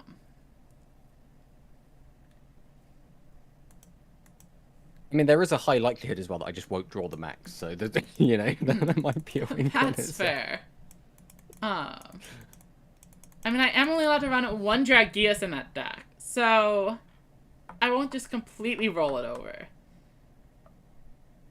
Now, you never know. The dinosaurs might end up being okay, right? You know, just not. I mean, them you have off a just 1500 yet.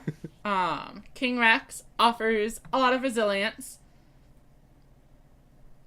And I mean, you don't even need to necessarily be running the other dinosaurs. They don't really do anything. For Yeah, but Dynamix. they're on theme. That's true. They're very important to me, okay? So, I mean, we have a week to figure that out. But yeah, I'll bring Volcano Attack unless I figure out something else. Okay. Paco has sent me, some ideas. Listen, Paco, you're meant to be on my team, right? You can't be fraternizing with the enemy. Paco never gives me any deck building advice. He just says that my ideas are bad. That's usually how it goes for me as well. But thank you for your time, and I will see you again next week. Okay, so we are now done with the duelings, which means I do need to spend some time making sure this all is organized. Because we are making a new scene in OBS to handle Tabletop Simulator. And we are going to be showing off a demo of the card game that I've been working on. So, give me a second. Because I did not remember to prepare this ahead of time because I am bad at my job.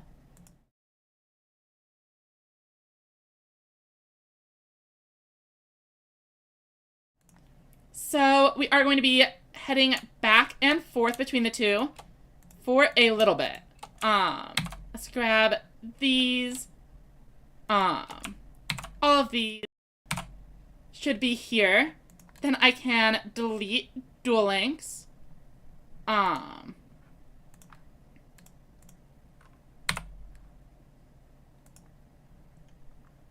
Desktop audio we want to turn down, at least for a couple of minutes, while we set this up. I can actually go ahead, and close Duel Links entirely. Then head over to Tabletop Simulator. Click on play.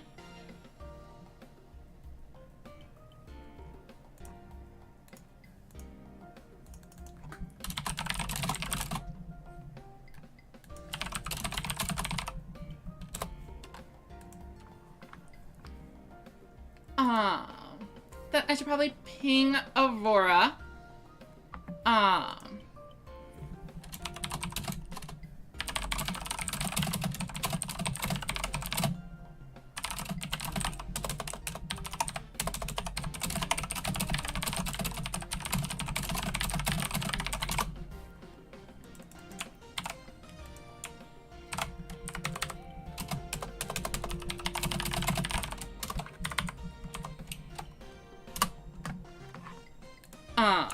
Right. Okay, so I was messaging the demo testers to go ahead and join the voice chat.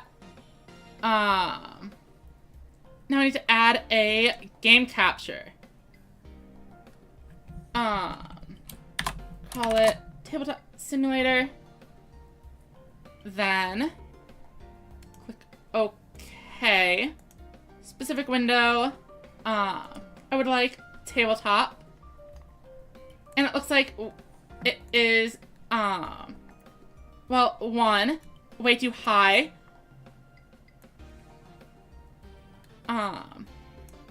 Okay. And then also too large.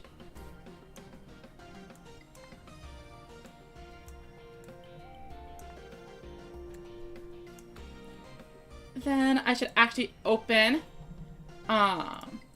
create a multiplayer server. Hyla, set up a password.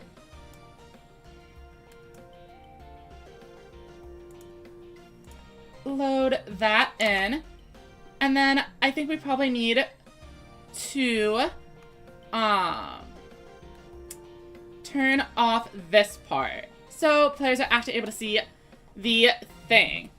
And then, I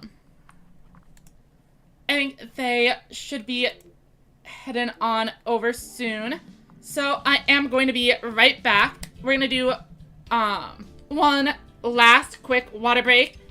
And then we will begin showcasing this.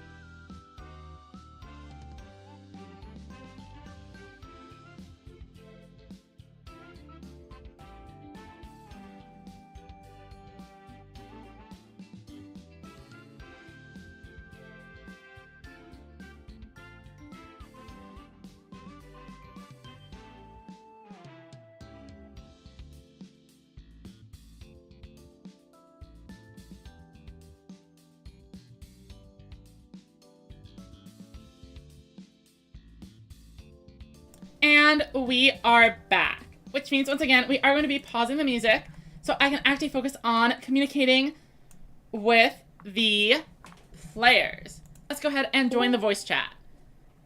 Hello. Hello. Okay, I'm going to turn, I was going to say I was going to turn up your user volume, but it is already at max. Whoa, just as planned. So I saw Aurora was in here for a second. But they are no longer. Oh, maybe they messaged something. No. Okay, anyway. Oh, I was about to ask if you had it loaded. But I do see you have connected. So I was going to give you the password, but I guess it was already live on the stream, etc. I should probably change my color away to one of the ones on the side. So it is less distracting. Okay. And I heard the disconnect noise or join noise. Hello. Hello. How you doing? Hello. So I'm doing good. Is the audio good enough? yeah, I think so. Well, okay. Actually, I guess Twitch chat can confirm. I can hear you. I don't know if they can, but I did turn it up. I installed a whole new setup thing for this, so I hope it works. I mean, it sounds pretty good to me. All right then. I'm excited. Yeah, I Hello, hope Aurora. it goes okay. I Do you need help finding the room, Aurora? Oh, let's see. I've I've not used Tabletop Simulator in quite a while, Mm-hmm. so it's first I gotta open it. No problem. What? Oh God, that's loud. What happened? Oh, the game? Yeah. No, the game. Yeah. Just turn it the little pop-up all the way jingle. down. I don't think we need. All right. So how do I? Oh, that's silly. It shows up in the game that I'm on Discord. How do I join the thing? So there should be a join option, and then the server name is Hyla, but you need to make sure you actually have show locked rooms enabled, which I think might be off by default. And then the password is 123. Very secure. Major Okay, lapse okay. in cybersecurity. Oh, you said the room code live on stream. Now people Yeah. are going to join. People are batting down the hatches. I mean, it was People already need to on get the at this stream. demo. It's okay. Nobody will join because there's a $20 paywall I need to- on Tabletop Sim. And nobody else is going to have it. True. That's literally true. I think I joined as Pink. Okay. So I guess where should we start? So I guess I'll start by addressing beginning. chat to just explain what is going on. So over the past few weeks, I've uploaded a few videos talking about card game design and showing off a couple of things on how I've been implementing that into a game I'm designing. And today I've gotten a few people to help me test it. If you'd like to introduce Hi, yourselves, chat. go for it. Sure, I'll start. Hi, my name's Aurora, and I'm Hyla's bestie, of course. Hi, and I'm totally psyched to play this new game. I know next to nothing about it. I read the rules a little bit. However, I need to get a full introduction for it because Autism Beam. Let's go. Let's go. I'm Tim or Cantrip7 or plus minus. The whole like YouTube, Twitch, username, etc. thing really got me in an identity crisis. I'm also on Twitch. Can I? Hello. There it is. I stream sometimes. That's my introduction. Thank you. Yes. So, today I prepared 2 starter decks. I am not an artist, so you'll notice nearly all of the card art is stealing from Yu-Gi-Oh! Or Yu-Gi-Oh! Fan art, kind of. Hell yeah. But it's okay. I don't plan on That's how you actually get the stealing Yu-Gi art boomers if I ever interested. print this thing. And I think Yu-Gi-Oh! Is probably the best starting point where if you've played Yu-Gi-Oh! You're the most likely to kind of be able to transition into this game. Though it probably does take a game or two to get used to the rules. A lot of people I've played it with in person do say it feels a little bit complicated at first, but after you've played 1 or 2 rounds, it makes a lot more sense. I mean, so, that's just Yu-Gi-Oh! As well, right? yeah. It's just a lot, most good card games. So, to start, how do you win the game? Usually something people would like to know. Well, just like Magic or Yu-Gi-Oh!, you have life points, and we're going with 5,000. Reduce that to 0, and you win the game. Now, how do you reduce the opponent's life point? Naturally, the most basic way to do so is battling. Here is an example of the card Skeleton, which is definitely very distinct and not a skull servant wearing sunglasses. The number up in the top right is its stamina, which is a combination of both attack and defense, or its health. So, in order to declare a direct attack, a monster has an attack range, and that is the blue number on the bottom left of the card. A monster from a zone is able to attack any zone within its own range. So, for example, the skeleton from here would be able to reach anything in the front row, which is a range of 1 for the space right next to it, and then the 3 spaces next to that are range 2. So the back row in the center and then the left and right are all 2 spaces away. 1, 2. In order to attack directly, you must be able to have a clean shot on the back line from the same column you are in. Then we have 2 other numbers. The one in yellow is equivalent to a mana count. But rather than having lands or energy, we simply keep track of the turn count. And that'll be equal to the voltage of the game. So anything with a yellow number less than or equal to it is able to proceed. The 0 isn't important except for deck building rules, so we'll skip that for now. And then the green number is very equivalent to tribute summoning. So we'll get into that a little bit later, once we actually start playing the game. So I have 2 decks for you to choose between.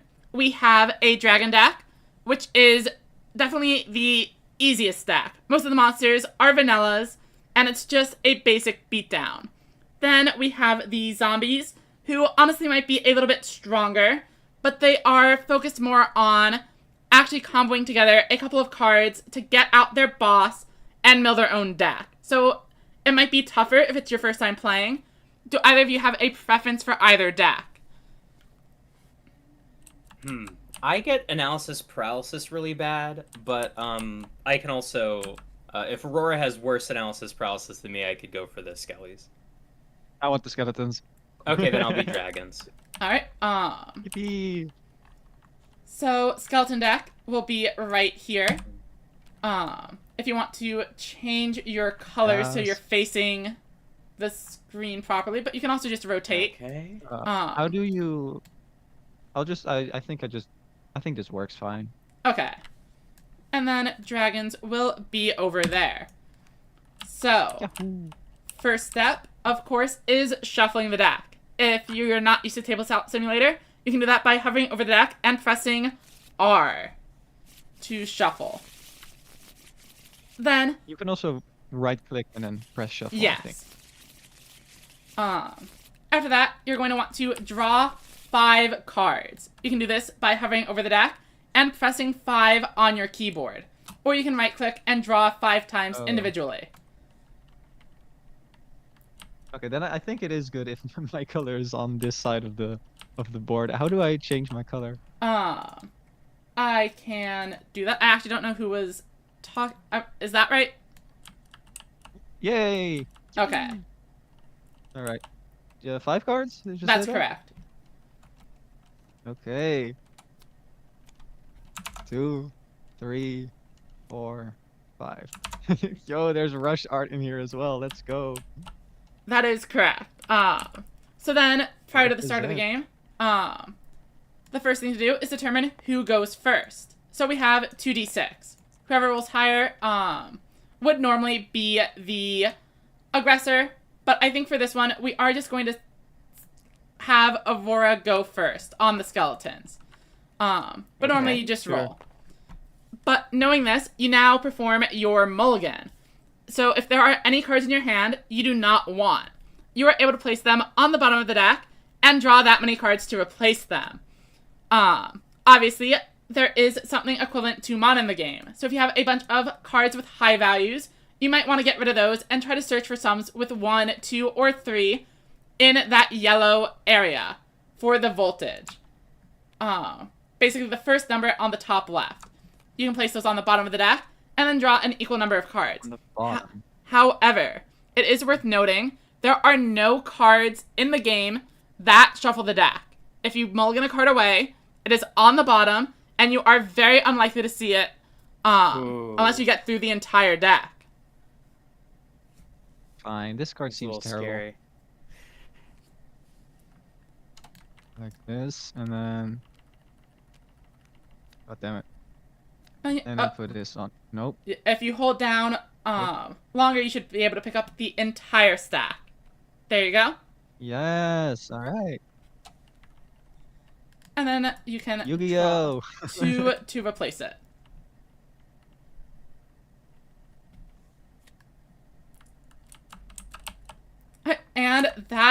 means Okay. we are officially in turn 1. And that means both players are actually going to draw a card here. Because rather than taking entire turns like you would in most card games, the way this game works is on an action system, where both players take turns within the context of each turn, taking one action at a time until we reach the end of the turn and the next turn begins. So you should both have 6 cards in your hand now. Right. Because we draw for turn. That's correct. Alright, so Oh. Aurora, on the skeletons, you are up first. It is turn 1. And that means any cards with a Okay. voltage of 0 or 1 are able to be used to their full effects right now. You can technically play any card you want at any time, but it just won't do anything or will have no stamina if it's a unit if you're not able to actually summon it properly. And then how does a turn work? We just did the draw phase and we set the voltage over to 1. There is a standby phase, but nothing's going on with that right now. So in the main phase, a turn is fairly similar to something like Junior Journey rules, where you're able to summon 1 monster, set 1 card, and activate 1 spell. There are a couple of other things you can do, like moving a monster around or activating a skill. But the key point is that each type of action is limited to just once per turn. So, Aurora, starting with you, is there anything you would like to do? I would like to be able to actually read the text on the cards because it's really small. Okay, How do if I you press do Hold that? Alt, on your keyboard. Yeah. Alt. yes. Yo! Oh my god. Okay. And if you want it bigger or smaller, you can use the scroll wheel while holding Alt. play, all right. Well then, first of all, I gotta read this card here. 'Cause Yeah, there's no a lot problem. of text on it.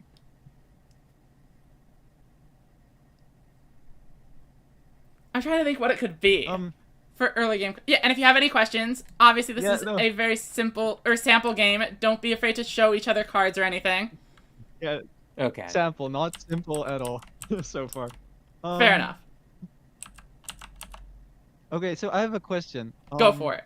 Like, so the monsters, like, how do they? So, like, if you summon a monster with 0 stamina, does it get automatically destroyed? It does not, no.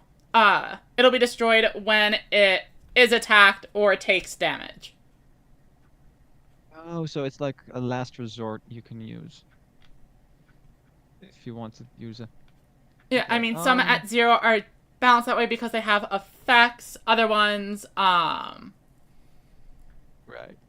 just are weak. Yeah. Right. Okay. So, I'll probably learn as I keep playing. So I'm just going to start the game off right now by performing one of the greatest moves you can do in a Mhm. skeleton deck, which is, of course, summon a skeleton. And right in the attack middle of the mode. board. I don't think there's modes.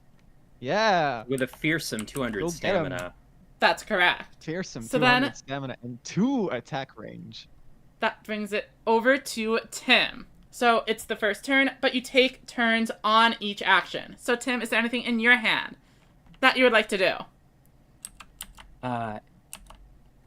Yes, I would like to set a card here. All right, and by placing it Set in a the card. corner, it is There's out of the trap cards range in this game? of Aurora's skeleton. That could be a trap card. It could be a spell card. It could even be a monster.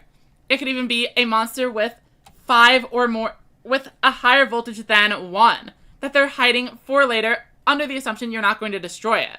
But yes, there are trap cards in the game as well. Set monsters. So, Aurora, Tim has set a Yes, card. well, first of all, Is there anything else you'd like to do? first I have a question. Yeah, go already. for it. Yes. So you can set monsters, right? That's correct. Unless they You can require set 'em tributes. anywhere. Tributes. So if they have Does a monster number require in the battery, Oh, that's the the green green one. number. Yeah. Yeah. Okay. Okay. Then you cannot set it because you need to tribute instead. Right. Okay. It stays. When does it change to turn 2? After the battle phase. So we're currently in the main phase where you're each taking turns, playing playing a card or taking individual actions. Then in the battle phase, the reason who's going first is important is that the battle phase is all at once. So the turn player is the attacking player and is able to swing in with all of their monsters before the opponent gets to counterattack. Okay. Okay. Can the monsters attack back row? Yes, you may attack anything within range, including your own cards. Okay. What happens if it attacks us like a trap card with 0 defense and no effect? So yeah, if you attack a trap card, the effect will trigger. That is how those ones work. If you attack a regular spell, you get to destroy it with no effect.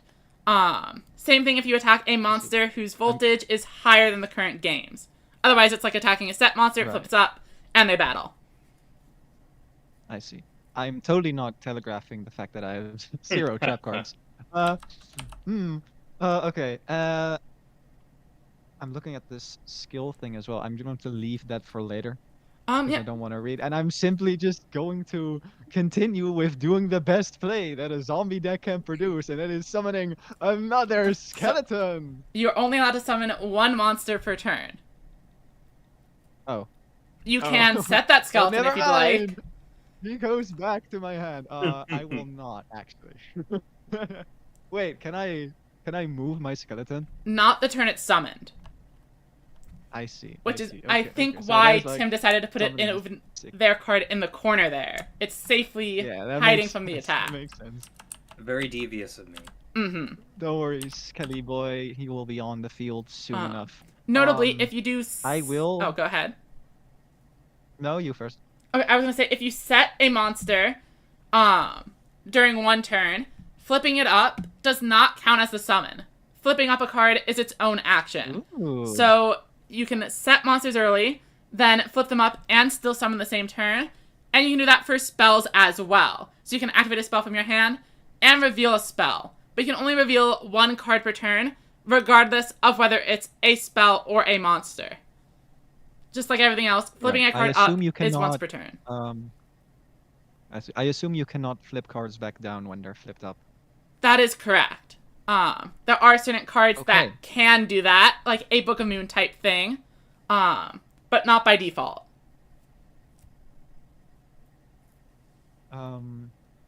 Okay, then I will. I will very inconspicuously set a card. It could literally be anything. It could. It could be anything. Alright, so that puts it... And now it's your turn again. Okay. I implement the ritual that may call upon the one who becomes the hero which saves the alternate world from the ultimate danger of the revived demon lord. Stop which saying has the... Chaos Max. Which has the effect Angle 1, which lets me reveal the top card of my deck. And it is Brood Guardian. I believe that is a unit. If that card is a unit, add it to your hand. Wait. Let me read. Okay. Brood Guardian. Okay, so that has 3, and it costs 1 tribute. Just the ritual that may call upon the one who becomes... Okay, Snore. Yeah, go ahead. All right, I'll add it to my hand. I just want to say that the card art... let me put it here again. This is Card art is great. This is a schoolyard Yu-Gi-Oh staple. This was like... The Masked Dragon. This was a bam.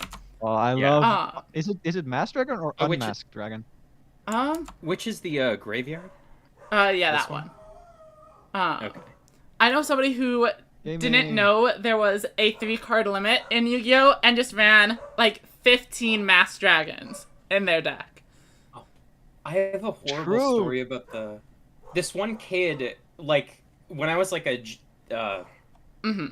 like a sophomore in high school, this kid who I was friends with, and like his huge senior friend, who was his hype man when playing Yu-Gi-Oh. He had one of those burn decks where he had like 9 of the same Fireball card, which is illegal. But I couldn't say anything because his hype man was running his mouth so quickly that I was just like, well, I don't want to ruin this moment for him. I see. I mean, skill issue. Not gonna lie. I actually also ran. I ran Grouty Bind Stall in middle school. My win condition was like a single copy of Spell Striker that can attack directly. Yo. That is so sad. And I was born in 2005, so I did not play Yu-Gi-Oh in school. Did you play anything else in And it's school? your turn. But yeah, I believe it is no. Aurora's move. Oh yeah, that's true, because you used the ritual. Okay. The what? They used the ritual, right? Yeah. Do I have Which to say the full name? With implementing You the don't tactic. have ritual to, that may no, call I was- upon the one who becomes the hero, which saves the ultimate world from the ultimate danger of the revived demon lord. I don't know. Tactic. And then it's just a draw one. Sometimes. Or sometimes it's a -1. Okay, looking at my cards, they are Light novels they're have done really such good, damage. and I can totally play all of them very soon. And I did not mulligan correctly, but that's fine. I will simply pass my turn. Go ahead. All right. So after a pass, Tim, you can take any more actions that you wanted to, including multiple in a row. But you can still only do each thing once. There we go. Okay, so because it will be out of range of the skeleton, and Aurora has used up 2 like unit summoning actions, I'll play this utterly defenseless Phoenix Egg, just face up, but out of range. Okay. I want to get these God, things in what did the you do? discard pile as soon as possible, so in later turns I can like be summoning. I think. That's correct, yeah. Yo, this card is crazy. What the hell? I know. This And- is so fun. Anything else you'd like to do? Okay, so I've summoned a unit, like to I've play a implemented skill? a tactic, I've set a card. Oh yeah, let me check my skills. Yeah, so both players do have one terrain skill, which you could use now, but you could also try to save it for later. To try to overwrite the opponent's Why terrain. would you? So, Wait, but it's convert the furthest zone you control in each column. you're right. What does that mean? So that means currently you both have your front row, just like normal. But next turn, Aurora could theoretically move the skeleton up 1. And then, if they choose to use their skill, okay. they would be able to turn this zone into the cemetery instead. So if the graveyard, or if the mountain was already... zone you control in... Wait, so it's like... Okay. So if I were to activate the cemetery skill, I would get a graveyard on this one These 3. and this Yeah. one, right? And that's it. Wait, All these 3. By default, you control your back row and your front row. I You see. So temporarily if I lose had control if 3 there's a monster in it. skeletons- Yeah, If I had three skeletons there, then they would all turn into graveyards. that's correct, yes. If it was only 2 there and 1 there, then it would be there. Okay, that's interesting. That's good to know. Notably, while Anything you else you can wanna move do? into the opponent's front row, the back row is always theirs. You cannot move back there, even with card effects that would move a monster. The back row is always secured, so that way you can't take all 6 of their zones and leave them unable to play any cards. Yo, Kashtira reference.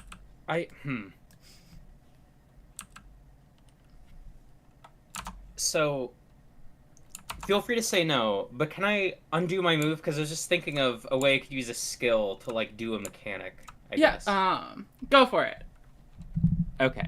So, tell me if this would work. So, if I Okay. use the skill Unchain... Wait. Okay. No, because then you can't, like... Fusing a unit Okay, sorry. Contact fusion Okay. counts as your summon for the turn, right? Fusion? Okay.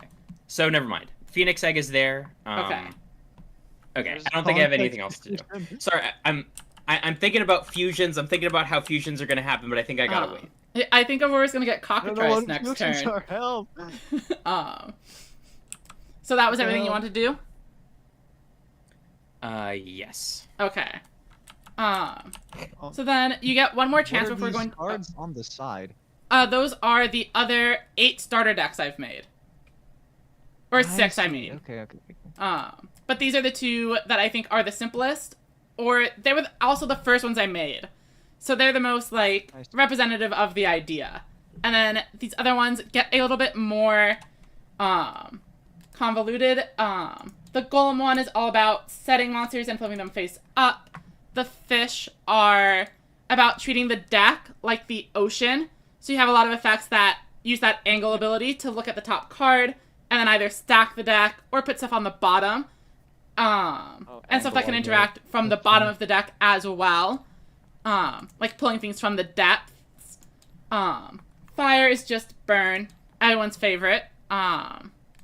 The True. warriors are mostly unique because all of their cards have 1 range. Or at least most of them. Rather than 2.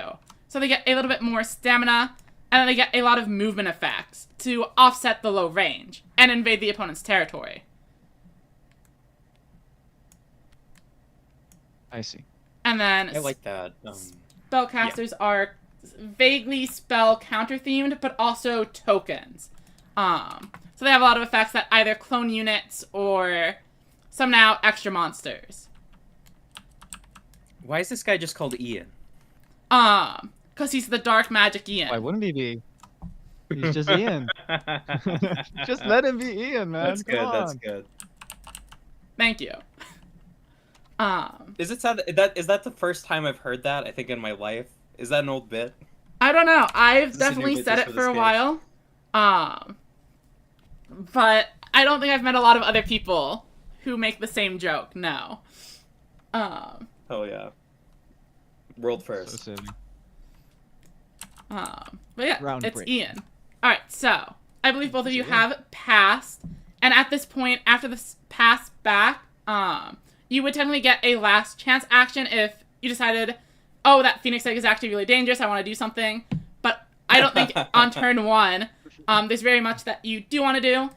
Yes, I activate Raigeki.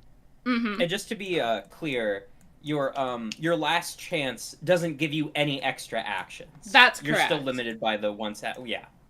Good to know. But now Well, it is then I the guess it's up to my battle Skelly phase. boy to attack. That is correct. And They we'll- auto attack, right? You cannot. No, you can choose where you're attacking, but I'm assuming you are attacking directly since that is the only option in range. Unless you're attacking your own card.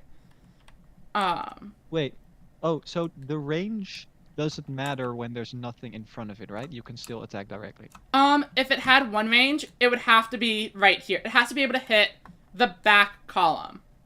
Or the back No, it has row to be in able the to hit same the column. back row. Okay. Oh, okay. So, And if there's something blocking it, you cannot attack directly, right? right. So if there was a card here, you'd have to attack that. If there was a card here, you'd have to hit that instead. Rather than Okay. attacking directly. Yeah, well, I'm gonna use my skeleton to attack your life points directly. That is 200. Now I get the first blood bonus. So Tim down to 4,800. The Phoenix Egg is on You field fool, but I- has no range. Oh, go ahead. I got you on the 25 turn clock. Be scared. I'm a little bit worried. The skeleton looks really cool. He looks too And- cool. You should just surrender already. He looks too cool. I don't know if this deck is like, from what I've seen, like 25 Phoenix Eggs and the other 5 cards that I've seen, so a little bit scared. Wait, how many cards can be in the same deck? So decks Like, are sorry, like, how 30 many of cards. the same card? And normally there is a limit of 2.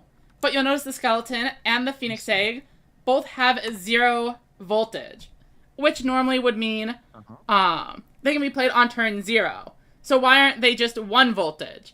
And that is because 0 voltage cards can actually be run in any quantity in your deck. So these are either That's weaker good. monsters that just kind of fill in if you need extra space, but also things that can set the foundation for a strategy. For instance, the skeleton deck is focused on the Skeleton King, which needs many copies of the skeleton in the graveyard. So it's a 0-cost unit Show to us accommodate it. that. Sorry, what was that? Oh. No, sorry, I just noticed the Skeleton King. So he's also in the deck, right? I mean, yeah, it's the extra deck Oh equivalent. wait. We have an extra deck. Okay, can you explain the extra deck for me? Smile. Yeah, so there are 2 types of monsters found in the extra deck. The first are rituals, which use a specific monster to turn into an advanced version of themselves. You can summon these out with the tactic card known as Awaken, which will replace the card entirely. So this is relevant for the Skeleton King, as rather than the skeleton going to the graveyard and providing a boost, the one you actually awaken becomes Skeleton King. So it won't get a boost from itself. I see. Okay, so you don't need like a specific spell card. Well, there is one spell card called Awaken, but it's not like ritual monsters where every single one has its own card. That's correct. It's one for all of them. And that allows you to build a deck that runs, for instance, you can run the Elder Dragon and the Skeleton King to have multiple targets for Awakening in your deck. I will simply draw Awakening. Yeah, I mean, I think your deck has plenty of ways to do so. And then the other option are the fusion monsters. They work probably like you would expect. There is a fusion card that just lets you fuse any monsters from your hand or on your field. But like Tim was saying, there is also contact fusion. You can see here the Cockatrice requires a Phoenix Egg and a Worm Egg. And Tim does have a Phoenix Egg on board. That means if Tim manages to play a Worm Egg in an adjacent zone to the Phoenix Egg, they are then allowed to immediately contact fuse the 2 eggs together and make the Cockatrice. Without a fusion spell. That's correct. The condition, or downside to doing it this way, is that it must be summoned in the back row zone that your monster's in. So it's not able to attack directly, for example, on the turn it is summoned, as it only has a range of 2. And if you contact fuse, it's forced into the back. Okay, so you can still have like the monsters in the front at first, right? And then contact fuse, and then it gets summoned in the back. One of them needs to be in the back, but the other one, like the Worm Egg, you can play in front. Okay. Yeah. Okay. And they still have to be adjacent. Okay. That's correct. Yeah. But you could summon in either of the zones next to the Phoenix Egg to get that effect. The same value. Well, I just noticed my extra deck has 4 cards and not 1, so Hydra value in this case is referring to voltage, and it was just an old name for it before I updated it. So that's the yellow number. Value is voltage. Yeah, the yellow. Okay. Alright. Okay, yeah. Two units with the same voltage. This card's voltage is the same as the units on it. This time is the higher of the units used to summon it. Wait. Okay, yeah, I think I get it.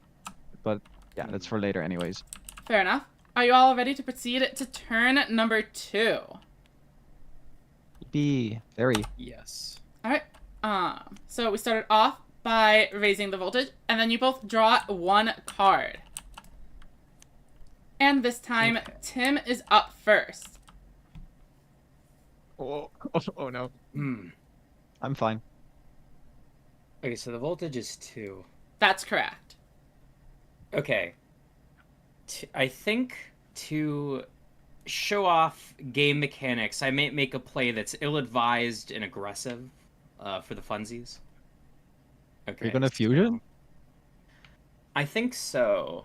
So contact fusion is something that's sort of like amends itself to the summon. So I summon a unit. If I meet the conditions for a contact fusion, I can do that as well. That's right. It will be immediate. Okay, so I'm going to what is it? Use Unchain. So let me, I don't know, like put a dice next to the Unchain effect so I know that I used it once. Sure. Okay, And then okay, that one, that I will point out. Unchain simply sets up the summon for later. So it goes to Aurora, and then you'll be able to summon the unit with Unchain. Oh, sorry. So right. using a skill takes up one of the actions in your turn? That's right. Yeah. I have considered it to just summoning the monster, because I get a lot of questions about Unchained specifically. And then having it, like, take the normal summon away. But, yeah. The skill takes an action as well. Okay, for now. So let me add that to my little document. And that's my action right now.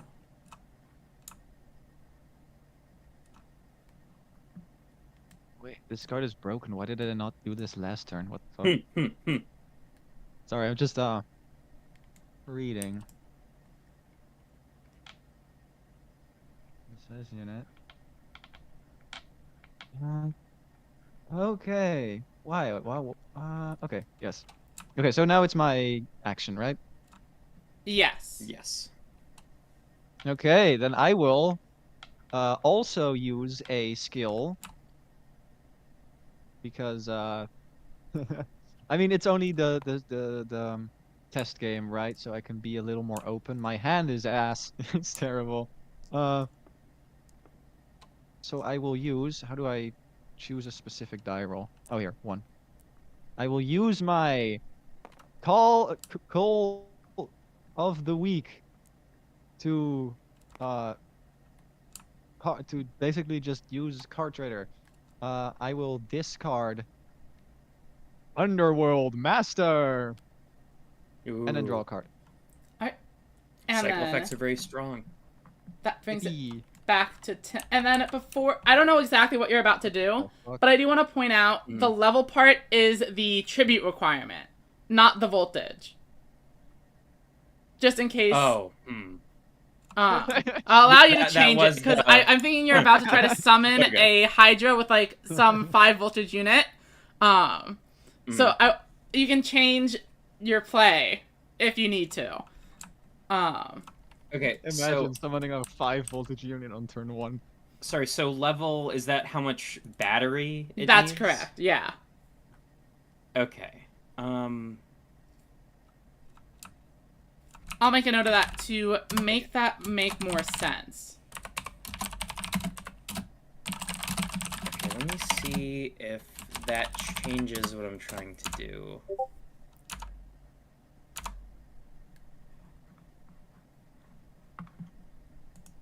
Okay, it's something I can just roll with, and I can see if it's a mistake later, I suppose. Okay. So I won't be doing a contact fusion this turn, because that's not what the effect does, but I will just be,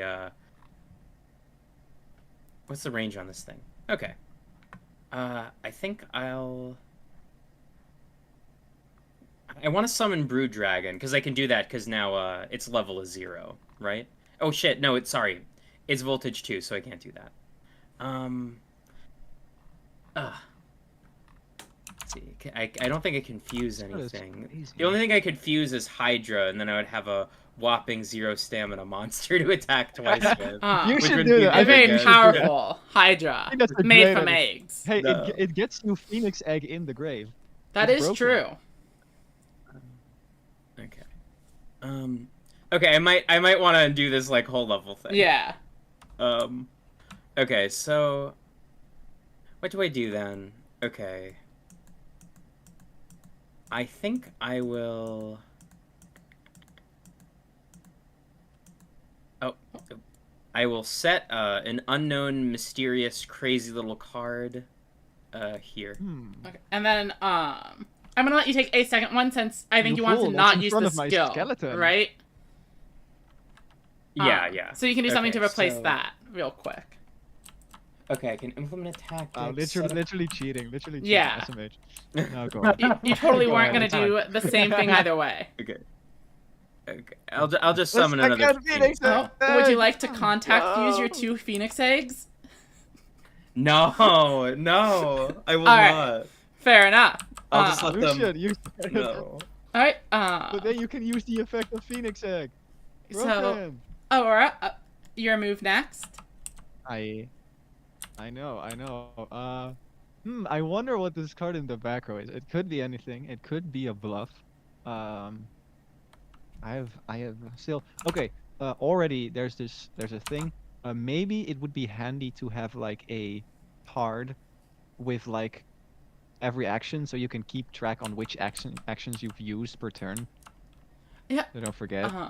I have definitely thought of that. But It's that I don't want it to be like mandatory because I think there are people who like once you've played, I think it's a lot easier to keep track of. No, Like, of course have I it's normal not summon? mandatory. But yeah, I will write a note of that. I think it's not a bad idea. Okay, but for now, I can do everything apart from using my skill, which I should have used last time because now we're looking at the cards in my hand. There's some pretty good ones here. But I think I'm going to use my action. Actually, should I?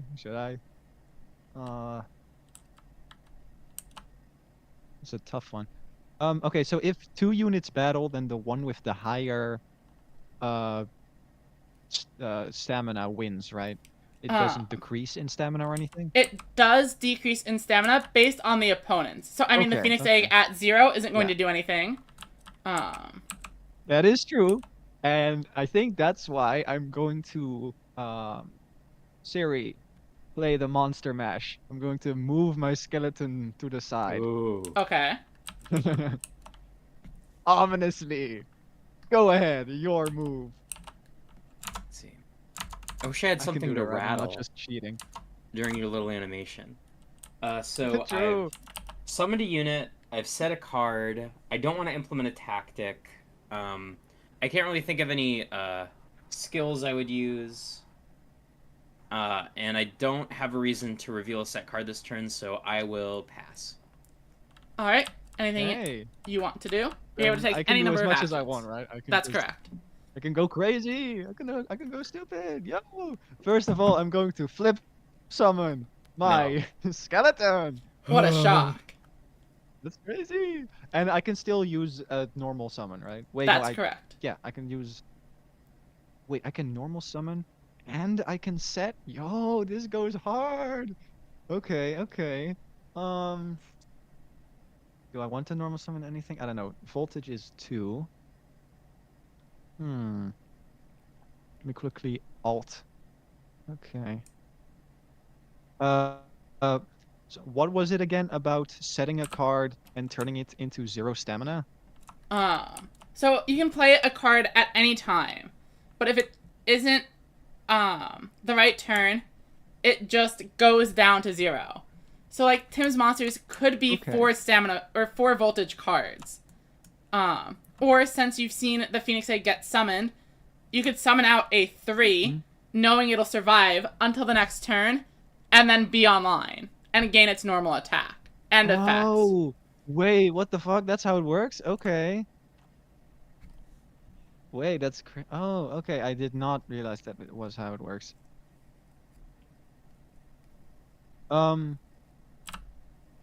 Wait, okay. Question then. Setting a tactic that is and then flipping it up, does that count as an action? Yeah, you can do 1 flip per turn. So this turn you flip the skeleton. Oh, so okay, so for example, you set a tactic and you have 1 tactic in hand. Then the next turn you can flip 1 tactic and use the other. That is correct. Yes. Yo, okay, this game kind of goes hard already. What the hell? That's crazy. Oh, that changes my plays a lot because that means I can just kind of do stuff. I can still normal summon first, and maybe this back row here, it could be a Sakuretsu armor of sorts. I mean, using Yu-Gi-Oh terms. So I'm going to summon, because I can still do that, summon a card which does not care about being destroyed, and that is, in the woods, the dark woods, you may find a lost spirit. Ooh. It's just going to be used to bait out whatever that is in the back row, because it has 0. So, you know, I don't care if it dies. And then I will... How do I flip cards again? Wait, no, that's a bad idea. Wait, okay. Question again. Okay. If you set a monster with that costs multiple tributes, You cannot do that. you cannot do that. Okay. Right. Okay, that's fine. Wait, so you cannot tribute set in That is advance. correct. Okay. That's fine. That means my play will be a lot easier to manage, because I'm just going to flip this. No, not rotate it. Flip this card. Actually, maybe not. Maybe I should just not set a card. No, I will set a card. I will set a card because it's funny, and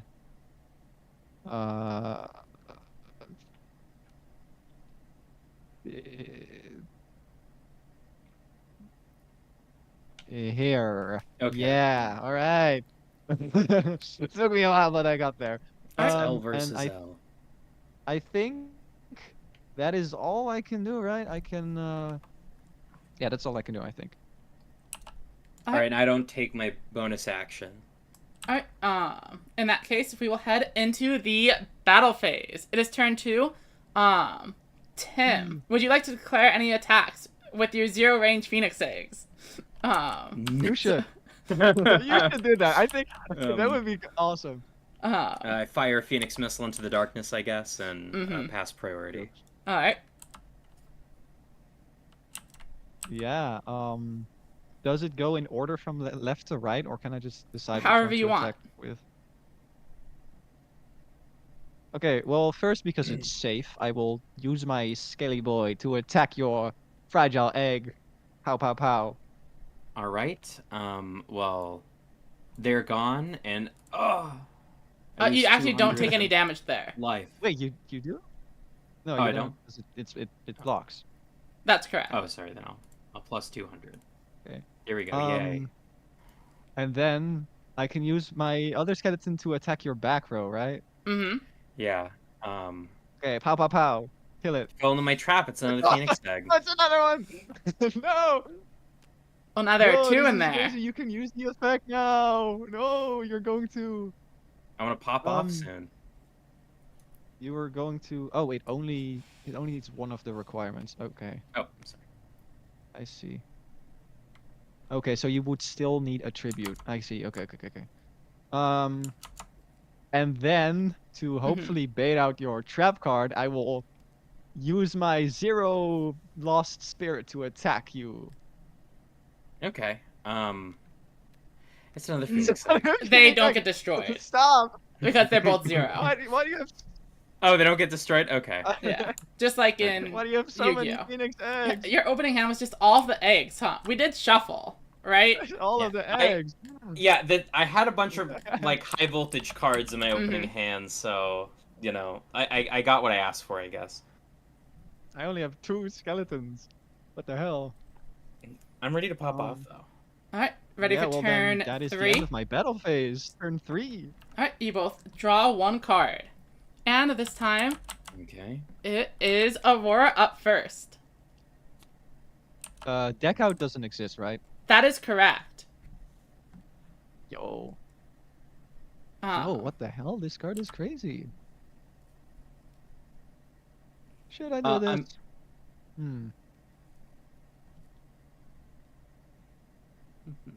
I have a question, but I'll wait till Aurora takes her turn. No, you can ask a question. I'm thinking. Okay, so Worm Egg says summon a level 1 or higher unit. Do I have to also like put stuff in its battery in order to, or do I just magically summon the level 1 or so you higher still unit? need to pay the tributes. So the Worm Egg is probably going to be one of those. But yeah, it's not a special. But it like puts you ahead on the action economy. That's like correct, that. yeah. Or if you didn't have any monsters on your board, you'd be able to get one out instead of just having the egg blow up. Yeah. Question. Which is the problem I've been experiencing recently. Oh yeah, Aurora? Does a summon effect trigger on flip? No. There's a reveal trigger. Okay. I'm still gonna think then.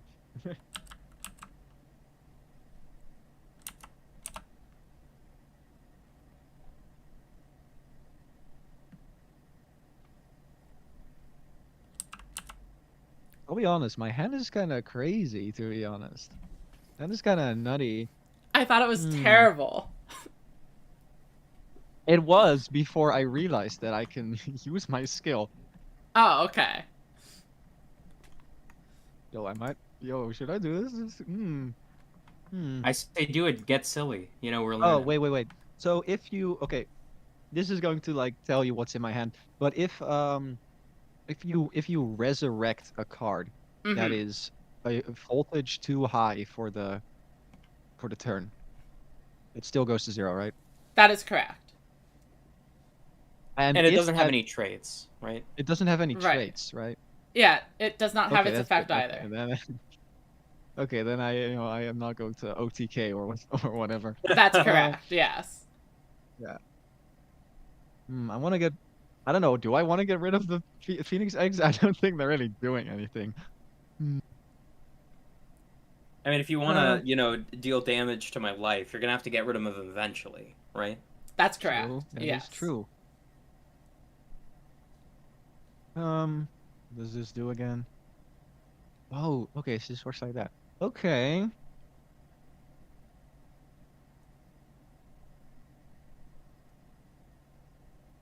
Let me see again.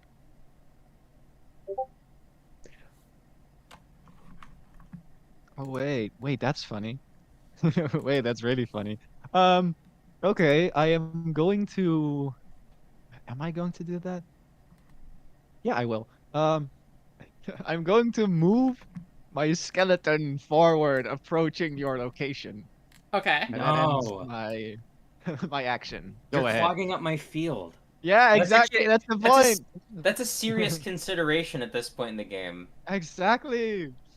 Okay, so You have a phoenix egg. Are you gonna tribute over it? okay, so I was thinking. Okay, You so have two tell me if phoenix this eggs is a to trade. valid play. So I was thinking of summoning a worm egg, bringing out a brood guardian, and then contact fusing the worm egg and the phoenix egg into a cockatrice. Is that Yeah, that'll work. proper? Okay, so I'm just wondering how. Can you check your opponent's extra deck? Can you Yeah, just go see for it. Well, I mean, might as Yeah. well for this game at least. Right. But I mean, like, do they stay face up? Because you put them face up in the thing. The idea is that if I were to make it like a digital game, you wouldn't have to assign the cards in there. It would just kind of like happen. Yeah. So, I mean, technically, I see. guess it would be face down for a physical print. But there wouldn't be much limiting it. Yeah. So How do it would probably be when face it- down just so you don't know what the when you're opponent's playing searching- before turn 1. Sorry? Oh, that's fair enough. While you're searching the public extra deck, how do you check the cards? Like, how do you see it up close? Because I Or cannot. you just hold Alt Yeah, and it's as still you Alt. hover over them. Doesn't work for me. Not in. Oh wait, do I have to spell cockatrice? No. You might have to scroll, or if you right click, you can search. and Yeah, just this works. search. Okay. Yeah, you got it. Material egg. Oh, it just has a bunch of attack points. That's it. Okay, that's fine. Yeah, these are Go on. pretty. These are just cards that got big number. Ain't Sorry, not nothing attack too points. special. Value. Wait, no. Stamina. That's it. I got it. All right, go off. Wait, value is the same as voltage, right? That's correct, yeah. Value, Okay, voltage, and stamina is the. Uh-huh. Okay, And I need to correct that so- on okay. one thing. What was it? You know what's funny? Waboku will actually do what it's intended to do in this game, which is protect your monsters from taking damage.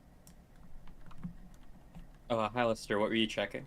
I remember whatever says value on it. I need to change to voltage, but I don't remember which card it was.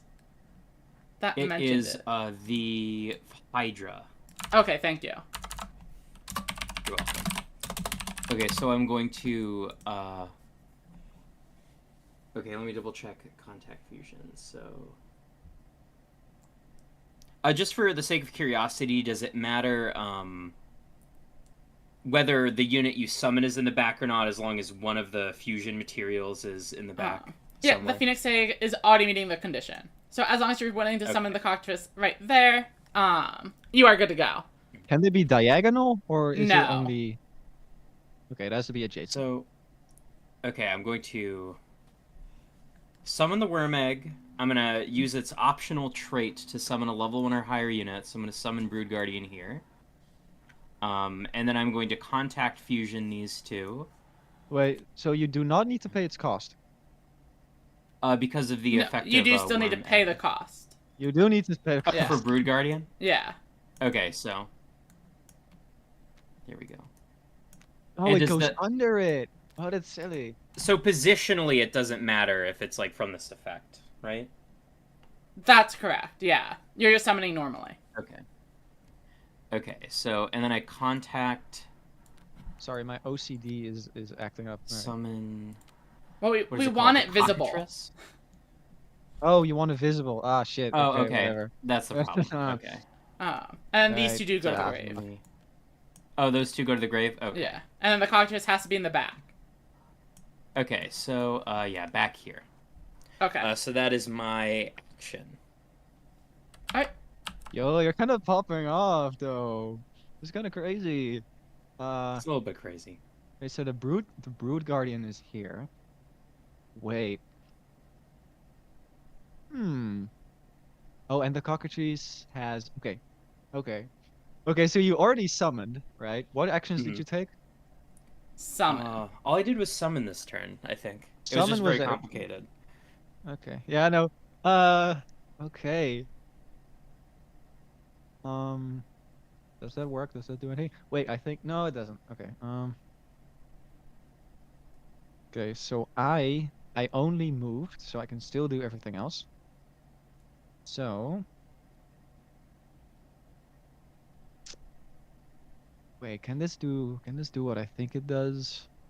No, only skeletal, and that is undead, not skeletal. Okay. There's already some real thinking going on, some real strategy. Let me see my skills.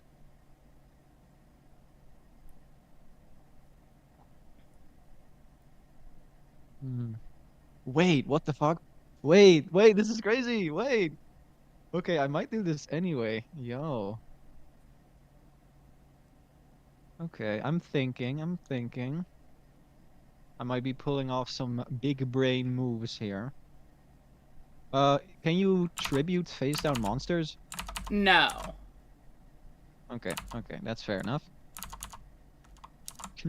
But you can Oh. reveal it. That's Right? correct.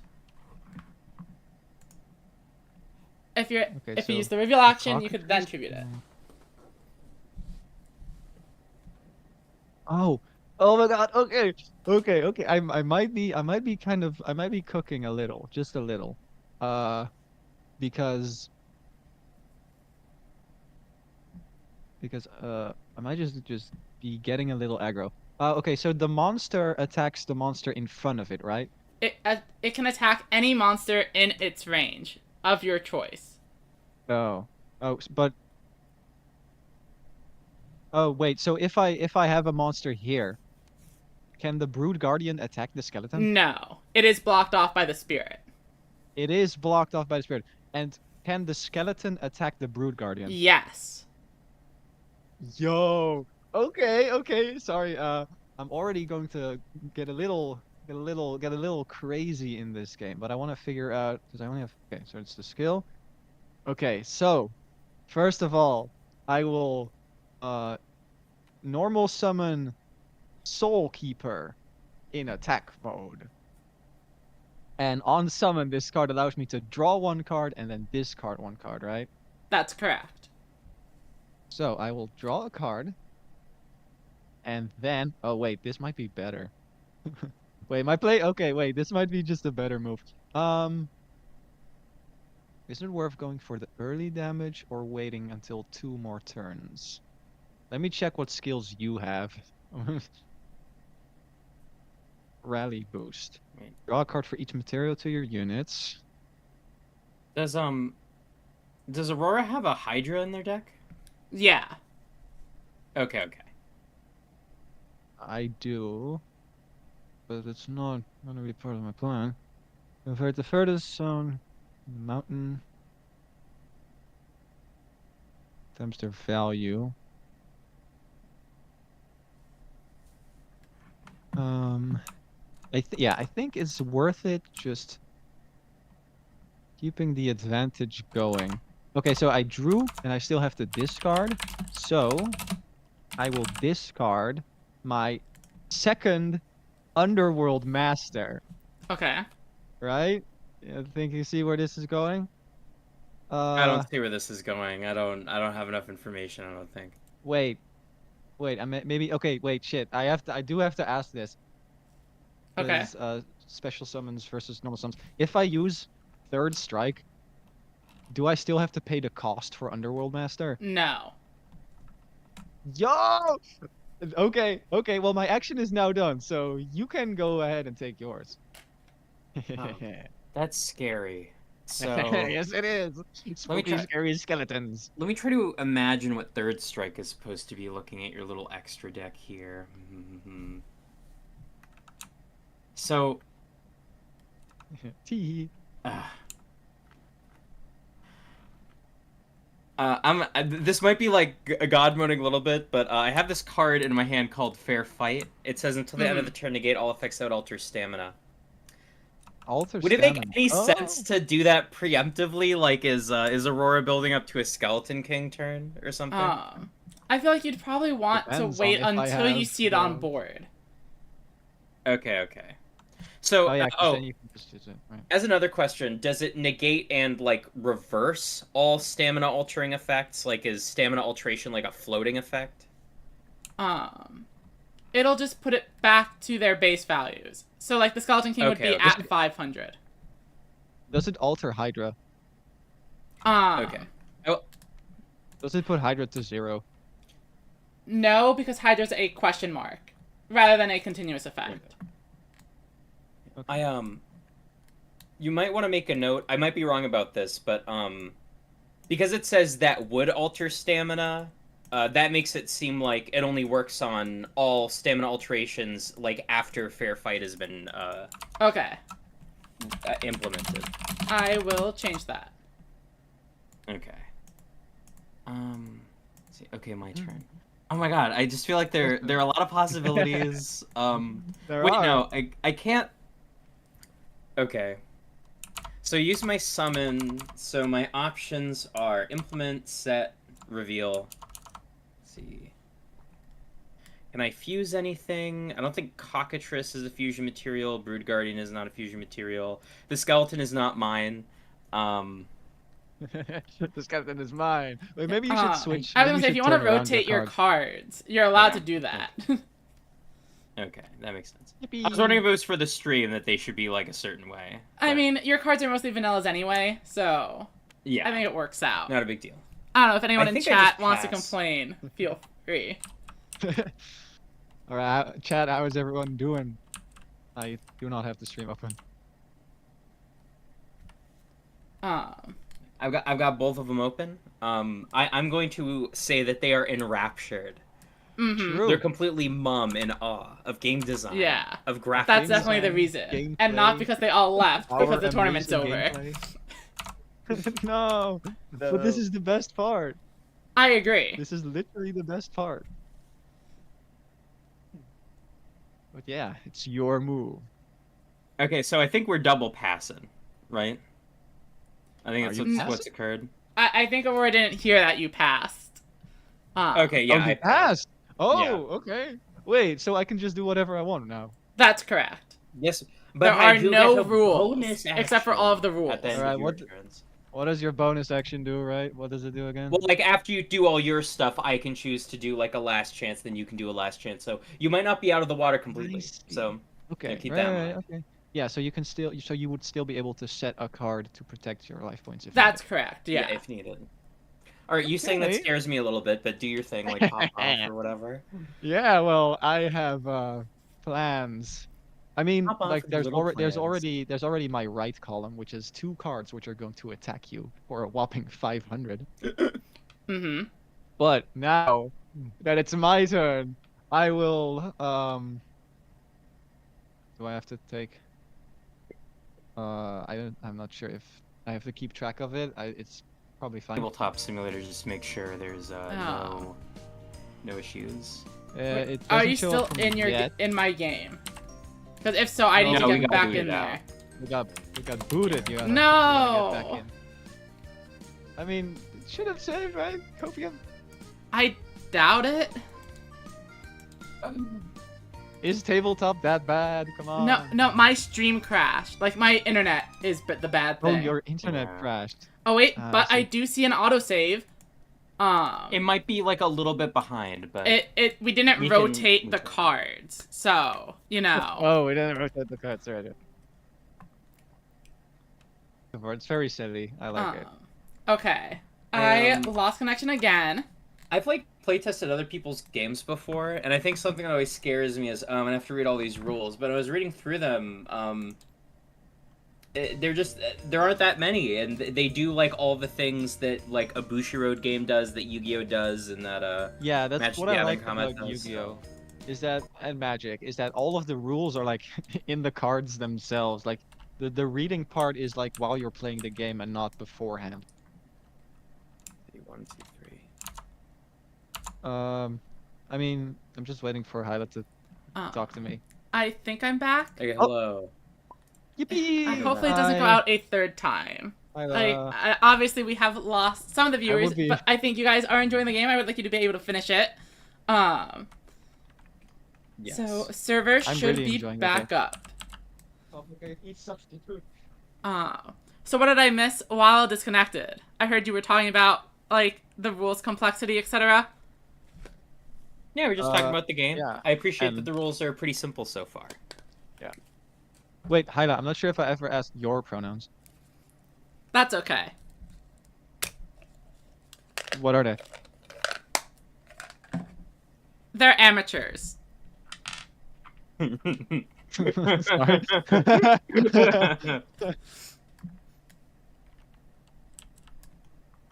See. We were talking about the Wait, but did you curse that cut out or a did you Pai, actually- former FCC chairman, set against you, which destroys your internet. Oh, True, true. I think that must be what it is.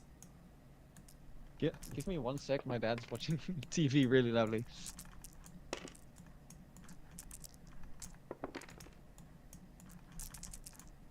It'd be sick if your dad was watching like Arc V or something.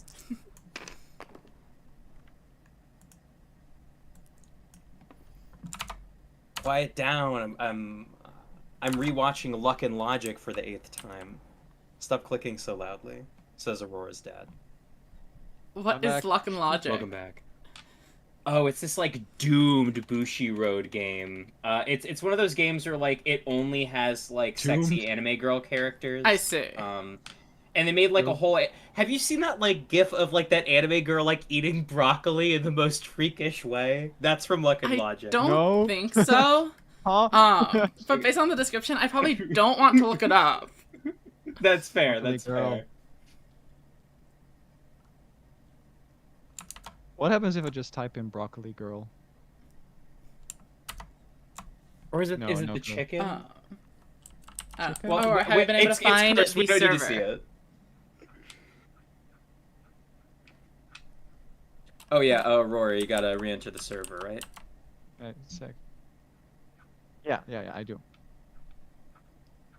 So let's see. I believe we left off,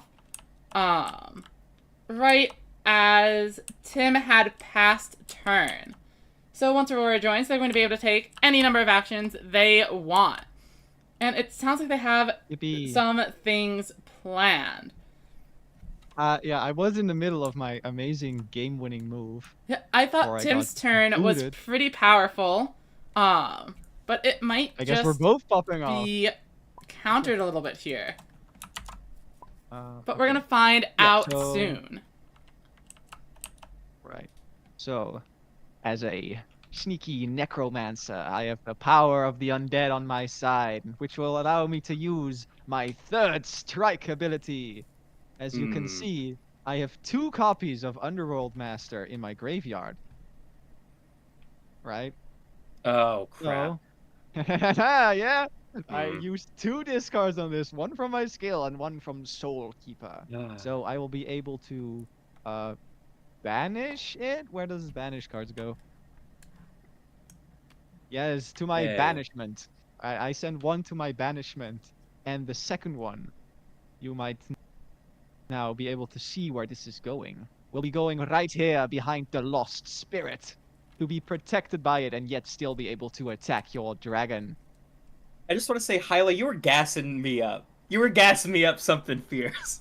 Taking What? advantage of the fact that I didn't read the card on Aurora's field. No, that I I- wasn't recognizing basic game information. Brood Guardian is What a the very heck? powerful play. I wasn't expecting you to actually get out a is. Cockatrice and a Brood Guardian on the same turn. It is 2 monsters, which is good. I feel secure in that. And it's actually not Hey. as bad as you might think. Like, I feel like. Okay. One of them's got battery, which I guess won't necessarily come into play, but it's good that it has that. Does it? What does battery do? If it was not reduced to fatal stamina, I could like discard the battery underneath it and like restore its stamina. It is mandatory to discard the Really? battery. Okay, it's mandatory. Okay. Okay, well, luckily my Soul Keeper can kill it in one go, so I don't think that matters then. Right? At Correct me if I'm 1500, wrong, it could Hyla. currently beat a 1300. Correct. The Yeah, Underworld and then Master. it Soul would Keeper not- would not be able to defeat the Brood Guardian. But the one you just summoned could. Wait. Can they... Wait, can monsters attack adjacent zones? If it's within range. Yes. What? But, wait, so... How... Wait, so, like...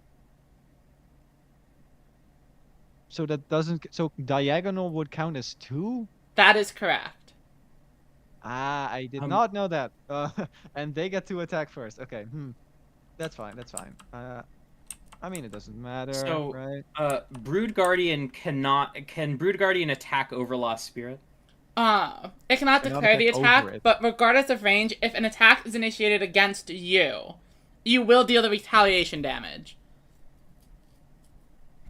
Yeah, my master was going to fucking die. Or, well, get reduced to 200. Okay, so I have devious plans for it that I cannot disclose quite Okay. yet. actually, did you pass Aurora? I Or saw No, not a yet. set Okay, card. okay. We're still discussing. I Okay, can I'm still sorry. set a card, and that's it, I think, right? Yeah.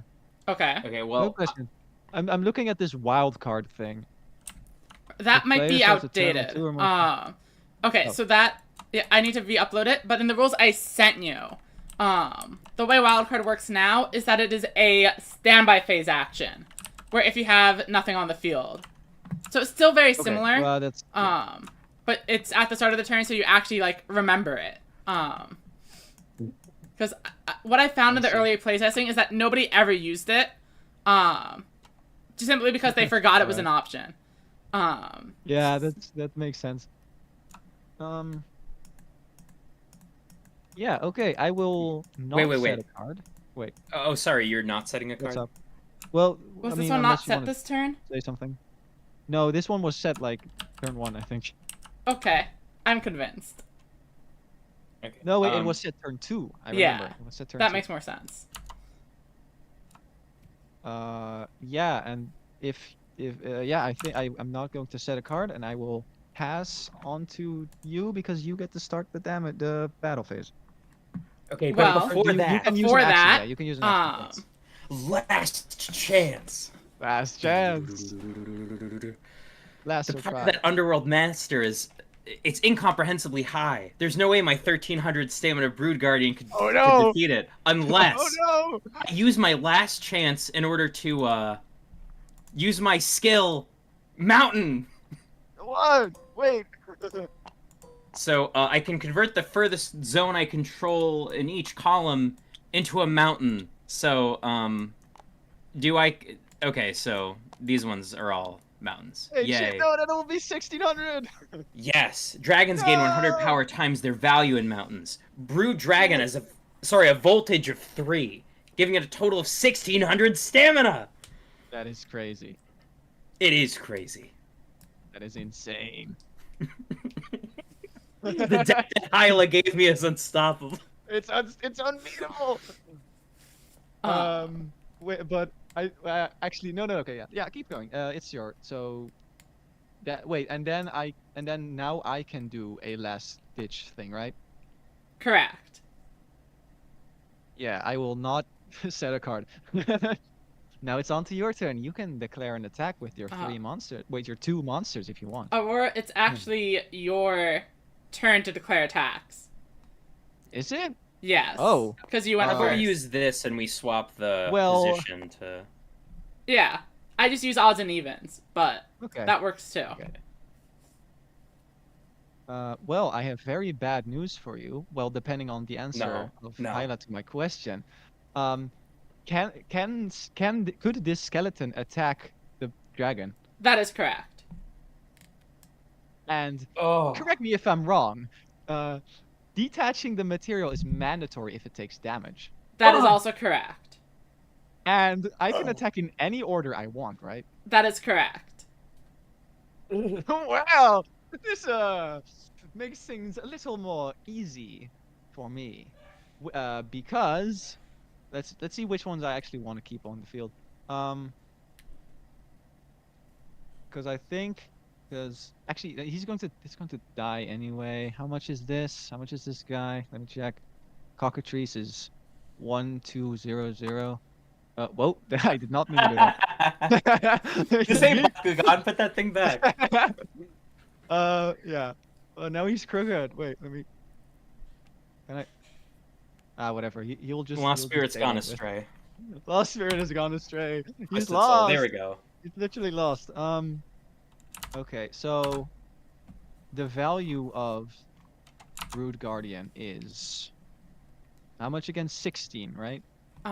Total Yeah, stamina is okay. currently 16. That is correct. Okay, then I think I know what I'm going to do.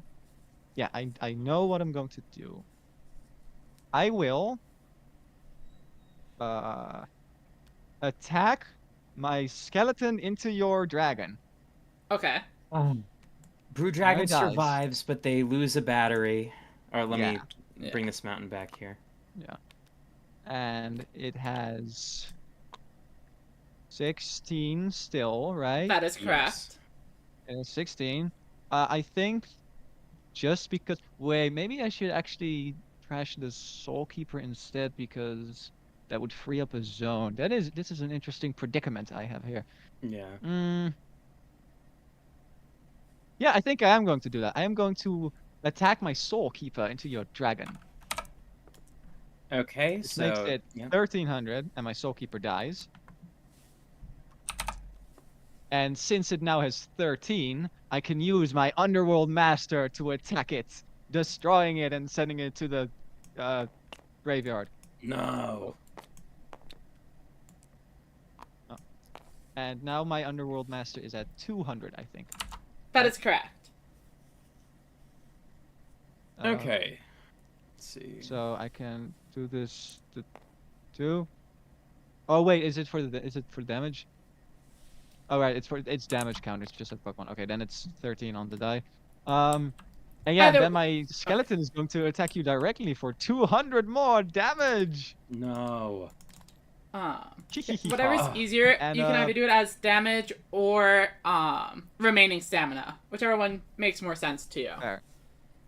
I think I like it as damage, because I'm used to that from Pokemon. Yeah, Okay. yeah, that's from Pokemon. But that's not all, because I will do you attack with my mean? Lost Spirit for 0 damage. Ugh. Very true. because he deserves to be here. He's a little he's silly. And that's the end of the battle phase, I think. Well, it's the end of your part of the battle phase. I've still got one attack. Oh yeah, right? you can I attack. mean, there's not nothing. anything in range. Oh yeah, I can't. I'd have to hit your back row in order to get to your life That's points, correct. right? So Yeah. I'm donezo. Okay. You can attack itself. No, I don't think you can. Okay, so that is all. Wait, can a monster attack itself? No. I've been considering whether or not they're able to attack zones to remove terrain, but currently no. Oh. So there's no That seems point. kind of complicated. Yeah. It's kind of complicated. Yeah. Alright, so turn number 4. Turn 4, and you get to start, I think. Okay. Whoa! Okay. Ah. Okay. You're right. This deck really is crazy. Holy shit. So Hee so I have like fusion in my hand, right? Mm-hmm. Whoa! I think. Okay, so that has a voltage of 2. Oh, fusion has a 3 voltage. Okay, that's crazy. I don't think I'm getting a cockatrice out. Wait. Let me think. Are you? Can I use phoenix eggs for fusion? No. From the graveyard? Okay. Well, That yeah, would not be from the crazy. graveyard. Necro Okay. fusion. Okay. Oh, well, you manage 2 copies of this card from your discard pile. So, like, Phoenix Egg's condition doesn't, like, work with fusion. Basically. That's correct, yeah. It's for normal summon. Yeah, oh yeah, it says hand or field, so it wouldn't be included. Okay, so I have a fledgling, so Okay. can Oh. I fuse a fledgling with nothing to make an Elder Dragon? Nuh-uh, No. that's you a need ritual Awaken for monster. that. I need awaken. Okay. You could 'Cause you use the awaken. fledgling with the cockatrice, but I'm not convinced you want to. Or See, what? Just that would be a Hydra. 1200 that could attack twice, right? Right. Huh? But that's like basic. so- That's probably worse than just having the 2 monsters currently. Yeah. Wait, what? Oh, wait, wait. Oh, they have the same value. Oh, because Yeah, so that's what you mean, right? They have so you could make a Hydra. I could make a Hydra. I see. Okay. I mean, do what you want. Yeah, I mean, the sad thing, if I made a Hydra, like, it wouldn't have battery, so it'd basically be defenseless, you know? Yeah. I mean, you get to attack first, so if you can attack twice into whatever you want. Yeah, but you're gonna, like, summon stuff, and it's gonna be, like, a huge bonus for maybe me. not. you know? Who knows? Who knows? So if Underworld Master has 200 stamina straight up, so, like, it also only deals 200. That is right? correct, yes. Yeah, it's going okay. to die. I mean, it cannot do anything because the lost spirit is still there. I cannot like move it while the lost spirit is still there. Yeah. Sorry, I've asked this like a million times, but like, if I had like a fledgling here, could it like attack over the lost spirit and hit Underworld Master? No. That's true. That's not true. Okay. Yeah, so you can use your front That's why I row can to protect the safely back attack row. yours. Okay. So I guess my question is, let's see. I'm wondering where I would want to put my fledgling, because I could just put it in front of the skeleton. That seems like a bad play. You could do that. I sort of want to threaten the lost spirit just because I hate its guts and I want it to go away. I mean, it's gonna come right back. Yeah. Resurrect this unit, but banish it when it leaves the field. He's silly. He comes back. I guess I'm crazy. thinking about your extra deck and what you would even do with a lost spirit. Like, it would delay the game, but shouldn't I just get rid of it anyway in that case? Or maybe I could just get rid of the skeleton, but I sort of want to keep your skeletons alive at the same time. Like, I want you to have to pop them during your battle phase, so in case you're able to summon a Skeleton King, it doesn't, Maybe. like, it delays your good activations of Skeleton King. That's my It thought is process. true if that's the only thing I can actually do with skeletons. Which is it's the only thing you can do with skeletons, and I'm not going to consider you any sure? other options. Are you sure? We'll see next turn. Okay, Hyla, do you have any godly advice? No, Yeah. shut up. Narration? Okay. Okay, I'll keep it. We can keep it secret. We can keep it secret. I have devious plans brewing. Okay, I'm just gonna play a fledgling here. I'm gonna learn Okay. hard and fast. That is the correct So, there you play. go. Because if you didn't Wait, do no, that, Captain has- I'm 95% sure Aurora was going to walk the Lost Spirit forward and override the terrain. Oh yeah, that would be terrible. Maybe, who knows? So that is where I would place the fledgling. Okay. You ruined my plans. Oh wait, yeah, now it's my turn. Well, like my action. Should I use this? That is the question. Oh wait, how much was this again? Shit, can you privately view face downs? No. But you're free to just add it to your hand and set it again. I will quickly add it back to my hand. Yeah. Look at it. Definitely not see how swap much it it with was. anything else. No, don't worry. You can see which one it is in my That's hand, true. I think. And then I will. God, this card is crazy. I forgot there's no mana. It's just because it's like you can use as many of this. Wait. Yeah, right. You can use like 2 5s in the same turn if you're on turn 5. Like if one of them is a spell and one of them is a monster. That is correct, yes. But only one of each. Oh, that's crazy. Okay. Yeah. Devious plans brewing. I think the correct choice is. I have no clue what the correct choice is there. I will.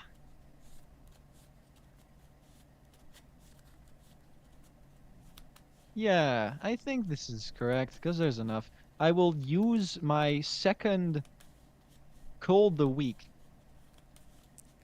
So I cannot use Cold the Weak anymore. But I will discard a card, which is another skeleton. They are building up the graveyard for devious plans. And then I will draw a card. And ooh, that's wait, so again, this is going to tell you exactly what's in my hand. But trap cards that have like a 5, if they get activated on the 4, they just don't do anything, right? That is correct, yes. Okay. And they get activated by having that zone attacked in particular. Yeah. Maybe I should just something else then.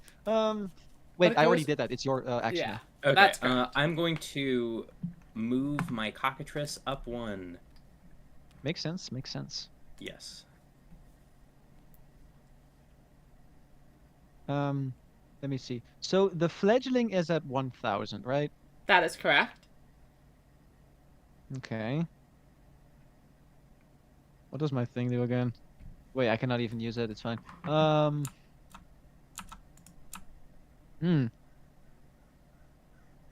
Yeah, okay, so you already summoned, so all you can do is set and use a skill. I think. And I can still set and summon. No, wait.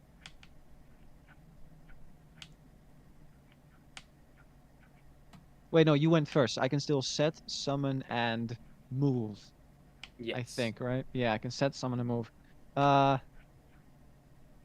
Dang. Shit. I feel like there are a few valid options for movement. So that's sort of interesting. For me, not really, because I have devious plans. Okay. Wait, because Devious if plans. you wait, no. Yeah, okay, I am just going to say it because again, it's a practice game. If you Yeah. tribute summon, you can use monsters from anywhere, right? On your in your control. Yeah, you could use any of your 3. So yeah, I would be able to use Underworld Master and Skeleton to That's place like something to Can place you- something here, for example. Yes. Would you be able to summon over the Oh. skeleton, just out of curiosity? No. You could awaken it No. because it replaces the unit, but a tribute summon would have to be back in your actual zones. Oh, I can awaken it if I have an awaken spell. But I will simply. You cannot set a spell in a monster zone, right? There are no monster zones. Oh. So wait, so you can set a spell here, for example, Yes. or a trap. Oh, okay, okay. That's maybe I should. Wait. Once again, you cannot set a tribute summon monster, right? That is correct. Yeah, okay. Oh god, do I do this? It seems really bad. Maybe I should just take the damage. Maybe I should. I'm ahead anyways. That is like, but then again, the cockatrice is at 14, so maybe that isn't such a great idea. Actually, maybe it is. Life is a resource, baby. Yeah, it is. Wow, I really underestimated the value of high value cards. I will. I can still set, summon, and move, but I think I will actually just pass. Okie dokie. Okay, I think I don't want to use my last chance. I don't really have anything to do with it, so I will So pass it'll too. go into the battle phase. Awesome.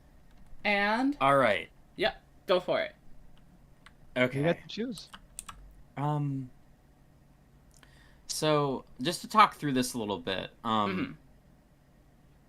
I could just like face stop, but that feels like a ridiculous play for a moron. I mean, you can do it. The play that makes the most sense to me is attacking Lost Spirit with a cockatrice and then putting the fledgling into the Underworld Master and then just reducing the board. I could get rid of the skeleton if I feel like the skeleton is really bothering me, but I feel like I You also can. have ways to deal with skeleton, I think. Like I'm not really materially scared of skeleton. So. You should be. He has cool I'm not. sunglasses. I'm not. He's a bozo. Here, the sunglasses. He's a cool bozo. He's a purple though. robed bozo. See, Don't so- underestimate bozos. So, okay, so I will attack the Lost Spirit with my cockatrice. All right. Your monster takes 0 damage. Yep. And then I will attack your Underworld Master with my fledgling.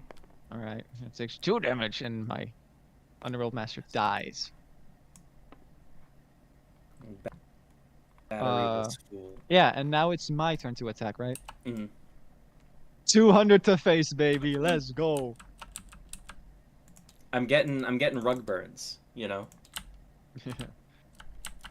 Oh, my turn is gonna go crazy.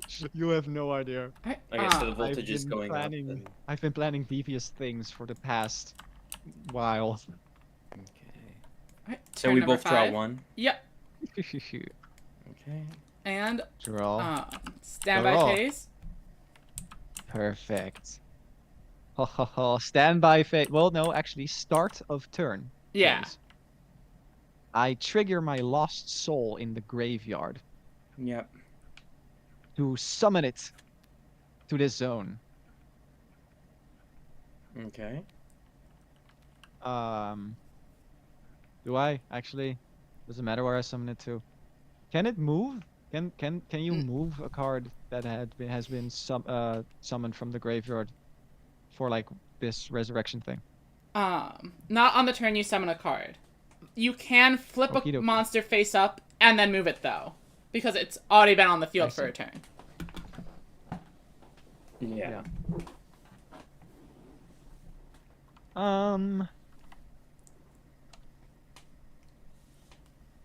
There's actually only one more. Actually, do I?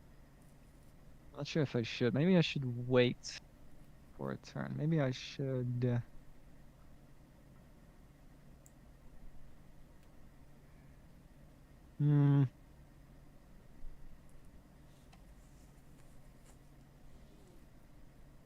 Thinking. Ooh, wait. Flipping a card is one action, right? That Yes. doesn't take up a spell use or a monster summon. Yes. You can't flip the card the same turn you set it, though. Yeah, well, luckily for me, I've been keeping this card safe since turn 2. I activate the all-powerful triple select. Ooh. That's pretty scary. I get to draw 3 cards and discard 2. Man, to think if I was brave enough to Holy shit. advance toward this set card, I could have denied this level of card advantage in Search. You could have. What the fuck is this? Whoa. Wait, this card is crazy. You said that about every single card. I mean, every card in this deck is crazy. They're all crazy. Holy shit. You have no idea what I have cooking. Wait, maybe I should do this then. And then I can use... Oh, okay. Wait, okay. First I have to discard 2, obviously. Oh my god, I can do that. Wow. I'm just imagining me saying that as a massive bluff, even though everyone knows that none of my cards have like any effects. Like, oh my god, this card is crazy. It's got 1200 on it. Yeah, no, I have plans. I will, for my first discard, I will discard a simple skeleton. Okay. And for my second discard, I will discard one of my ace monsters, the Skeleton Master. Read it and read it well, because you might see it sooner than later. Okay. But that was my action, so have fun, duelist. Okay. Do we call each other duelists? What is actually the name of this game? I'm still working on that part. Okay. True. So Good luck, duelist, then. How do unique skills work? You can use them once per turn. Oh, and yeah, you can use yeah. them multiple. You can use them as many times per duel as you want. I wish I used Rally Boost a turn ago. Yeah, what the hell? That's crazy. You can just use it when. Okay, now I know. Not a biggie. Let's see. Yo, I can Setting up the mountain made sense skeletons. there too, though. That's crazy. What do you say?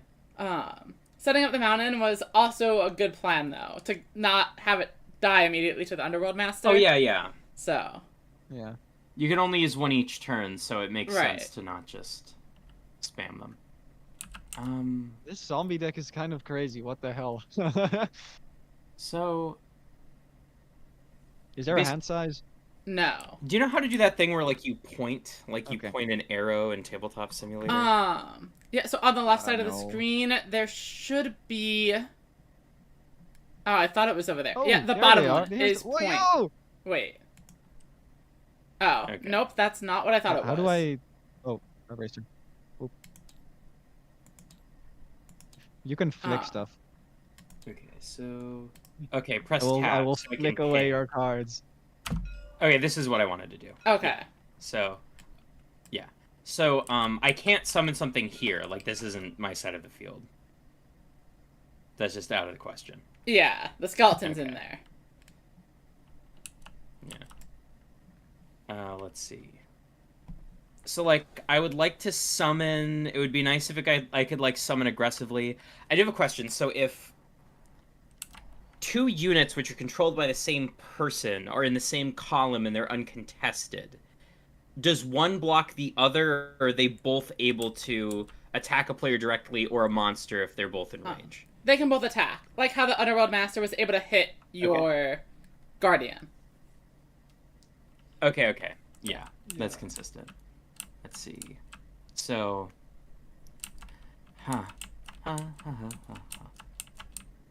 I guess I will, The thing with, like, moving a cockatrice, I guess, is, like, I'm worried about it no longer getting the effective mountain, but I think that's a stupid thing to worry about if I can place a dragon exactly where it is. So I'll just move.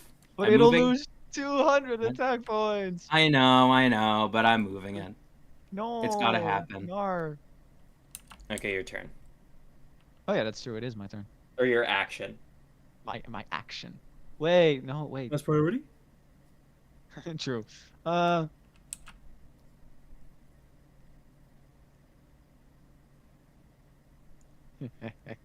Where are your crazy cards? Where are your synergies? Oh, I you'll see see nothing one- on the you'll field. I see a see lost ones spirit. I see a very soon. skeleton. How you will not see them for long. You're gassed up. I gotta read first. Okay. For each undead unit in your discard pile, so it's 1,000, and in my You have discard pile, 6. 1, 2. I have 6 now. 5 would be 1,500. Not summon again. And it's my choice of attacks. Yes. Oh. Oh. Okay.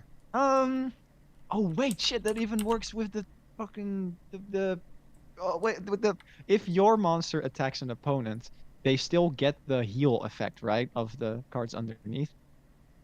Yes. Like if you attack an opponent's monster and your monster survives, like with material underneath, Mhm. you can still detach to heal it back to full. That is right. Or well, mandatory. Okay. Well, I'm very lucky that I get to do the first attacks because I will well, the lost spirits gets banished Mm-hmm. and my skeleton goes to grave Mm-hmm. to summon the all-powerful skeleton master. Oh wait, yeah, it goes. Oh wait. Wait, Oh, right, where'd the the rest of spirit the... also goes underneath. The lost spirit will where'd the skeleton leave the master go? field. Someone picked up the entire deck. Oh wait, so So after wait, it's question about lost detached, spirit. the lost spirit is banished. After it's detached. Wait, so can I choose which one to Yes. get detached Yeah. first? They're just face down Okay, for it's like- convenience. You can flip it face up if you want to know which one it is. Let's like rotate Yeah, it so that way. Yeah, face up and then rotate. Okay. Okay, nice. Like energy And then cards. Oh, Yippee-ki-yay. rat. Let me do it. All right, and then this Oh. on top. No, not like that. God damn it. That is why I Tabletop, how didn't do dare it. you. That sounds better. It's okay. I Perfect. see. Yeah, this works. This works. You can see. Look, it has the friends on the other side. Mm-hmm. So yeah, if you can check my skeleton master, they're a pretty powerful person, or well, used to be person. I don't know if they're dead. Yeah, they are dead. They have the skill that they get 100 stamina for each undead unit in my discard pile. And if you look at my discard pile, You got like it's 7 in there, right? Or how many are units? 6. Okay. 6. So the skeleton master is at 1,600. Okay. I am. And that's my action. And also, if you can see its second ability, which is kind of like insane, is that if it destroys a unit by battle, it's Goyo Guardian. I am happy that you are so excited over Skeleton Master's what's the word? Indefatigable stamina. There is nothing that could happen to the Skeleton Master. They are the master of skeletons. There are a lot of skeletons. You're very secure in this play. Okay. I mean, I know you have the stupid thing. Did you use Cemetery? Not yet. I did not use Cemetery. Okay. Not yet. Yeah. I mean, like, the thing is, Cemetery also does not work with the... What's the word? The stupid, It also gets stopped by the spell, right? Yes. Yeah. Also, okay. it says zombies in cemetery zones. Is that like a bad edit? Undead. Like, should it say Yeah. undead? Okay. I think this card probably was imported. I feel like I've already made that update. I want to go check my card. In like,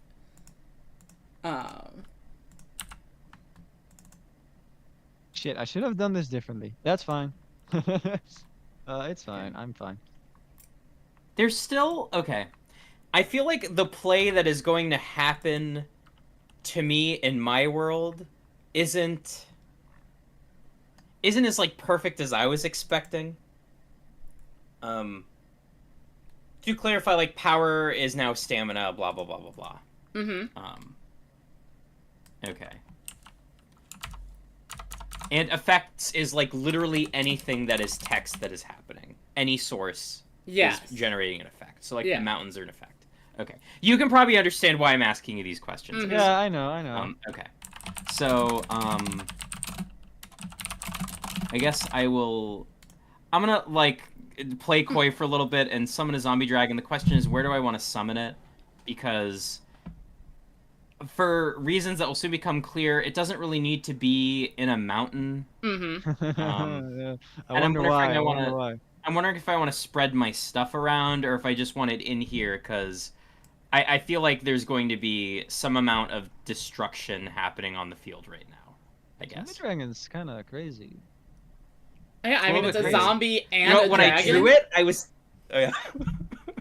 When I drew it, I was thinking to myself, this card is crazy. That's what I was thinking. Yeah, literally me drawing any card. So, Hyla, do you have any advice about where to put a zombie dragon? I mean, usually on terrain. You can withhold if you want. I mean, especially since you don't have very many other cards in your hand, I don't know if you plan on having a better dragon to put on there next turn. But I mean, it is a 4 voltage, so that seems like the right spot. Probably. Yeah.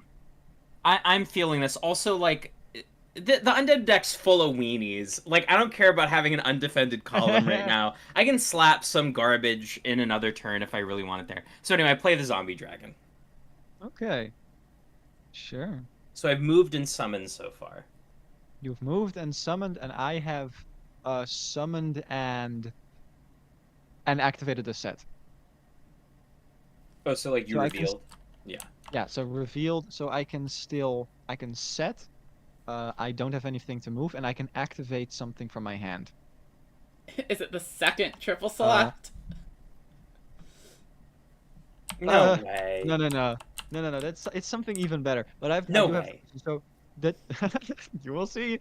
So the trap cards, what's the word? Trap cards only activate when they are attacked, right? Yes, that is correct. Yeah, it kind of sucks because you can just attack my monsters instead.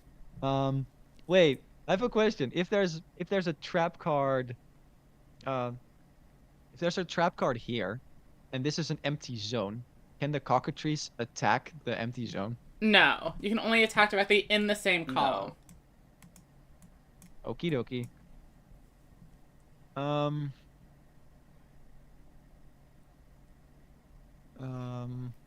It's interesting.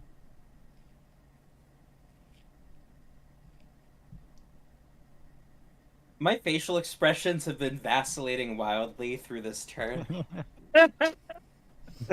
We Sort of like smiling, grimacing, smiling, grimacing. So real. Oh wait, how many? Let me see. Let me. One handle unit. Oh, that's silly. That's silly. Should I? This is a thinker, a thonker, and a card that I will set. And now it's your turn, and I can only activate a spell. It's the only thing I can do. So it's your turn. Okay, so if I pass first, I can take advantage of last chance, right? This could result in mind games and things of that nature. So if you pass, and then they immediately also pass without doing anything else, it becomes the battle phase. Oh, okay. Okay, so I'm just going to play. Oh, sorry. I'm going to play. Wait, sorry. Wait, we don't play this. All right, let me. Okay, I implement the tactic fair fight. You implement the tactic fair fight. No, my skeleton master. Until the end of the turn, negate all effects that would alter stamina, and as has gone over, it just negates sort of globally all effects that alter stamina. Yeah. For this turn. So my Okay. skeleton master is 1,000, and your fledgling is 600. Yes. Mhm. And these two are 1,200. So Yeah. those are the numbers. Yeah. It's true. So then it's my turn, right? Hmm. Wait, what actions do you have left? Let me think.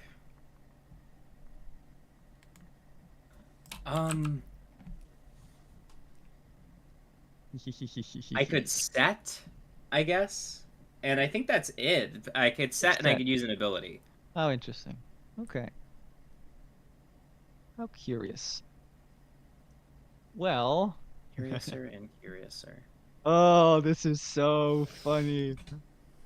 I think this is how it works, right? Now it's my turn. Wait. I have a question, Hyla. Okay. Actually, this, it changes. Uh, so if I implement a tactic, Okay.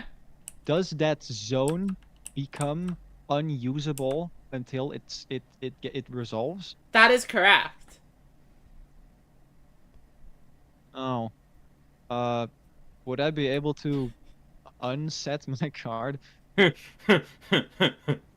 Um, mean, it's a training loosey goosey game, yeah. right? Yeah. Yeah. Okay. Okay, then I will take back I will take back this card that I set, Okay. and I will spend my action using a very cool spell card. Okay. If tabletop lets me. Resurrect! Okay. Oh. This card allows me Where to did it summon as go? many skeletons as I want. I'll put it on the calc. So this zone becomes unusable, but luckily for me, I only have 3 skeletons in my graveyard. But they will all come back to the field. Okay. Look at them go. Okay. There they are. So then And resurrect. then the goes to skeleton master graveyard. It's theoretically your turn for loses action. 300 stamina. But it doesn't. Yeah, theoretically. Yeah. Yeah. So now it's your action again. Okay. So,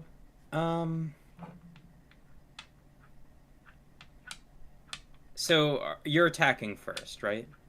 I am attacking first. Maybe you can see where it's going. Okay. Perhaps. Yeah. I don't know. I want to get some. I'm value. oblivious. I'm just going with the flow. Fair enough. Yeah. I don't think I can use fusion for anything reasonable. Yeah. Because Yeah, like you can also not make- use fusion because you use a. Yeah, that's true. That's true. Yeah. So I think I pass. For real. Okay. For real. And am I still allowed to use my action to set a card? Yes. Yes. Okay, Okay. then I Well do that. optimized turn. Yes. Alright, Battle. Battle. Question mark? Yep. So Aurora is up Battle. first. Yes. All right. So here's some funny things. All right. I am going to. Let's hope I did this correctly. I'm going to attack the cockatrice with my skeleton. Alright, so that's Okay. 200, and then Then someone it's- actually it's said a- something in chat, so I'm just saying, It's oh, 1,000. hello to Oh. Onimusha. We are doing well. Just showing off a card game. That I am working on. I accidentally moved the A cockatrice very around. epic card game so far. Okay. It is currently the battle phase. Okay, and then since it's now at 1,000. Yeah, and now my second skeleton here, since it has a area of range of 2, it can attack diagonally. Yay. So it deals another 200, Mm-hmm. Ugh. putting it at 800. Okay.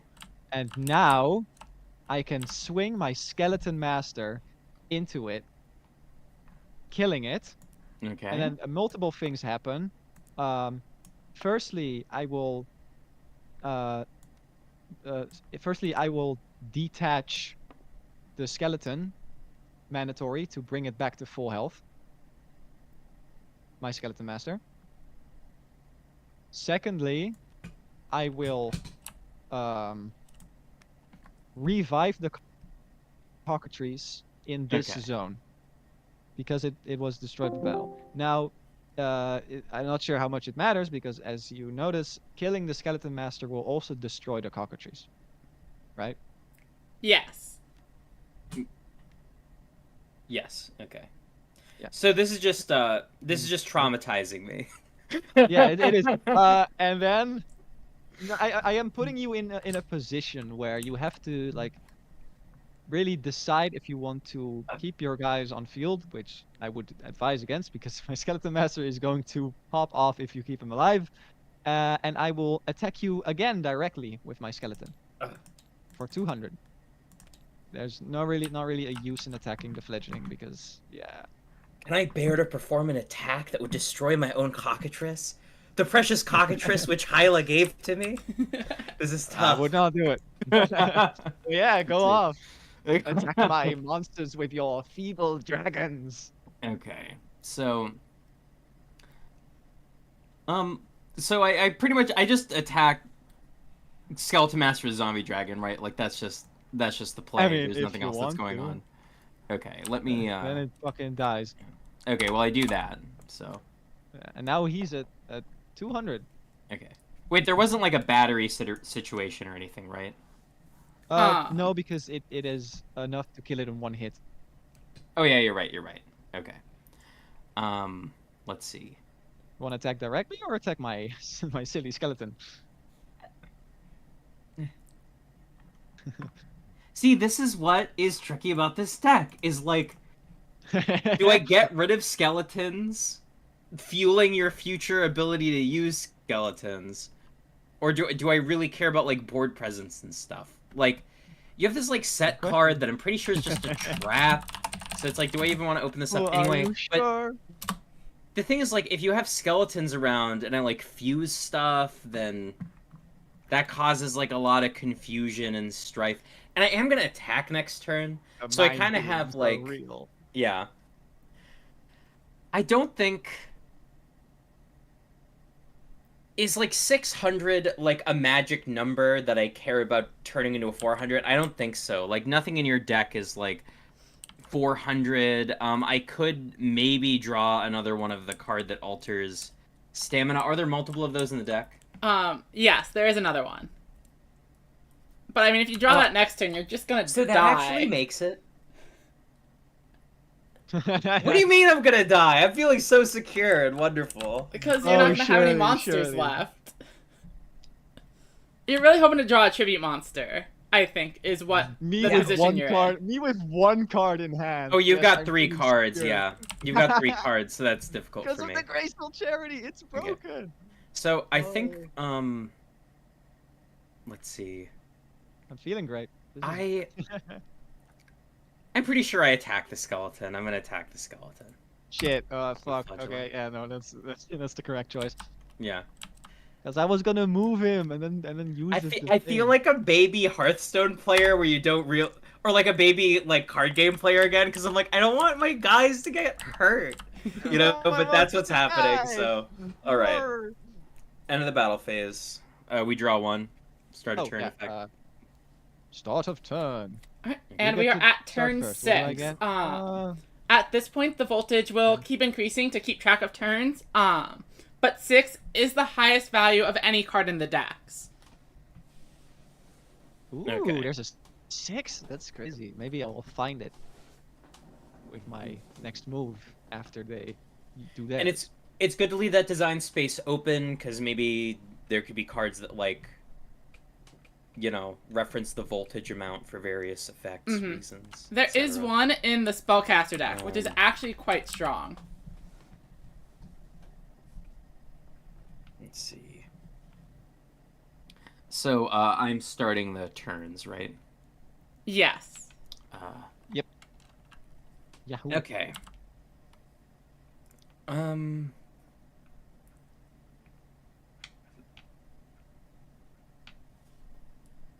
so I can. I want to set a card, but I guess I'm wondering like where to set it. I guess. So like if you have a Um, trap in the wherever back row, you wanna it might not block ever it. get attacked. But if you put it in the front, you're gonna have trouble actually getting your own monsters to do things because it'll be blocking you. Exactly. I guess what I'm wondering is which column is most likely to have a strong thing in it so that when it activates against the thing, it matters, I guess. I'm trying to be vague.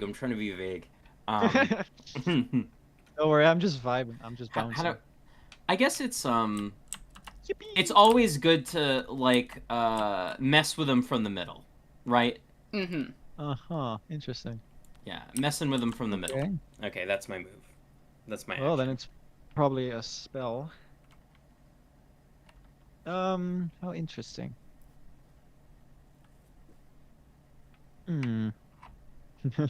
Quite curious. Curiouser and curiouser. Curiouser and curiouser. You get to attack first. So, ooh. Mm. Yeah, I'm thinking, alright, okay. I think I'm just going to run out a big old dude, big old man. Come to the field. Can you hear the rattling of the bones? Because this is my lone shambler. Wapow. Okay, so it loses 100 stamina for each other card you have in your hand and on the field. So currently, Loses. Oh, fuck. oh, Whoa. No, I knew that. It Okay. is a It's 11. not the It is an cooperative shambler. 11. Okay, exactly. 11. True. But this card art is sick as hell, and one of the things I love about Yu-Gi-Oh I love is Ryokoshi. He's great. it's the placement of orbs. There are so many cards where they inexplicably have really juicy looking orbs embedded in them. I mean, like Don't say it like that. Dragius, full of orb. They're just Every everywhere. single Odd Eyes dragon. Do all the of monarchs orbs. have orbs in them? I mean, Caius is holding a Oh giant my- orb, isn't he? Holding a giant orb, a void orb. Conquering my orb. Wonderful. Okay, so I pass. You pass? Yeah, that's it. Huh? Wait, so I can do whatever I want now, right? Yes. Yeah, but then if you do anything, And you then- give me a last chance, a juicy little last chance. Oh yeah, to you can use your one card in hand, which is Raigeki. Surely. Oh no, it might be, and then I'm dead. But, like, who cares? I'm gonna pop off, so beware. Okay. First of all, I'm going to use my action to flip the card I had set on my field, which is kind of dangerous because I might run out of things to actually attack you with. But I will use Mass Grave to mill 4. Okay. That's Let me it's good for mill your 4, let me mill synergy. 4. I'd First also off, like. I'd like to add that I think it's really funny that like What the so fuck much is of this? this game is trying to like improve on Yu-Gi-Oh, and the idea that Hyla would just be like, "I'll make a 0 voltage Raigeki." Okay, that's fair. That'll add to the game. Yeah, I I mean, think it's a that's really 6 what voltage Yu-Gi-Oh's been Raigeki, missing. you know? Is Raigeki Yeah, really that's should true. draw you some cards. Like what if they don't have Yeah. any Wait, monsters on board? wait. Can Resurrect summon Elite Skeleton or only regular Skeleton? It can summon it via the second effect. Yeah, okay, that's fair. So that is my first mill. I'm going slow because I have to actually read the cards that I'm just like, you know. I mean, at this point, you've probably Second seen one most is of a them. normal skeleton. Have I? I just saw a new one, the Elite Skeleton. That is true. Okay. Oh, ooh. What the hell? Oh, it's Awaken. Awaken! Alright, Oh, goodbye. Oh, Goodbye. Awaken. Hey, but Awaken. wait, Awaken. There's Discard two, right? another There's two Awaken. There is of that, another right? one. Discard another Opium. Awaken. Discard Opium. another Awaken. Come oh, wait, yeah. on. The final draw of Come the on. final mill. What is it? No! Yes. Yes. Yes. Yes. Skeleton King!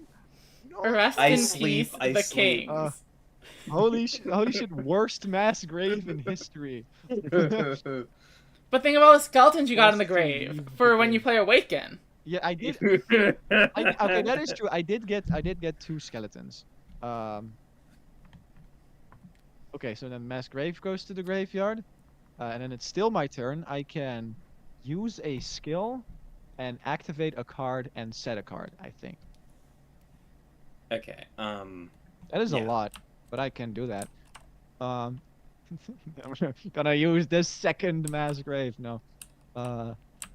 Let me actually search my graveyard to see if there's anything I can special summon with my 3rd strike ability. Skeleton. Crazy that the only duplicates are the fucking skeletons. Yeah, you know, maybe I can resurrect and summon 5 more skeletons, but then the lone shambler loses a bunch of attack. So I think I will do the move that I was going to do, which is pretty crazy that I'm allowed to do this, but I think I will do it, which is I will resurrect, Another targeting resurrect. targeting my master. And hopefully, yeah, hopefully you don't have anything to actually. How much voltage does that have? 5. So you lose 1,000, right? Wait. Wait, shit. Can I actually not do that? Okay. Can I take it back? Yeah. Okay. You can take it back. Because, wait, actually, no, I'm going to do it. Sorry. Yeah. Okay. Yeah, because it just seems crazy. And then I lose how much? Can you do it for me? 1,000. Smile. Yes. Yippee. Yeah, I know. And then my skeleton master has. There's a bunch. Let me see. 1, 2, 3, 4, 5, 6, 7, 8, 9. 100 extra, so it's 19.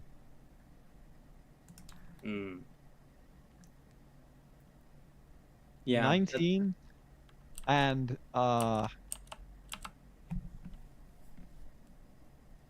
okay, and then it's still my turn. And I will actually, I think it might just be safe to do this. I will use cemetery. Wait. What's up? Let's see. Yeah, it just gives my Oh, the skill. Yeah. front 3. Yeah, I was going to wait. Wait. Until You didn't use mass grave this turn, did you? I used mass grave, but I flipped it. I did not Oh, activate you flipped it. Yeah. You flipped it. Which is kind of broken that you're allowed to do it. But you know, it's fine. Zombies are fair and balanced. So now my zombie master is at what is it? Wait, it gains 500? No way. Does it really gain 500 from cemetery? Yes. Wow. 0 value zombies also gain 100 power. Right, but that's not 0. Oh, okay, that's silly. Yeah, okay. Yeah, wow. So my skeleton master is at 24, I think. Okay, 24. That's a big number. It is, and I will. Do I do this? I will now, without setting a card, I will pass. Okay. What are you gonna do for the skeleton master? I have. Let me see. You have 1 card in hand. It's gotta be Raigeki, right? Let's see. It's gotta be a second copy of the stupid. What, Game design genius Hyla put the Raigeki in the dragon deck because dragons are underrepreresened in other card games. Dragons are. I mean, not mountains, thunder, they're kind of related. True. Because looking at your field, you have your zombie dragon. That's funny that it's also an undead. That's silly. You can like combine them. Okay, but so like that is a 400, I think, right? No, it's a 600. Wait, no, yeah, zombie dragon is a 600, and fledgling is a 800. No. Okay, so also 600. They're both 600s, right? That is correct. Okay, so yeah. Yeah. Okay. I love math. So they're both 600. Okay. I could move into this zombie territory for fun, but I don't think it's doing anything. It will make your guy weaker. No, it's the same, right? Because right. it's an undead dragon. So. Oh shit, that's true. Yeah. Yo, wait. No, it's only wait, is it? Oh wait, it is, yeah, because you changed zombies to undead. Yeah, okay, that's yeah. That I is guess- true. You can yeah. do that. I For don't fun.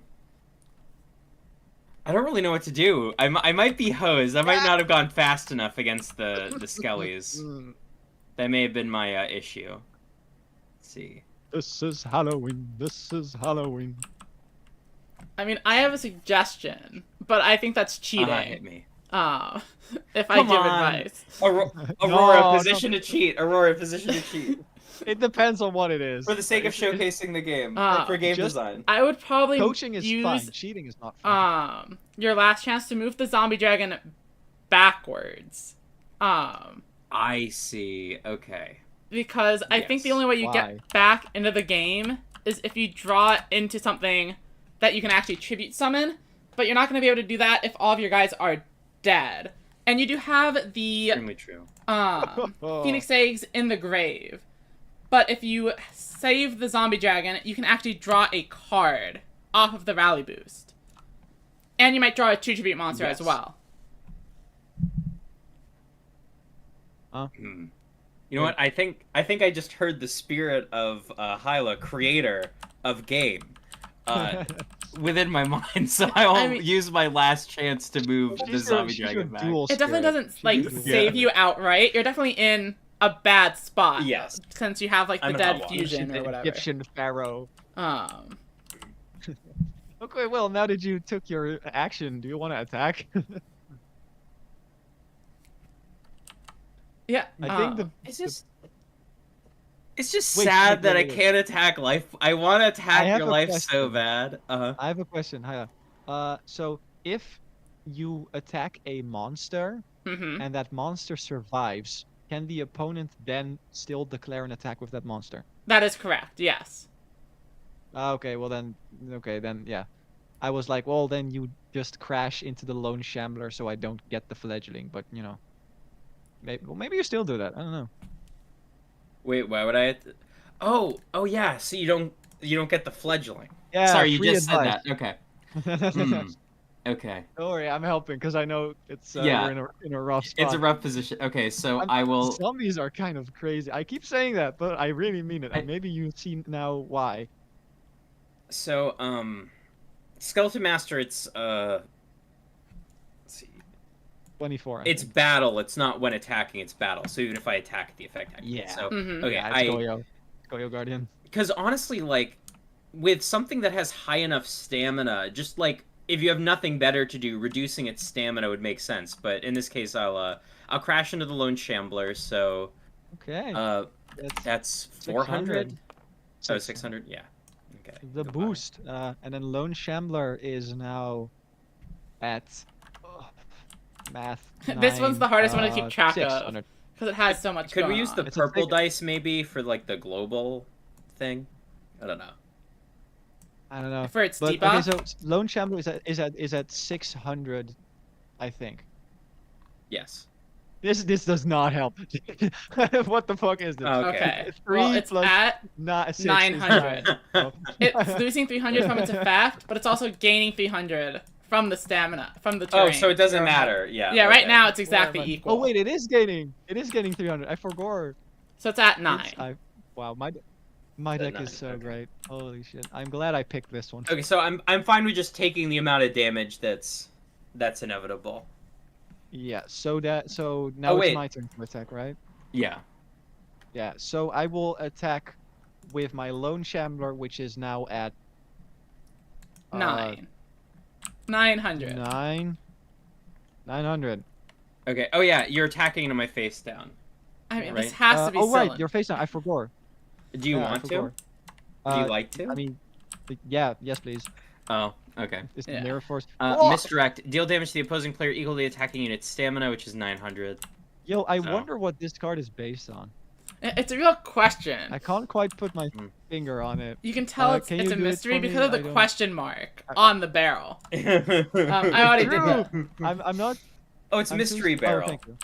I'm too stupid to know how a calculator works. And then I attacked.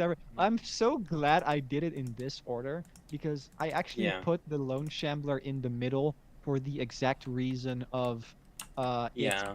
being able, because if I put the skeleton master in the middle, I was like, okay, both of those monsters can attack it, for if you have like, I don't know, a cool card. But I'm glad I did it anyway for like the back row part, because now I can attack you directly with 2400 with no repercussions. Let's go. Yeah, let's go. Alright, Is that game? No, I marked it already. Oh, of course not. Okay. Imagine I already guess game. in the position I Already. was in, it didn't really matter where I put misdirection because you just summoned the skeleton master and whatever column was not occupied by face No, down, right? I'm actually not sure what I would have done. Okay. But I mean, if I was good at the game, then yes, it wouldn't have mattered. Okay, well, next turn. Thank you for respecting my player skill. Ah. We get the draw, right? Yeah, Hyla's peeking to see if I'm doomed or not, I think. Yeah, I considered rigging it a little bit, but yeah, there might be a little bit of doom happening. Okay. Oh, there might be a bit of doom, especially with my draw. Okay. It's your turn. Good luck, duelist. Okay. Good luck, gamer. Let's see. God, Hyla, you have to invite. I'm me going to for more play of this. insert It's so loadout good. onto What? Zombie Dragon. Oh my The God, incredible. First equip spell? Yeah. You don't know about equipment? It's one of the most No, I don't. powerful types of tactics in the game. See, my Zombie Dragon has no effect. So inert loadout is able to grant it an incredible, a staggering, a monumentous 800. Does that work for rally boost? No. No. Oh no! It doesn't count as No. material. It's Wait, fine. does it take up a slot? It's like on the same attached to zone. the unit. It's attached, but it's not Wait, does a material. Okay. does equipment move with units that it's equipped Yes. to? Okay. I think so. It's like an enchantment. I Yeah. think. Yeah. Yeah. Okay. But it's like not on the field, but it's also like. I mean, it is Yeah. on the field. There are cards that can just target the equipment. Okay. Not in these Okay. decks, but Your there are. Okay, sure. Destroy target equip. Yeah, more or less. All right. Oh wait, that's your action, right? Now I get to do an action. And there's only one action I can take, and it's going to be like in multiple parts. So first off, my action is using another triple select. Oh my gosh. The Yeah, game this card is is, over. uh, We kind just have of to get through the crazy. turn. And here's the thing. Here's the deal. Oh. I think trap cards are very underpowered if you're ahead, at least. So I am because you have to attack them, and it's like it doesn't trigger if you attack the monster in front of it. Yes, but you Right. can hide a monster Yeah. behind it, so they can't attack it until they get through the trap. That is true. But for me, that's wait. If the attacking unit is not the unit with the most stamina on the field, move it to. Oh, that's handy. But I will still wait. How many cards are left in my deck? 5. Okay. I will discard. Put to rest, because it's kind of bad right now in this position, and I think. Okay, I have a question. Mass Grave. Can you use it if there's less than 4 cards in your deck? Yeah, you'll just send the rest. But you can still activate it. Okay, I will not do it because I don't want to mill myself already, so I will discard Mass Grave. And then it's your action. Go ahead. Okay. Okay. I will. This deck is so good. I'm gonna set this card in this column. Wow, that's crazy. It is crazy. That's what I thought when I set the card. I was like, this set is crazy. True! Mhm. Literally true. Okay, then it's my turn again. Okay, here's another funny question, Hyla. Okay, so you said you can only attack directly with a monster. So a monster can only attack directly in front of it, right? Yes. Yeah, but how does that work with back row? You Or, can like, face down target them cards. like normal. Okay, so, and wait, whose turn is it? It's Whose turn is yours. it to attack again? Yeah. Oh, that's very interesting. I Wait. think I will move my lone shambler forward. Okay. How much damage? I think it was Which- 6. Not enough to kill it, I hope. No. Is it? How much does it have? It's at -4. So it's at 5. Okay, so it's pretty low. -4, so it is at 500, right? See, you can see where I'm going, because then I can attack the face down with my shambler. Yeah. And then attack directly. Like I with said, the game skeleton is over. It might be. It might be. Maybe they have no. Wait, they don't. They have 0 cards in hand. Never mind. Yeah, the face down's the fusion. Like we saw it like 5 turns Wait, ago. you don't even have an action, right? I mean, you can. No, you don't have an action. Wait, I can move, right? So Oh, true. You can. bling move. blong. Very true. I forgore. And that actually might matter. Wait, no, it doesn't. Wait, actually, no, that just makes you lose. Wait. So Wait, you no, didn't it doesn't make you lose. you It didn't doesn't grow make up during the you didn't grow up during the boom of Yu-Gi-Oh, but I'm sure you'd appreciate a Mission Hill reference, right? Kids love Mission Hill, right? I have no clue what that is.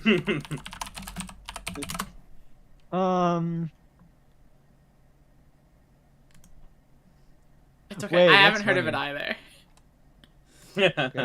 either. Wait, so I can still summon, set, and use a skill. You really don't need to. The face down card's the fusion. Oh. Why are you spoiling the game? Why spoiling my amazing tactics? I mean, okay, I will just summon a zombie dragon. And wait, oh wait, the game is over regardless. It's like I can attack Correct. with the lone shaman and Yes. attack directly for game. Okay. Oh my gosh. Yeah. So I will do that. I mean, Wait, what are maybe- you doing? I will. Okay, so if you will allow me to enter the battle phase, I allow it. okay, I attack the face down with lone shambler. Okay. I'm shocked. Oh, yes. Okay. I'm Nobody seeing the could've problem known. here now. And then I Okay. attack directly with zombie master for game.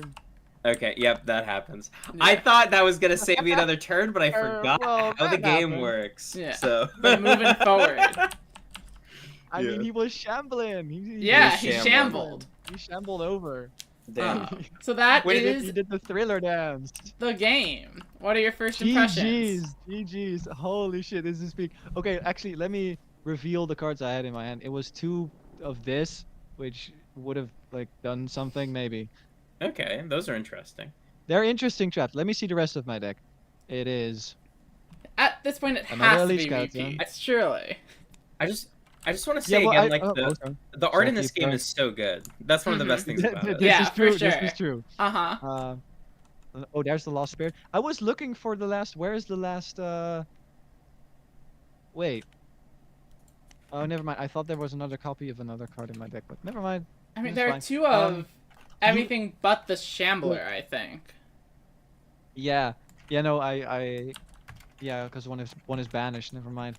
How many again could you put in a single deck? Like how many copies of a card? 2, which is very important for 2. a third strike. Yeah, 2 is very. if Yeah. you that's want a right. third copy, it That would makes sense. not If it was be. 3, then that would be kind of crazy. Uh, Yeah. Can I see the rest of your deck? Because I don't think Sure. I've seen that much. Yeah. Because I milled my entire deck. this one's actually quite important for the matchup. Tornado Dragon. What's this? Oh. This card may simultaneously attack any number of unobstructed units in surrounding zones. Oh, that's oh, interesting. It's so like a it little can, like, bomb. So it can like clear an entire row of skulls or of skeletons. That is correct, yes. It'll die That is because it's funny. taking all of the It'll attacks. die, but- Yeah. Being able to like counter you can. resurrect is pretty important. Yeah. And then just Wow. all of the tribute monsters that never showed up. Where are the other ones? Oh. Orange dragon. They're just vanillas, but The they blue are eyes arch quite dragon. large. Yo, this is a 6. Oh, it's a 6. That's crazy. That's a big one. It That's would a big still one. not be able to beat over Zombie Master, and then I would get a But, you know, arch I- dragon. There could have been like a combination of attacks which would have whittled it down. That is true. That is true. That is very When true. things have battery, they, you know. But then I will just use third strike again. When I was reading the rules, I didn't realize like the mandatory battery stuff would like make like attack order so key. Yeah, You know. that's part of why. What that I was fun love- to discover in the game. I love how the battle phase works because it does feel like it's your turn if you get to choose the attack targets first. Mm-hmm. It makes you feel like it's more powerful at like being able to remove all your opponent's monsters because there's no summoning sickness, so you can just plop some guys down and then do the first attacks in the order you want. I do wonder, why did you choose to make the battle phase attacker defender order instead of alternating priority like the preparation phases? It's largely for things like that battery manipulation, where you're able to send in a weak guy to I hit love it like this. a, I love it. It's great. a stronger monster with batteries, and then use your strong ones to trade, and to make it so that there's more like impact to having the turn advantage. Mm-hmm. Mm-hmm. Is there any like first turn advantage rule in the game yet? No. Largely because I'm not actually convinced that it is an advantage. Going first on the first turn usually isn't, like, they summon a skeleton and attack. Like, turns 2 and 4 are probably more important than turns 1 and 3. But I haven't actually been keeping track during the playtesting to see if the player who goes first typically wins or not. I like how you can attack on the first turn. That's great. Yeah, since both players actually get a turn, I figured we didn't need to have the rules about, like, not drawing on the first turn or not being able to attack, because both players are actually playing the game right from the start.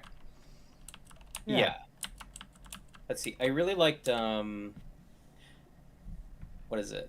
The positioning stuff was really interesting because a lot of card games attempt to implement position in a way that's very fiddly, and I just thought this was like simple enough that it didn't feel like I had like a ton of analysis paralysis considering it was my first game. Like obviously we had a really long time, but it's our first time interacting with a new card game. I feel like yeah. I was expecting to like spend way longer like exactly on rules and shit like that. But like this it feels like it's a field, you know? The columns and shit, they actually matter, unlike most other card games where it's only a few cards that have to play around columns and then you feel bad when you don't because you don't feel like you have to. But here you have to constantly keep the board in mind of like, where can what cards go and where can they move, where can they schmove, what can they attack. I really like it's great. I love games where you can only do each of the applicable actions once per turn because like the action economy is really defined that way. Yeah. Like having one movement. 21, It's something where you go, not worth it. my opponent's going to want to move here. I might want to move here. If there are any... So, like, I was the dragon player, so I'm influenced in feedback on that, but... How do you feel about the dragons? Well, I didn't draw, like, some of the key cards. I did like that they had big numbers, and I liked looking through my fusions. Like, I like playing all of the little wormy eggs. I wonder if the game could use more inherent card draw somehow, either, like, as a reward for doing a certain kind of summon, or just, like, drawing 2 per turn instead of 1 per turn. I think with the strength of cards now, that would be, like, really overboard, probably, but... Just like something to get, because like I really felt not having card draw cards compared to the cycling and like the undead effects getting value. You would be allowed to use the draw cards, like right? Because it's it's just the starter specific deck. starter deck. But in the actual game, you would be able to play Graceful Charity, which I'll be honest, is kind of maybe it should be draw 2, discard 2. I will say that feedback is actually the main thing I've heard from every person who's played the dragon deck specifically, is needing to have another card draw card in there. We actually initially did not have the ritual. and I added that in to do it a little bit. But it's also pretty important to note you did not draw any of your tribute monsters, except for a lone thing. Yeah. So you do have infinite card draw in your Rally Boost. That's true. So there is a technique you're actually able to do with this. So, if you summoned out the Brood Guardian, in the back row. You can use it once, but you can just draw 2 every turn. Well, it's 1 for this, but then you can, if you just play it in the back row, you can throw a bunch of guys in front of it, and then just spam the Rally Boost. Yeah, you can keep drawing that way. As like a battery. Yeah, but so like if you have like two tribute monsters in the back row, you could just draw 4 every turn. So it is something that guess comes it's one up of those- a lot, but it Yeah. might also be because it was your first game. That is something I Yes. plan on testing a little bit more. I do like how I will do think on sorry. like a bigger scale sense, I do think that even if like everyone's allowed to have like a certain amount of strong card draw, when it's coming from card and skill effects instead of the game, it becomes like one of those things where you worry about like the thing with the best card advantage skill winning most of the time, and like how having like multiple card draw effects in the game could like bloat a deck with different kinds of card draw effects and stuff like that.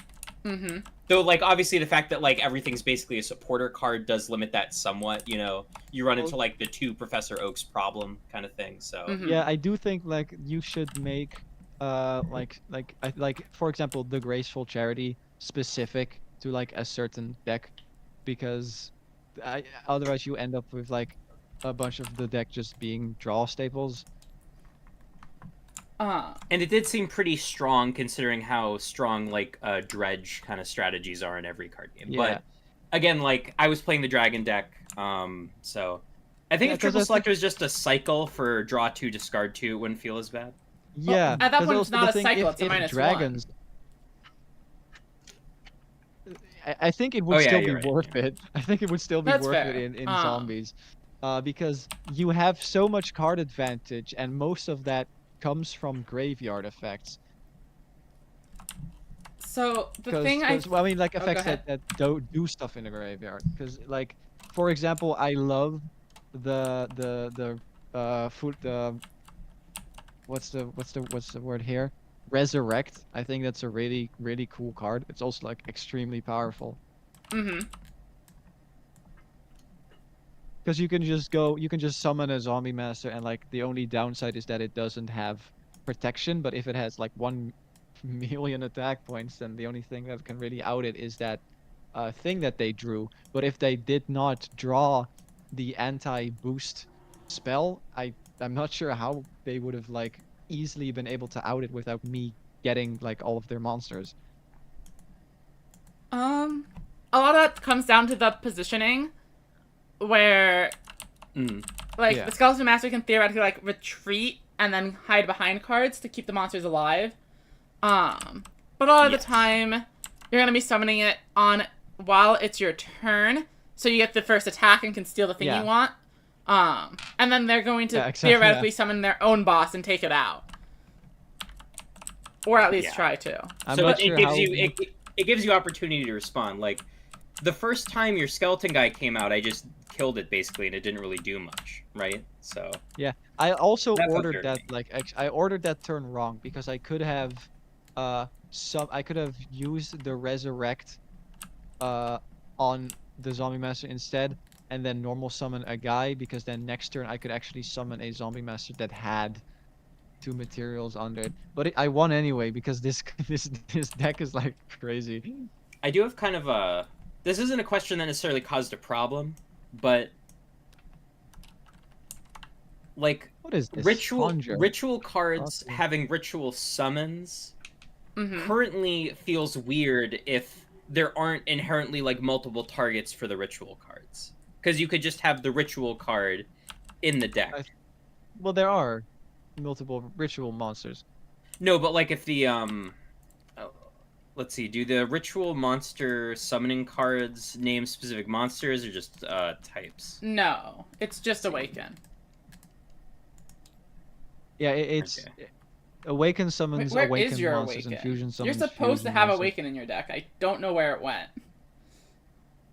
Uh-oh. Okay. So there's the problem. Okay. I will say I'm not sure how good the actually wait, Skeleton King would have been crazy because he would have had like 7 times 500. Yeah. Wow. And then I guess the balancing mechanic with Awaken is that it it's the supporter card thing. The supporter card Yeah. thing.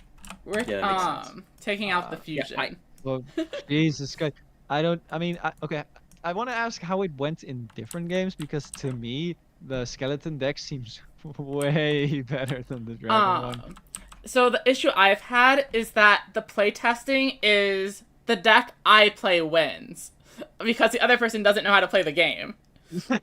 True. Okay, that's fair enough. Like, is this the first time you actually did 2 newbies against each other? There was actually one other, and I want to say the dragons actually had the advantage at that point because I think they probably hadn't played as many card games, like, overall. So the zombie player didn't really understand they didn't pick up on it as quickly. Like, obviously we both did, like, several take-backs over the course of the game. But I think the zombie player, like, misplayed a lot and then ended up losing. I will say the last time I played, actually, was yesterday. It was only a single game, but I did lose with the zombies against the dragons. So it's not... Okay, well, that means they're equal. I mean, yeah, it's obviously not something I can playtest just by myself playing a couple of games. But I do think it's the good dragons to, like, wait. are strong-ish. Obviously they're very simplistic. But they do have things going on with their skills are a lot harder to use. That's where the complexity of this class comes in. Is being able to manage the value boost versus the unchain. And I think what would really help the deck, more than anything, is just being able to steal... I accidentally clicked the wrong button. Yo, catch a break. I was gonna say, being able to steal a card like the Silver Golem from another deck, and just have another low-value tribute monster. That way you can unchain it early in the game, and then do a normal tribute summon so you can start rally boosting. I think that would help the deck a lot, but it is just the starter deck. So... Paco has a question in chat. Okay. Paco says, are these all the cards, or are there other cards planning to show off? So, apart from these 2, we have 6 more decks in the sim, and then I have 1.5 full, like, booster pack expansion sets in a spreadsheet.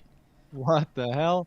I've made a lot of cards. But going back to the draw power thing, I don't think you'd really want to shove all of this into your deck because you would just run out of spaces to actually have a strategy happen. And you can't play... like, if my hand is 5 Pot of Greeds, I can't actually do anything. Because there are a bunch of actions. Yeah. It will be... what do you think, like, eventually the ideal number of drawing actions will be in a deck, just out of curiosity? Like 4? Yeah, I think... what a question. Sorry if that's a dumb question. No, I think no, not dumb. It's just that it seems very hard to, like, know right now. Yeah, so the zombies, have more than average, I would say. Because they have the Call of the Week skill, and the triple select, and the 1 voltage guy. And all of those cards also send stuff to the grave. Whereas most of the other decks are drawing via, like, one of their skills and one other card.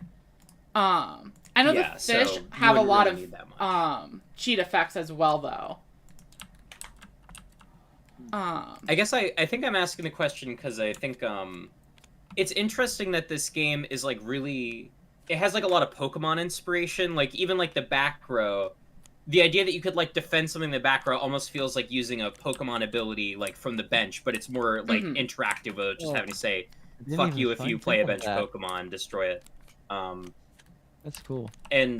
But it doesn't have that, you know.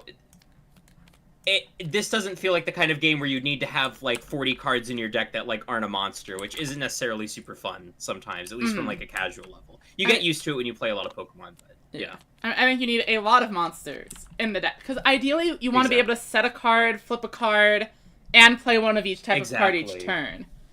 Because you can really do a lot through the action economy, through the sets and flips. Yeah, I really like the like once per turn stuff because you want to play two things, you want to get value out of movement, you want to do all that stuff. And then so yeah, the thing is that even though Aurora felt like, oh, like my deck like stomped, I don't think I felt like frustrated at any point, like I was just having fun. So I mean, I think if you drew like a single extra chibi monster, the game could have gone the other way. Yeah. Yeah, exactly. The thing is, my deck only like I the first few turns I was like, wow, my hand is like ass, it's terrible. And then I drew like, which card was it? I don't know. I drew a card and I was like, wait, this deck is actually crazy. Like it changed per draw, how good it actually was or how bad it was. Because at one point I figured out, oh wait, if I do this and this, and I can discard the bad cards and then. I can use them as good cards in the graveyard. Which was cool. This isn't like a problem, but I got a little brain tied sometimes remembering that like fusion monsters don't get like the material, like battery. But I think that would like change instantly, just like when the card art gets like further finalized and like more stuff's at like the upper left, and that's just like that's the like mental inventory location for the stuff. So. I don't know if that. I don't think that'll be a problem. Could you be more specific on that? I actually don't understand what you were saying now. Oh. Okay, so like tribute monsters, when you create them, you get like cards underneath them, like material. Fusions, the materials just go into the trash. That's correct. That is like an inherent balancing mechanic of the game. It did feel like weird to me because I just sort of want the things that made a guy to go underneath it. But obviously it says, like, 0 battery right there, so you wouldn't put stuff under the guy anyway, because it's, like, an inherent quality of the card. Okay. I thought you said, like, top left. I thought you were saying, like, the cards being redesigned or something. No, it's just, when, like, I think if... never mind. Okay. Yeah. I guess just, like, I associate things that are associated with, like, cost. I'd like the upper left, and then, like, effects that affect battle, like, are, like, lower down on the card. So. Oh, you're talking about, like, how, like, Digimon has the cost in the top left? Or... Yeah. Okay. But that doesn't matter right now, because, like, the cards have such simple information on them that, you know, you get used to it pretty instantly. Yeah, that makes sense. Paco is asking if there's a Dino or Ninja deck. Those are actually both things in the expansion that I made. Yo. So you got expansions. Initially, like the constructs or whatever were just a type, but then I realized I wanted to have multiple like decks per tag, so I went for like the Wasteland thing, and that's gonna be dinosaurs. Basically, like, what it would be in a Yu-Gi-Oh! Actually. I think I call it Primeval in, cards I made later. But it's, like, dinosaurs, golems, deserty things, etc. And then ninjas are a branch off of the, Wayfarers, which currently hold the Warrior starter. It's exciting. There's so many cards in store, so many opportunities. A bright future for game. Whatever it will be called in the future. Yeah. I will try to think if there is a card I can add to the Dragon deck to get them started a little bit easier. I don't really feel like the Graceful Charity is thematic And the Pot of Greed is like a magician's card. I think if you do add something like that, I think something that like add another card that like searches the top X cards of the deck, and then like if it's a dragon or something, then you do something with it. But that's more That like feels fish very identity. like dragony monstery. Oh. That's more of a fish thing. Okay. Oh yeah, You that's could angle. You could like make it so that instead of like discarding the cards, it like puts them on the bottom of the deck or something. Oh, Like, draw a actually, few and then the bottom. thinking about it, there is a card in the expansion pack that is actually meant to do this. Now that I'm actually thinking about it again, and it's just I see. it's a card in Yu-Gi-Oh. It's like discard a normal monster and draw 2. Discard a normal bone of the elephant. But that was the isn't that Elephant's the Gift. tribute one? Well, yeah, but there's nothing that discards a normal and then draws 2. I thought it was like something charity. It's not graceful charity, obviously. Maybe it's a trap. Mazeful Charity, Alright, the rush card. I'll just bring up EDO Pro. But there's a really similar card. Ship of the 7 treasures. So true. Actually, I can't bring up EDO Pro because I haven't updated it in a year.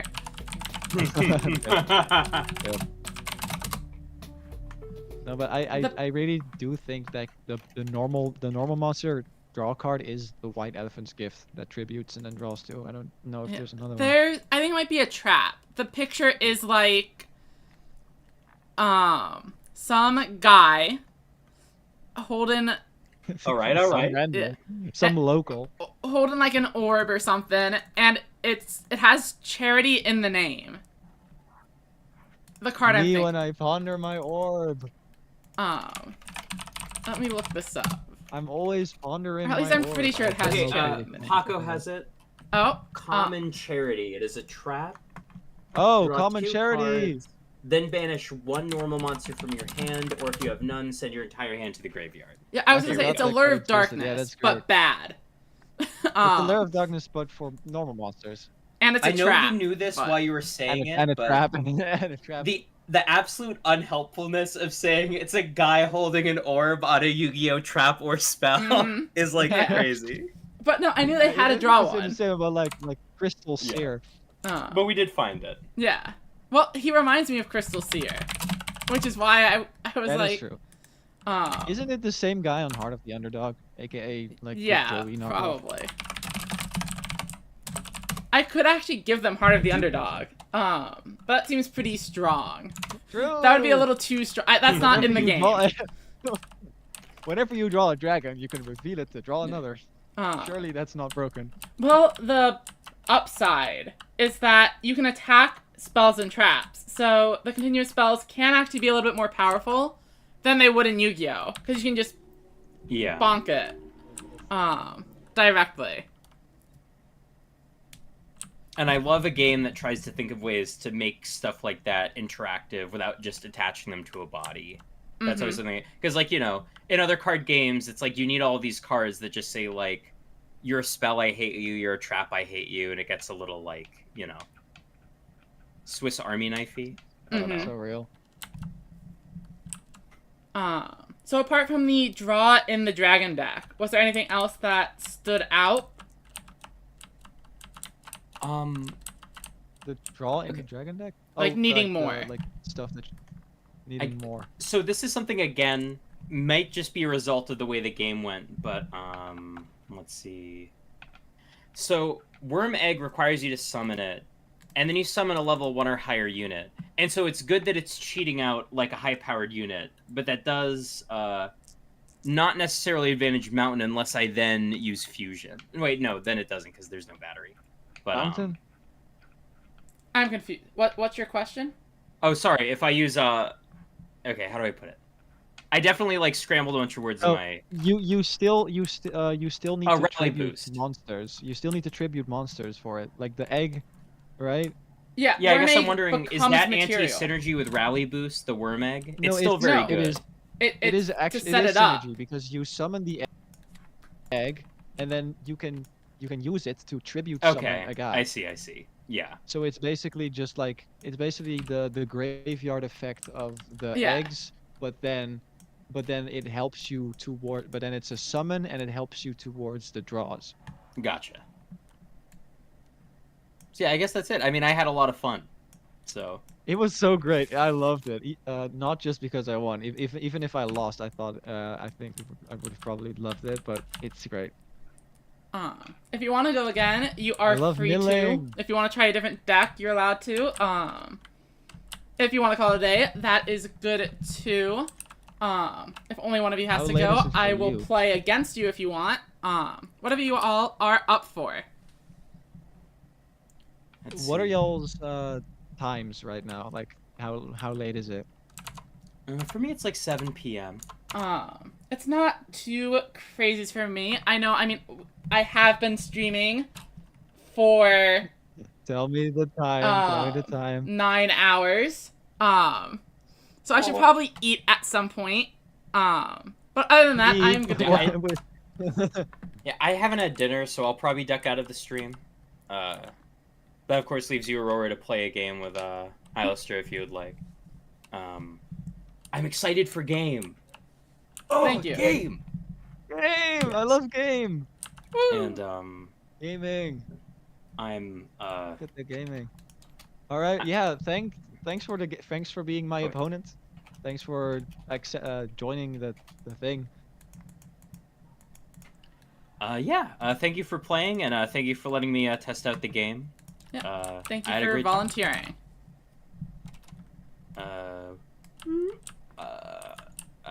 Can I plug a little bit? Yeah, go for it. Okay, I stream on Twitch. I make really busted PNG tubers. I've been playing Freddy Fish, and I have a Freddy Fish Sona. And there are more Freddy Fish games. I played 3 of them, still got 4 and 5. So that's the plug. See everybody in chat. Thank you, Hylister. Thank you, Aurora. Bye-bye. Thank you.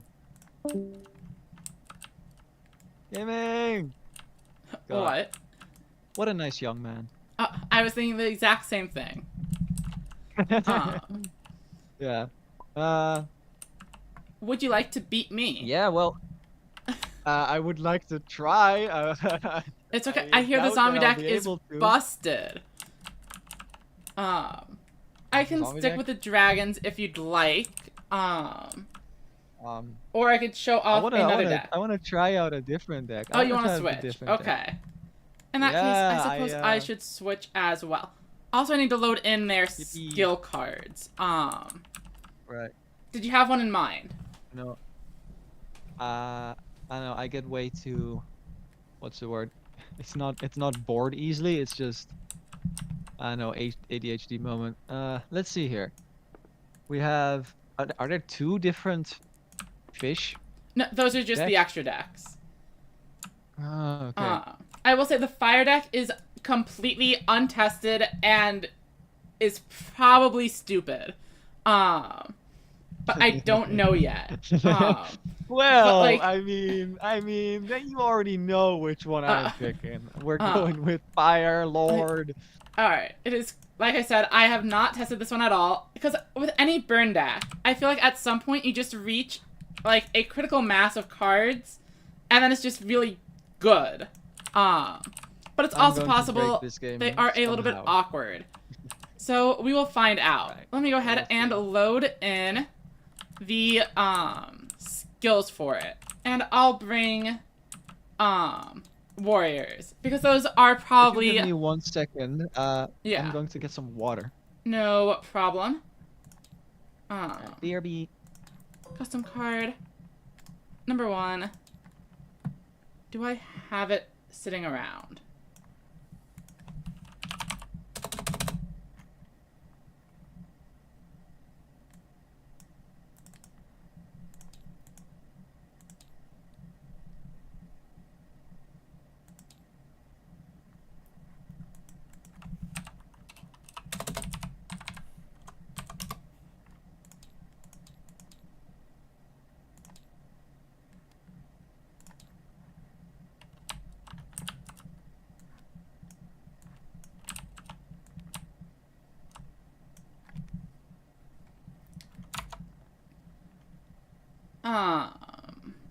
I don't think I've actually made the image for the fire. So I need to just go write them all down real quick. Let's open up paint. And then that should be good enough. Let's find the document where I wrote it all down. And then we will go from there. Sorry I haven't been interacting with the chat much. So, Paco, I've actually managed to read your messages now. So, Paco, yeah, if you own Tabletop Simulator, it'd be easiest. But if I manage to upload the cards somewhere else, that would be fine too. Or you can just try stealing them all based on what you've seen on the stream. For machines, you're probably either looking for the golems, which are mechanically themed, or the warriors, who have a boss monster that is a giant mech.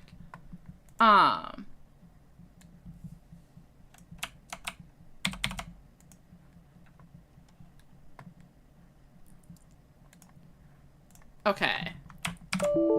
Copy text.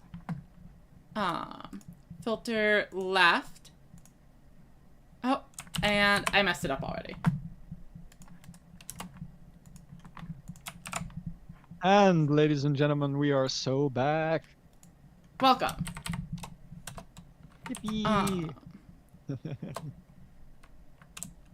God, you know, I unironically adore burn decks. Like, I love just playing a completely different game from what it actually is. Mm-hmm. Like in all card games. Like, I'm people hate me for it, but I love mill and burn. I mean, just because I like being annoying.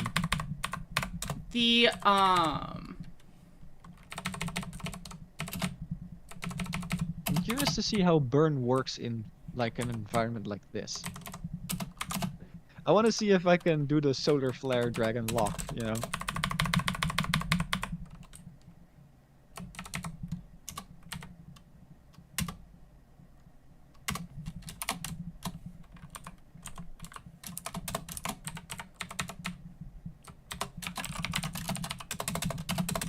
Burn, baby, I was gonna say burn. the zombies are basically a mill deck, except you're milling yourself.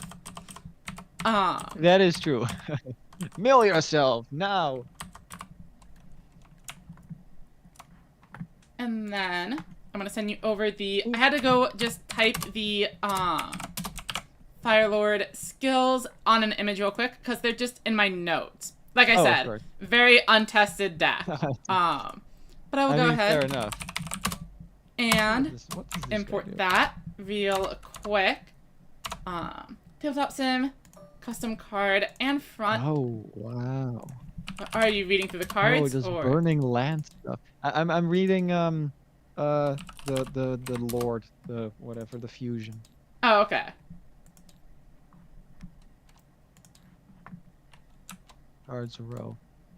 Unique burn 100. Oh, oh no. What? I mean it's just it's silly. I mean, it is a lot worse probably than, you know, summon a monster from your graveyard every turn. But it also could be the extra piece you need. Volcano terrain notes. Okay, so that's different from the zombie and dragon ones. That's interesting. Yeah, so the other... What are wayfarers? Those are mine, actually. I didn't plan it, but the Wayfarers are okay. worse. However, they are also SMH. one-range units, which means you are going to be incinerating a lot. Like, you're going to get a lot of value out of that one, but not so much out of your terrain. Twice. Yeah. Okay, sure. Counter picking already. SMH. That's me. You know it. Yeah. Metagaming. Sigh.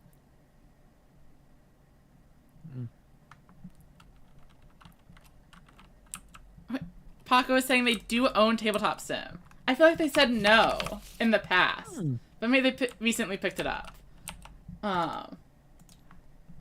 Anyway, I will switch color over to here. Paco, we should totally jam some game sometimes. Oh, Title says to they be recently added got game. it. Oh, sick. So are you ready to start? You can beat me up with the potentially really good, potentially very bad Magma deck. I mean, first, you know, we gotta roll some dice. Right. Right? Actually, you would draw first. Actually, yeah, it doesn't matter. You do roll before the mulligan. So. Okay. 7. I'll go first. I don't actually know 8. that's All right. optimal for me, but I will choose to do it. Oh, interesting. How many do we draw again? 5. 5. I'll go ahead and put. I Actually, don't that's think pretty I don't strong. think this deck has been shuffled. Oh, did you shuffle it? No, I did not. Oh.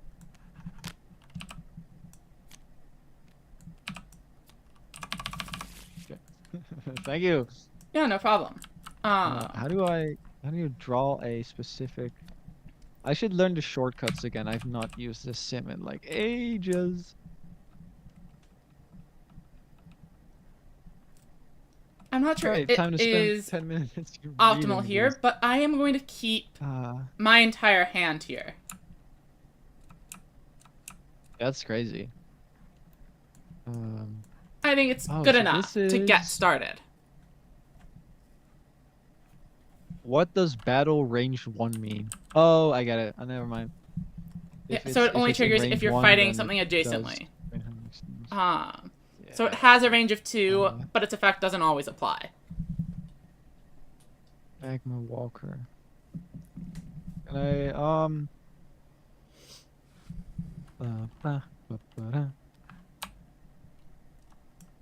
Oh wait. Doesn't What the hell?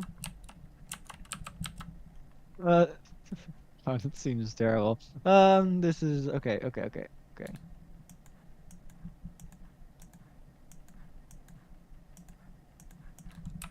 Wait, what the hell? This is crazy. What? Okay.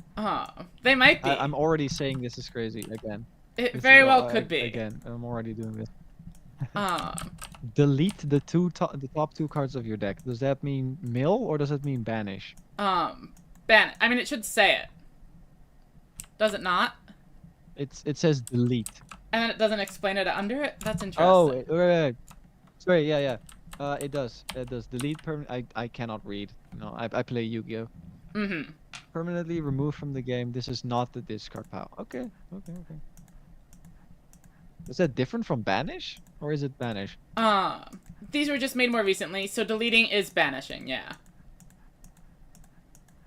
Fair enough. Okay, this guy seems terrible, so I will mulligan 1. Oh, not rotate.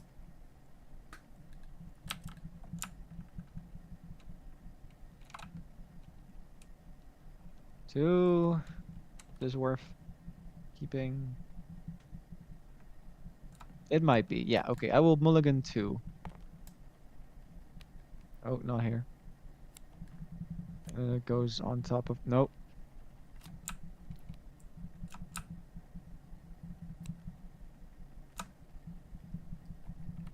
And then I draw 2, I think, right? Yeah. That is correct.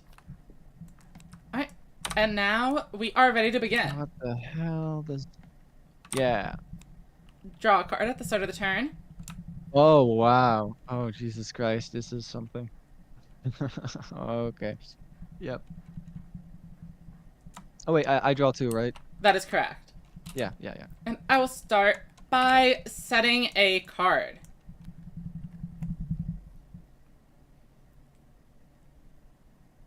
Oh, Jesus. This is... Oh, oh, wow. Yep, okay. Then it's my turn. I will... What the scallop? I will also set a card. Alright, I'm gonna chase after that by summoning a unit. Yo, silly. Phalanx. I love that guy. Mm-hmm. Wait, Me too. for each chained ally unit, what does that mean? So anything adjacent to it, and anything adjacent to it, anything adjacent to things that are adjacent to it that are adjacent. Oh. Okay. Yeah, that makes sense. That makes sense.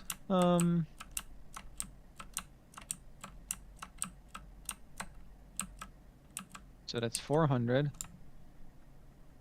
Well, if I know anything about the number 400, is that it's less than 500. So I will summon this one.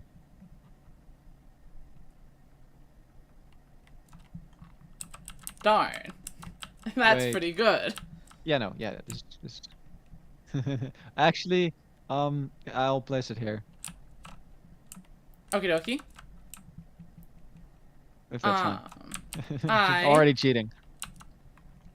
will. I think I will pass here.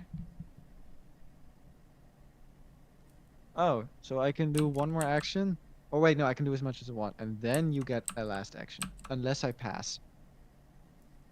I will not pass because I can still activate a spell and use a skill, and I think it's worth to use Fireball.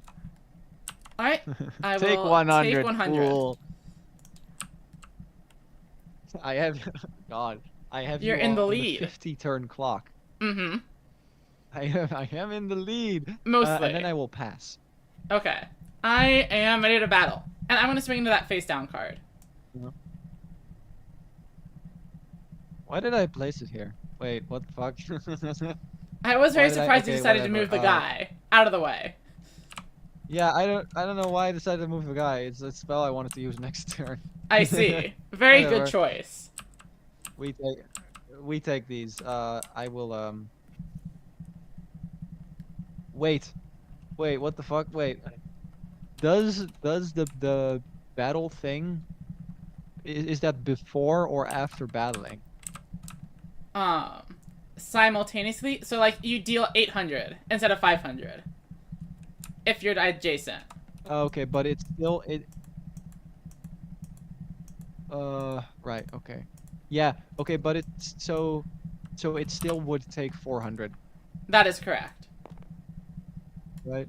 Okay, Yes. yeah, that's fine. I am Chat, I was just born stupid. It's fine. It's fine. I don't need that extra card.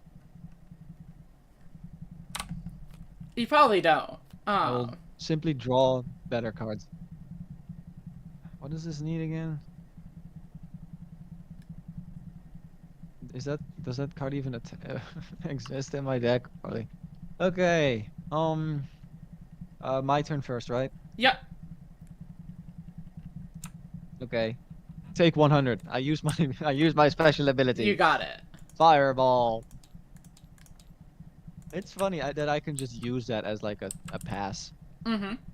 That's silly. I think Go on. I will set a card. Okay. I will move. Interesting. A big mistake. I summon the all-powerful War Drummer with 0 stamina. The what? What does it do? Your units in the opponent's zone. Okay, it's just going It to does be to nothing. protect. At least not right now. Okay. Yeah, it's not right now. What does start mean? Start of turn. Is it like oh wait, a start of turn. Okay. That's my turn, right? So that's Yeah, after okay. the draw I phase, will- though. Yeah. Okay, I will set a card, hopefully in a correct zone now. Mm-hmm. That doesn't wait. No, I'm not gonna do that.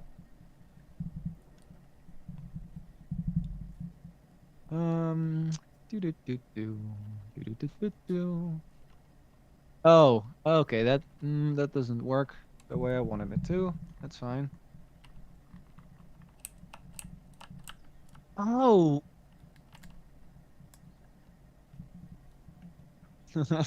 I can do that. That's funny. Wait, yeah. Okay, I will set a card here. Alright, I will reveal my face down card. I hear. War Wait. Drummer. Oh. Yeah, that is true. Can you move that? No, right? Yes. It was on the field last You turn. can. Okay. Sure. I will. I have not normal summoned yet, so I That is will correct. summon Flint Starter.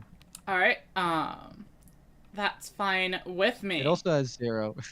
Yeah. I'm going to move War Drummer up. Have fun. Your move? I don't think I can do anything anymore, right? Mm-hmm. Well, yeah, I mean, I think you've done just about everything. Unless you have a spell to use. Yeah, I've done everything. Oh, true. I could have used a spell. Which is engraved. Mhm. Okay, yep. I pass. Alright, and while you are piddling away with your fireballs, my valiant troops are learning the meaning of friendship. I activate my unique skill Flank. If I control 2 units Oh, I did with not. a range of 1, such as these 2 War Drummers, and they are both in range of the same opposing unit, and in this case, both War Drummers are flanking your Singio, I inflict 500 damage to that monster. And you might notice Singio only has 100 stamina remaining. So for advancing into enemy lines and falling into my trap, Singio has been taken down by a pair of 0 stamina monsters.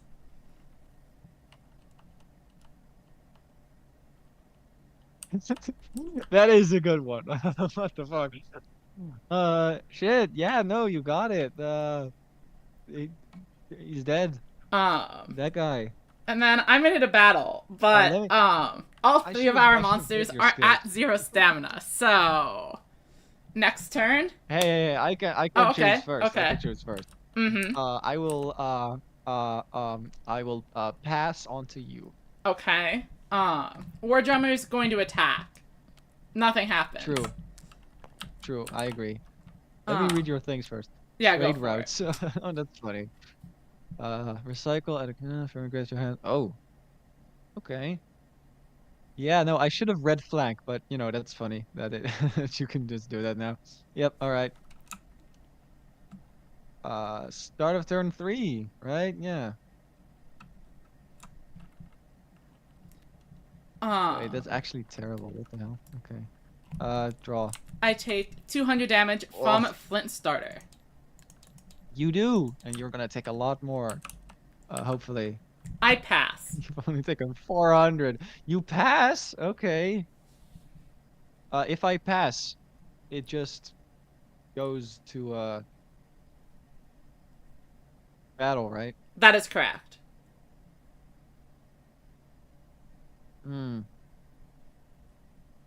Seems funny to just pass, but I think that's also terrible.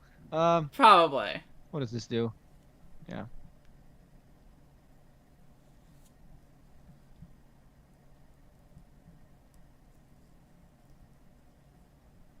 Okay. That's interesting.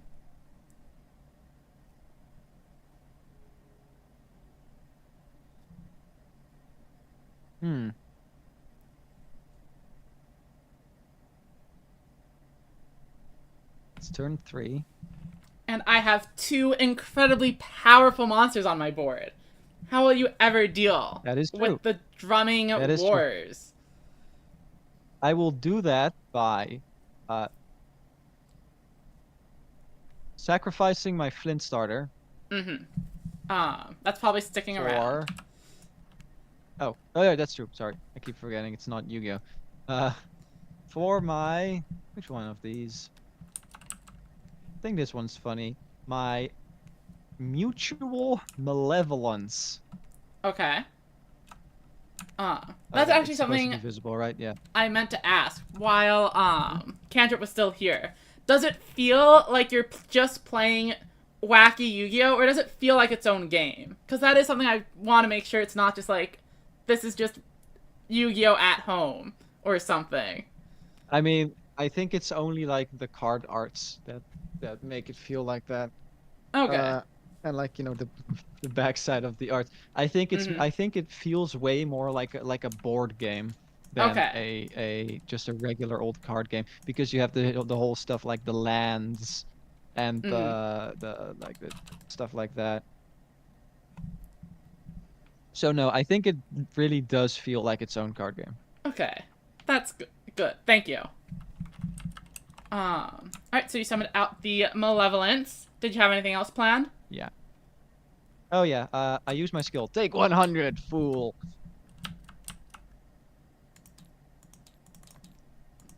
I need to get the And life then point I loss will- thing on like a clicker.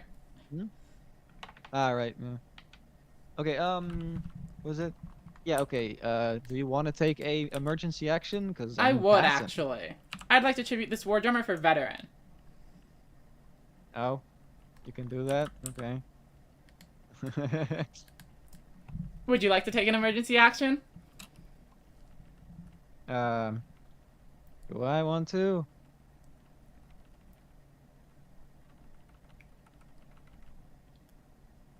I would like to. I mean, I can't. Alright, I can't move it. Veteran. So, yeah, we'll attack and clear out the Mutual Malevolence. that is true. So the reason I passed immediately was because veteran only has one range, and I needed to see where you were summoning your monsters. Yeah. Turn 4, yippee! Okay.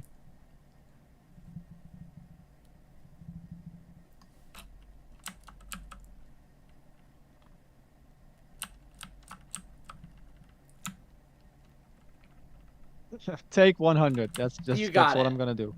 I was kind of expecting it. The question is, do I want to advance Yeah, you're gonna and risk move being it. incinerated?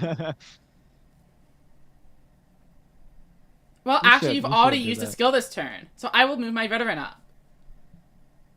That's true.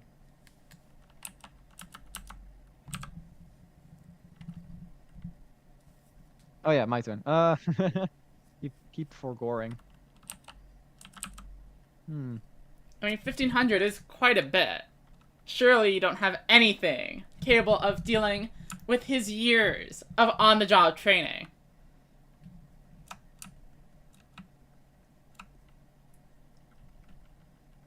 I might not. I think I'm just going to summon a flint starter, Alright, which you cannot attack. that's what you think. I'm That gonna is what I start with base camp. Down in the middle. What the hell? Each turn, I get to summon a soldier token. Activate that? What's up? Did you flip that or did you activate that? I activated it. Okay. Let me read that. Base camp. Start of turn, summon a... Let me read it. Your hand's in the way. Okay. Summon a soldier token to an adjacent zone. Adjacent zone to the camp? Yes, So you can only summon it in this one in front of it. that is correct. Okay. Okay. Yeah, sure. Go off. Your move? Oh wait, then it's my move. What can I do? Nothing. I pass.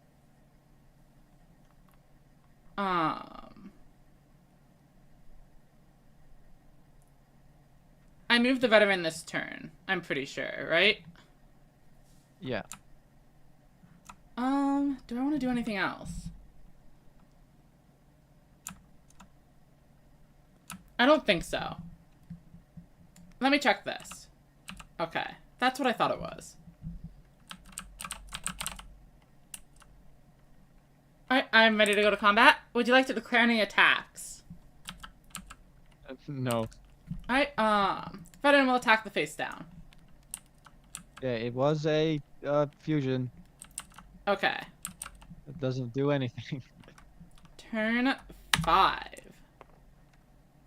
Yippee! I Doro. believe I take 200. Yep, you take 200. What does this do? And then I also get What to the summon hell? out a token. Oh, beam soldier! Yo! Sorry, soldier token. Right. So true. Completely unrelated. Completely unrelated. And it cannot be moved this turn, right? That is correct. Mm-hmm. Well, yeah, your first move, I think. Let's see. I think I would like to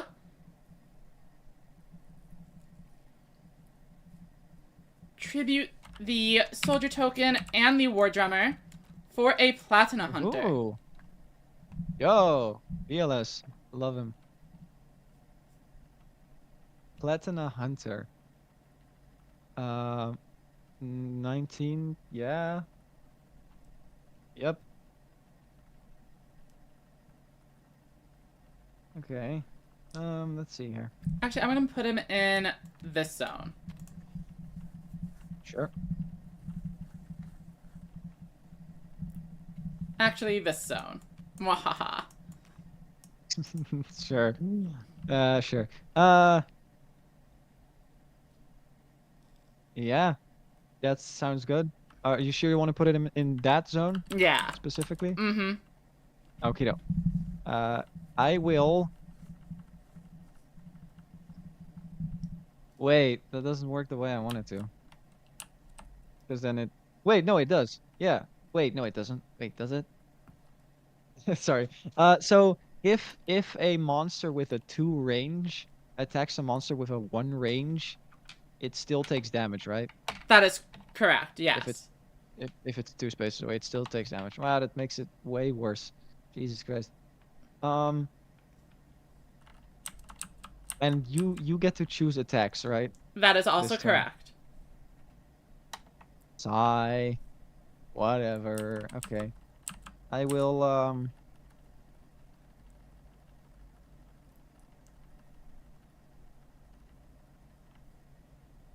I will use my skill Incinerate to deal 1000 damage. Your action. Let's see. I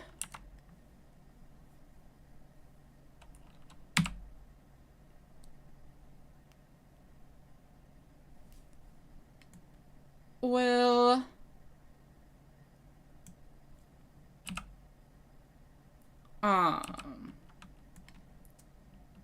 set a card, I think. Oh yeah, you can do that.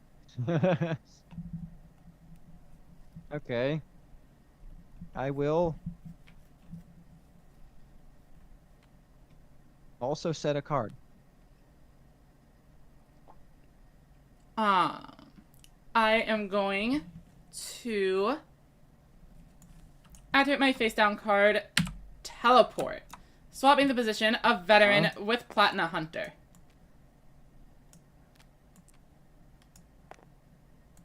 Oh.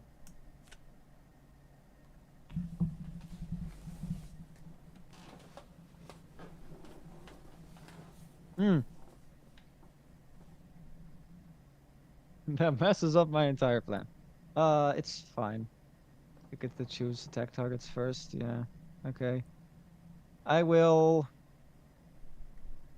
normal summon Wild Firecracker and use its effect to attack your Gardner, Big Shield Gardner. Alright. And mine takes 500, so it only has 100 left. Your move. I am.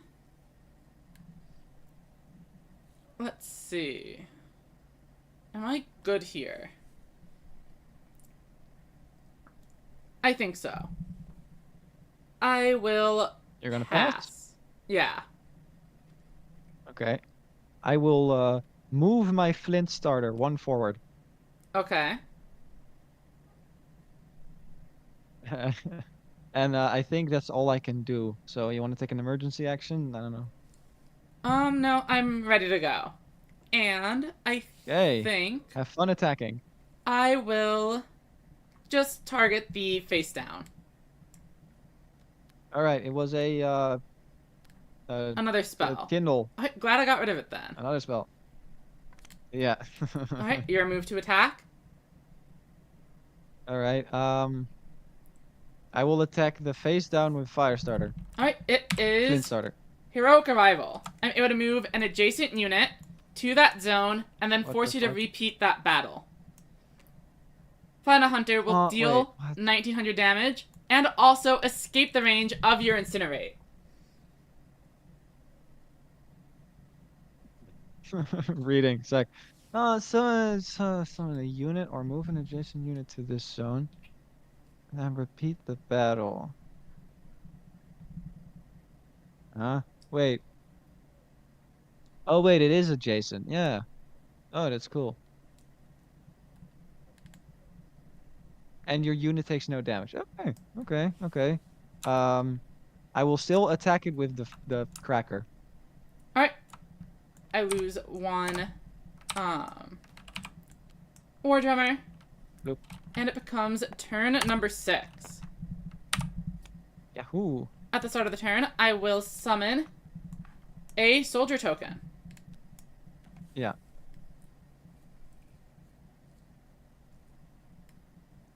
Oh, right, my turn. I pass. Alright, I'll just move the Platinum Hunter up.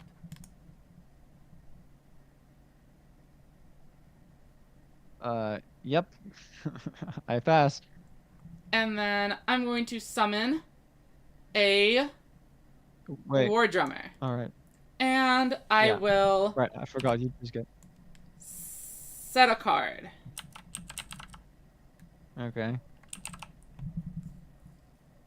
And then, do I want to do anything else?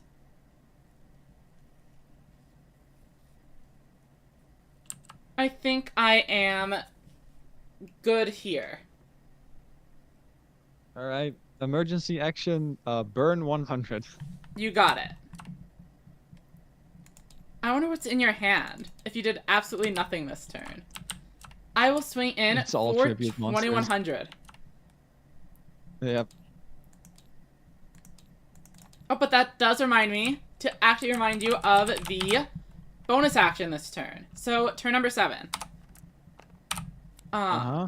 So, draw a card. And then, you mentioned your hand's full of tribute monsters. But since you have fewer life points than I do, I just attacked you directly.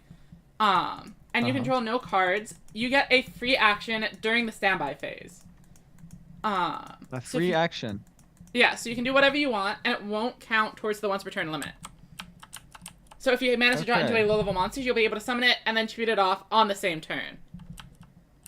For example. Cool. Yeah. Okay, then now it's the standby phase. Yes. Okay, I will normal summon Wild Firecracker Alright. and attack the face down. Alright, it was just a teleport. And then main phase, Yippee. I am up first. Oh, well, did I summon the bean token? Yep. Yes, okay. Yes. I think. I will,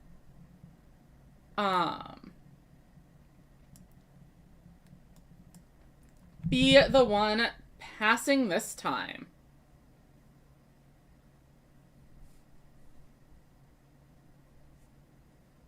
Yeah, that's crazy. I will I will burn you for 100. Alright, I take 100. And then I will Are they all pass. 2 tributes? No, it's mutual malevolence, which does nothing. Oh. I'll play another base camp. Sure. And then I'm ready to battle. Do you have any? Yeah, go off. I will swing Nothing. in for 2100. Oh, directly. Okay. I mean, it's like 40% of your will- life. Yeah, I will kill the. You got it. But little do you know, all you've done is create more space for Bean. This is true. This is very correct. Turn Wait, 8. no, now you can summon it in my field. That is correct. Right or not? Wow. I'm gonna go ahead and summon some soldier tokens.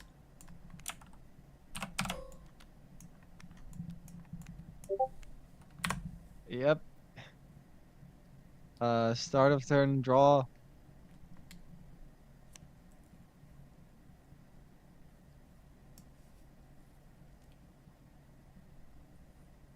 And you are up Oh. first.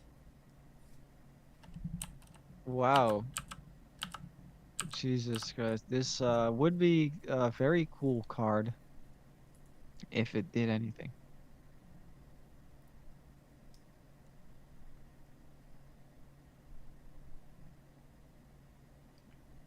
Hmm. Yeah, I know. I think I'm dead on board. You don't have anything settable. I guess you just do all the tribute monsters. I mean, setting does not matter in the slightest because actually, I guess it depends on if you have 0 monsters in hand.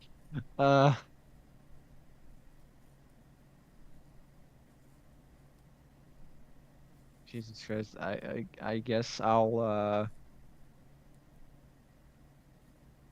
I guess I'll use Incinerate to wait, no, that only My damages one bean. guy. Doesn't even damages 2 guy. No, I will not do that.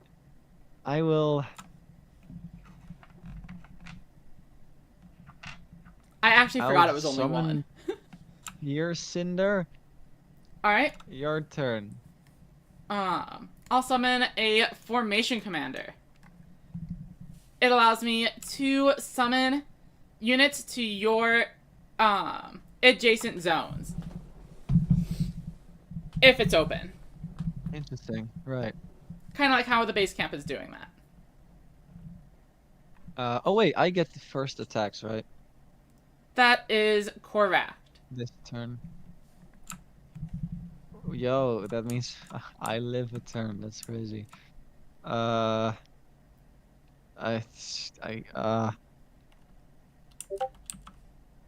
Fireball. Okay.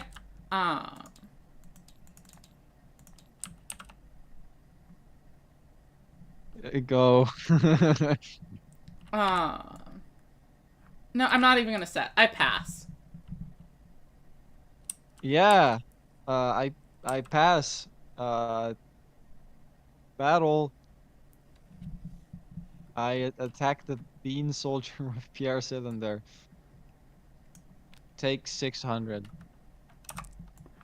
Alright, I take 6. And then what does this do? It only does 1 anyways, so I will I will attack with the firecracker into this one to Alright. get rid of its battery. You got it. Your move. Turn 9. I draw, and it is Oh, bean time. You're not gonna attack? Oh, I forgot.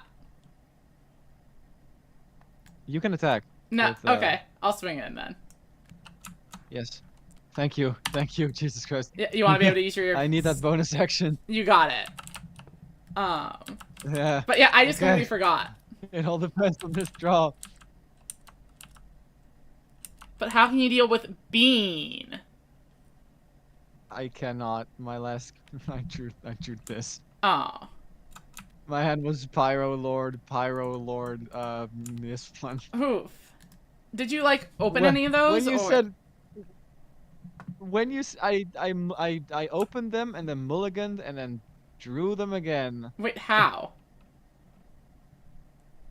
Well, no, sorry, not like I bottom decked two high cost cards. Like one of them, I drew two high cost cards, and then I drew into more high cost cards. Wait, but the bottom of your deck is currently all 2 and 3 cost units. Did something go wrong with the shuffle? Like, did you just like put them back it. on top of the deck and then draw them again? No, I didn't. I put them on the bottom of the deck. Wait, let me search. Where'd they go? Uh, It's the bottom. no, of the... it was a no, it was a wait, sorry, no, I got it confused with the high uh voltage cards. So it was a magma walker and a firebrand that I put on the bottom of the deck. Why did the magma walker just move up? What the That's hell? what I'm wondering. Did I press shuffle by accident? I don't know. Maybe I know we had to reshuffle at some maybe point. So we might have messed up the It mulligan a didn't little matter bit. in the end because I didn't Yeah. draw them again anyways. But Fair then enough. I just drew the Yeah. lords and the All the mutual. tribute monsters. Like I drew all of them. I drew all of Yeah. them. I drew them both. Okay, Wait, so I did that's not a make the good best one. representation of the fire, obviously, because you drew all of your tribute monsters. When you said untested, I did not think you meant actual dog shit. Well, okay, you drew all of your tribute monsters. No, I'm sorry. Yeah, but even so, I'm looking through the deck right now. Like this is all the cards left in the deck. This doesn't do anything. These cards don't do anything. They do like 200 burn, which takes like 20 turns, and it has nothing to actually protect the monsters. There are no traps. Yeah, they burn. Why don't I get magic cylinder? That would make a really good. That's a pretty good point, actually. Yeah, no, like this deck, I think it has 0 ways to actually protect itself. Firebrand seems fine. I guess it seems fine.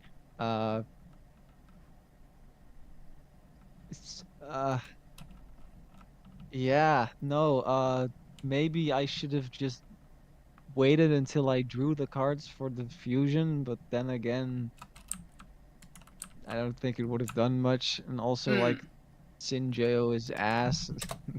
They all have like so little attack, which makes sense for a burn focused thing. But then again, they don't actually do anything that justifies the low attack. I mean, I don't think they're that much lower. I think maybe I have slightly buff stats because I'm 1 range. But like Sinjeo, 500 for 1 is pretty good. The vanilla is only 600. Yeah. I don't think that the 1 range actually matters at all because if you attack into them, you still take the damage. It does make it harder for me to actually arrange the fight, though. But I get what you mean. They definitely are understated. That is true. But if your cards are terrible, then your opponent gets enough chances to move their cards. That is true too. I'm sorry. I don't think. Okay, so like looking at if the goal is to bring out Pyro Lord, wow, it deals 800 damage per turn sometimes, so maybe, true. but also doesn't. So the idea is with him, he's dealing 800 and can ignore all of the cards. So the opponent is forced to actually like whittle away through the barriers before they're actually able to reduce the amount of damage he deals. That is true. And that has counter synergy with the Heat Wave, but you just don't use it, so that's fine. That's fair. But yeah, so I think more like, trash would probably help. Yeah, no, the deck seems like actual ass. That's good. Yeah. I mean, hey, at least the burn deck isn't broken. That is true. It's also possible I have like all of the other burn cards in mind, like in the spreadsheet. That would. I see. But it is good to see it didn't completely overwhelm the board. Yeah. If I were to play a burn deck, I would play none of these cards and just play some high statted monsters and like Magic Cylinder and stuff Just like run that. the dragon deck. just run the dragon deck and like just make them a draw engine to draw into like the good burn cards instead of all these low stamina, basically just fodder cards that aren't actually doing anything. Okay, I can see that. And they aren't even fodder because Pyro Lord is 2 tributes for some reason. It's so he's more protected and can burn better. Yeah, that is true. That in theory that sounds great. Mm-hmm. But your cards won't stick on the field long enough to actually get the 2 tributes on the board because it doesn't have tempo. Like if the opponent just summons monsters, you cannot do anything against it. So they just attack over the cards that you want to use as tributes. So when you eventually get to the point where you can tribute, you don't have any tributes. Okay, so I probably would add another effect to the Flint starter. Would be how I fixed it. Or how I would fix it. Because the goal is actually for the Pierce Cinders to be hitting your own unit. As a theoretical option. What the fuck?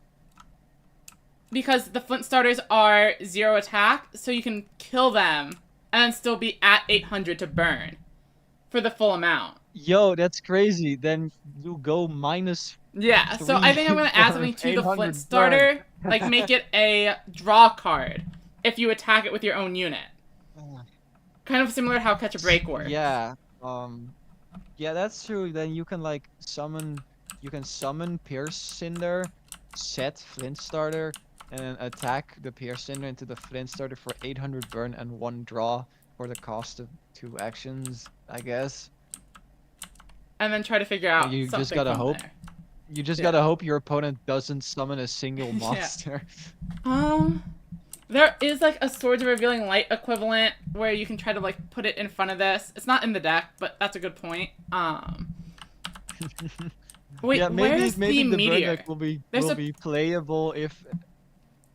Maybe the burn deck will be playable if it has the good cards. Because right now I would not. Yeah. I mean, I'd rather it be bad has than broken, honestly. Mountain Fire. What's up? That is true, but also at that point, why put it in anyways? Mm-hmm.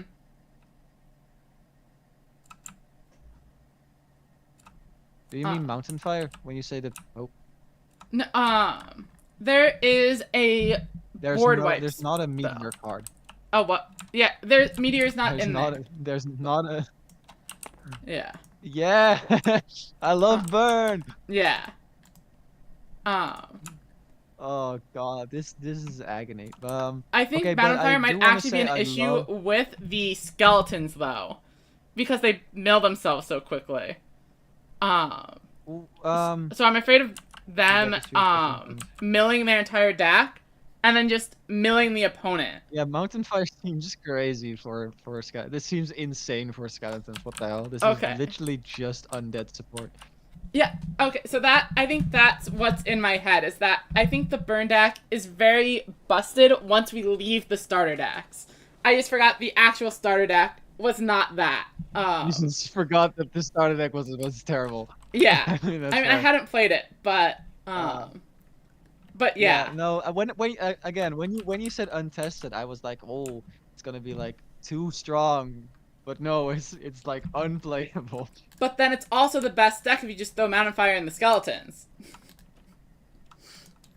Well, yeah, but that's not burn anymore, then, is it? That's mill. It's skeletons. It's skeleton turbo. It's mill.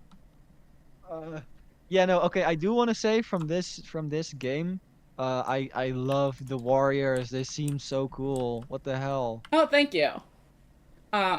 So when I was designing the game, You know, the play style is sick. I love the whole flanking thing. I was thinking, for the flanking imp, I was wondering if it maybe like could scale with the amount of monsters that are flanking. So like if there's 2, it does a certain, but if there's 3, maybe it does like 1,000. Yeah, I mean, I could, but getting 3 monsters is strong. just so rare. Like, it has to be, like, exactly this, basically. I know. But it would be funny. Would be funny. It would be. But that's so much but setup. like, no, it's... I guess, but well, I mean, if you have two base camps, like one here, one here, and they have a monster in the middle, and you just summon 2 bean soldiers, and you have one here, it's just a free. Yeah, I could see it. But no, but that's not but that was just a random shower thought. It's more like I love the mechanic of like I love the teleportation thing and the shield, the absorbing shield that like changes positions. That's really interesting, and it brings them in range of your guys, so you can kill them on your turn when it's your turn to attack. Thank you. It's really cool. This is probably my favorite of the decks. I started with the skeletons and the dragons as like they're very themed the way they are in Yu-Gi-Oh, right? Like the dragons are just big guys and the zombies are like graveyard things, which is exactly what you'd expect of the 2 types. And then I was like, well, I want to make another starter deck that actually like shows the mechanics of the game, and that this is the one I came up with because they're focused on the movement and the range and actually being on the right spot of the board, etc. So I'm glad you like it. This was the 3rd deck I made. It's a really interesting deck. I want to see more of the decks another one time. Like, are you going to like do this again on stream, or would it be like mostly off stream stuff? I mean, I'd be down to do it again sometime for sure. I like showing off my stuff. But if you'd prefer off stream, that's fine too. It's probably easier to schedule stuff that's not on stream, I imagine. Yeah, it would be easier to schedule it, but like then again, like I don't know if it works time wise, and it works because it's not like our time zones are matched up well anyways. But yeah, I mean, I still have other decks that actually have seen play before. The fire and the water ones are the ones that haven't gotten. I wanna play the fish. Like right now. I really want to play the fish. Go for it. No, it's 2 a.m. Okay. In that case, I should probably be calling it a day as well. Yeah. We can see the Sounds fish good. next time, and hopefully the fish like work 10 out. hours, right? It's been a while for sure, because I know I actually started before the point battle. So the fish have okay, so there's a chance the fish are very bad too, because their goal is to have no cards in hand. Of course. So, you know, Infernity is a totally fair and balanced deck that has never been too good or too weak. Of course, the handless combo has always been mid. Hey, but in this game, you can actually set your monsters as back row. That is true. Yo. Infinity's saved. Infinity's saved. But they also have a lot of special summon effects, actually.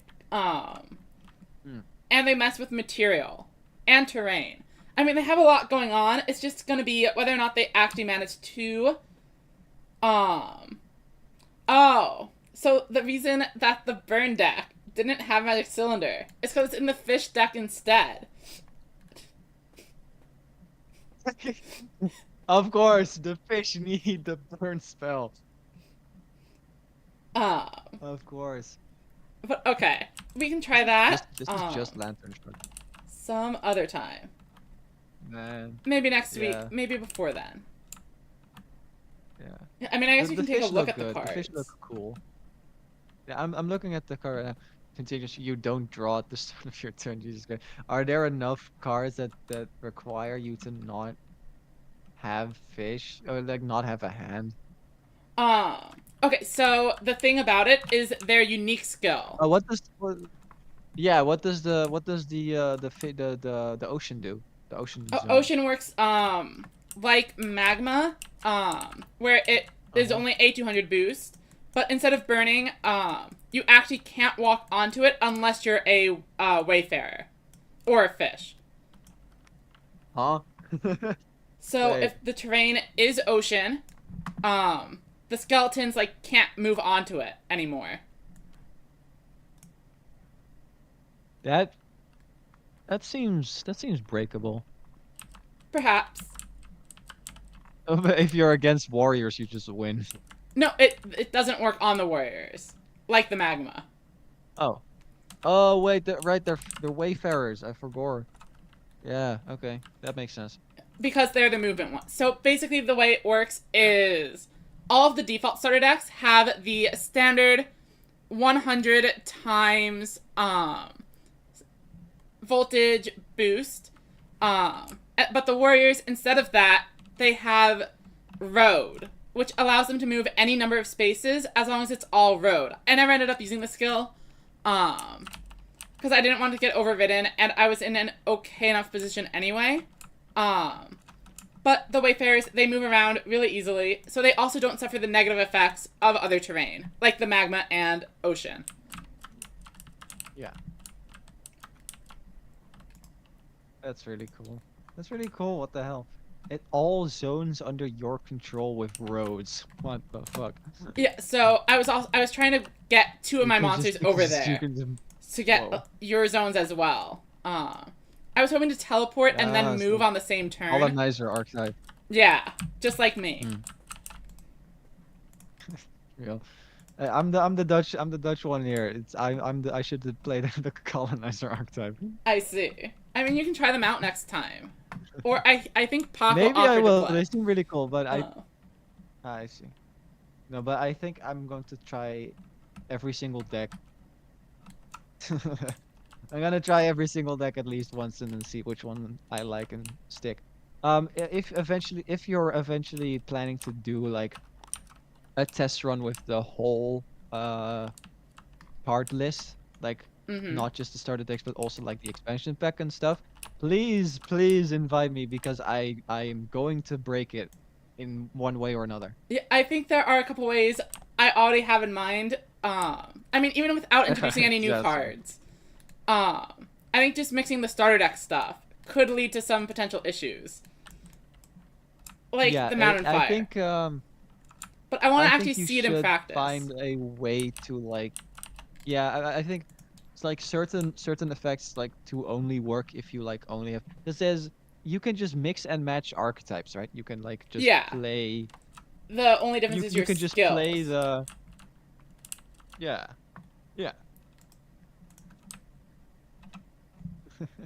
I mean, like just playing this, like just the burn skill. Actually, no, I don't think it's worth it, Corla. I think, cause like I think the dragon skill might work better for the burn deck. You know. Like just drawing more cards, or getting in just those tribute monsters. Yeah. Yeah. And those tribute monsters, and then drawing cards from the Pyro Lord, for example, and then it can attack like your opponent while hopefully staying alive to like get advantage from the batteries. But we'll see in practice when you end up doing that. But please invite me because it seems like it's really good fun. Sounds like a plan. I plan on putting this up as a mod, so. At some point, once I figure out how to do that, people can like come in and you can as actually a mod? Oh, right. Like on tabletop, yeah. And then you should be able to like save objects. So once that happens, people are going to be able to build decks out of the starter deck cards, without me needing to host the room. And then that's cool. That would make it easier to actually host a day. Because if I just start a stream and I'm like, here are 200 cards. And then we spend an hour sitting in silence building a deck. That's probably not very good on stream. But if we are able to make the decks beforehand, that would make sense. I will show up and make the best non-game ever. Sounds like a plan. Thank you for joining us. Thank you so much for having me. It was great fun. I'm glad you seemed to like the game. It's great. It's great fun. It's very, very interesting. Super original concept. I've really not seen like anything like truly like this before with the whole like basically just a card game that is also like a board game, which is sick. Yeah, good stuff. Good stuff. Thank you. Talk to you again soon.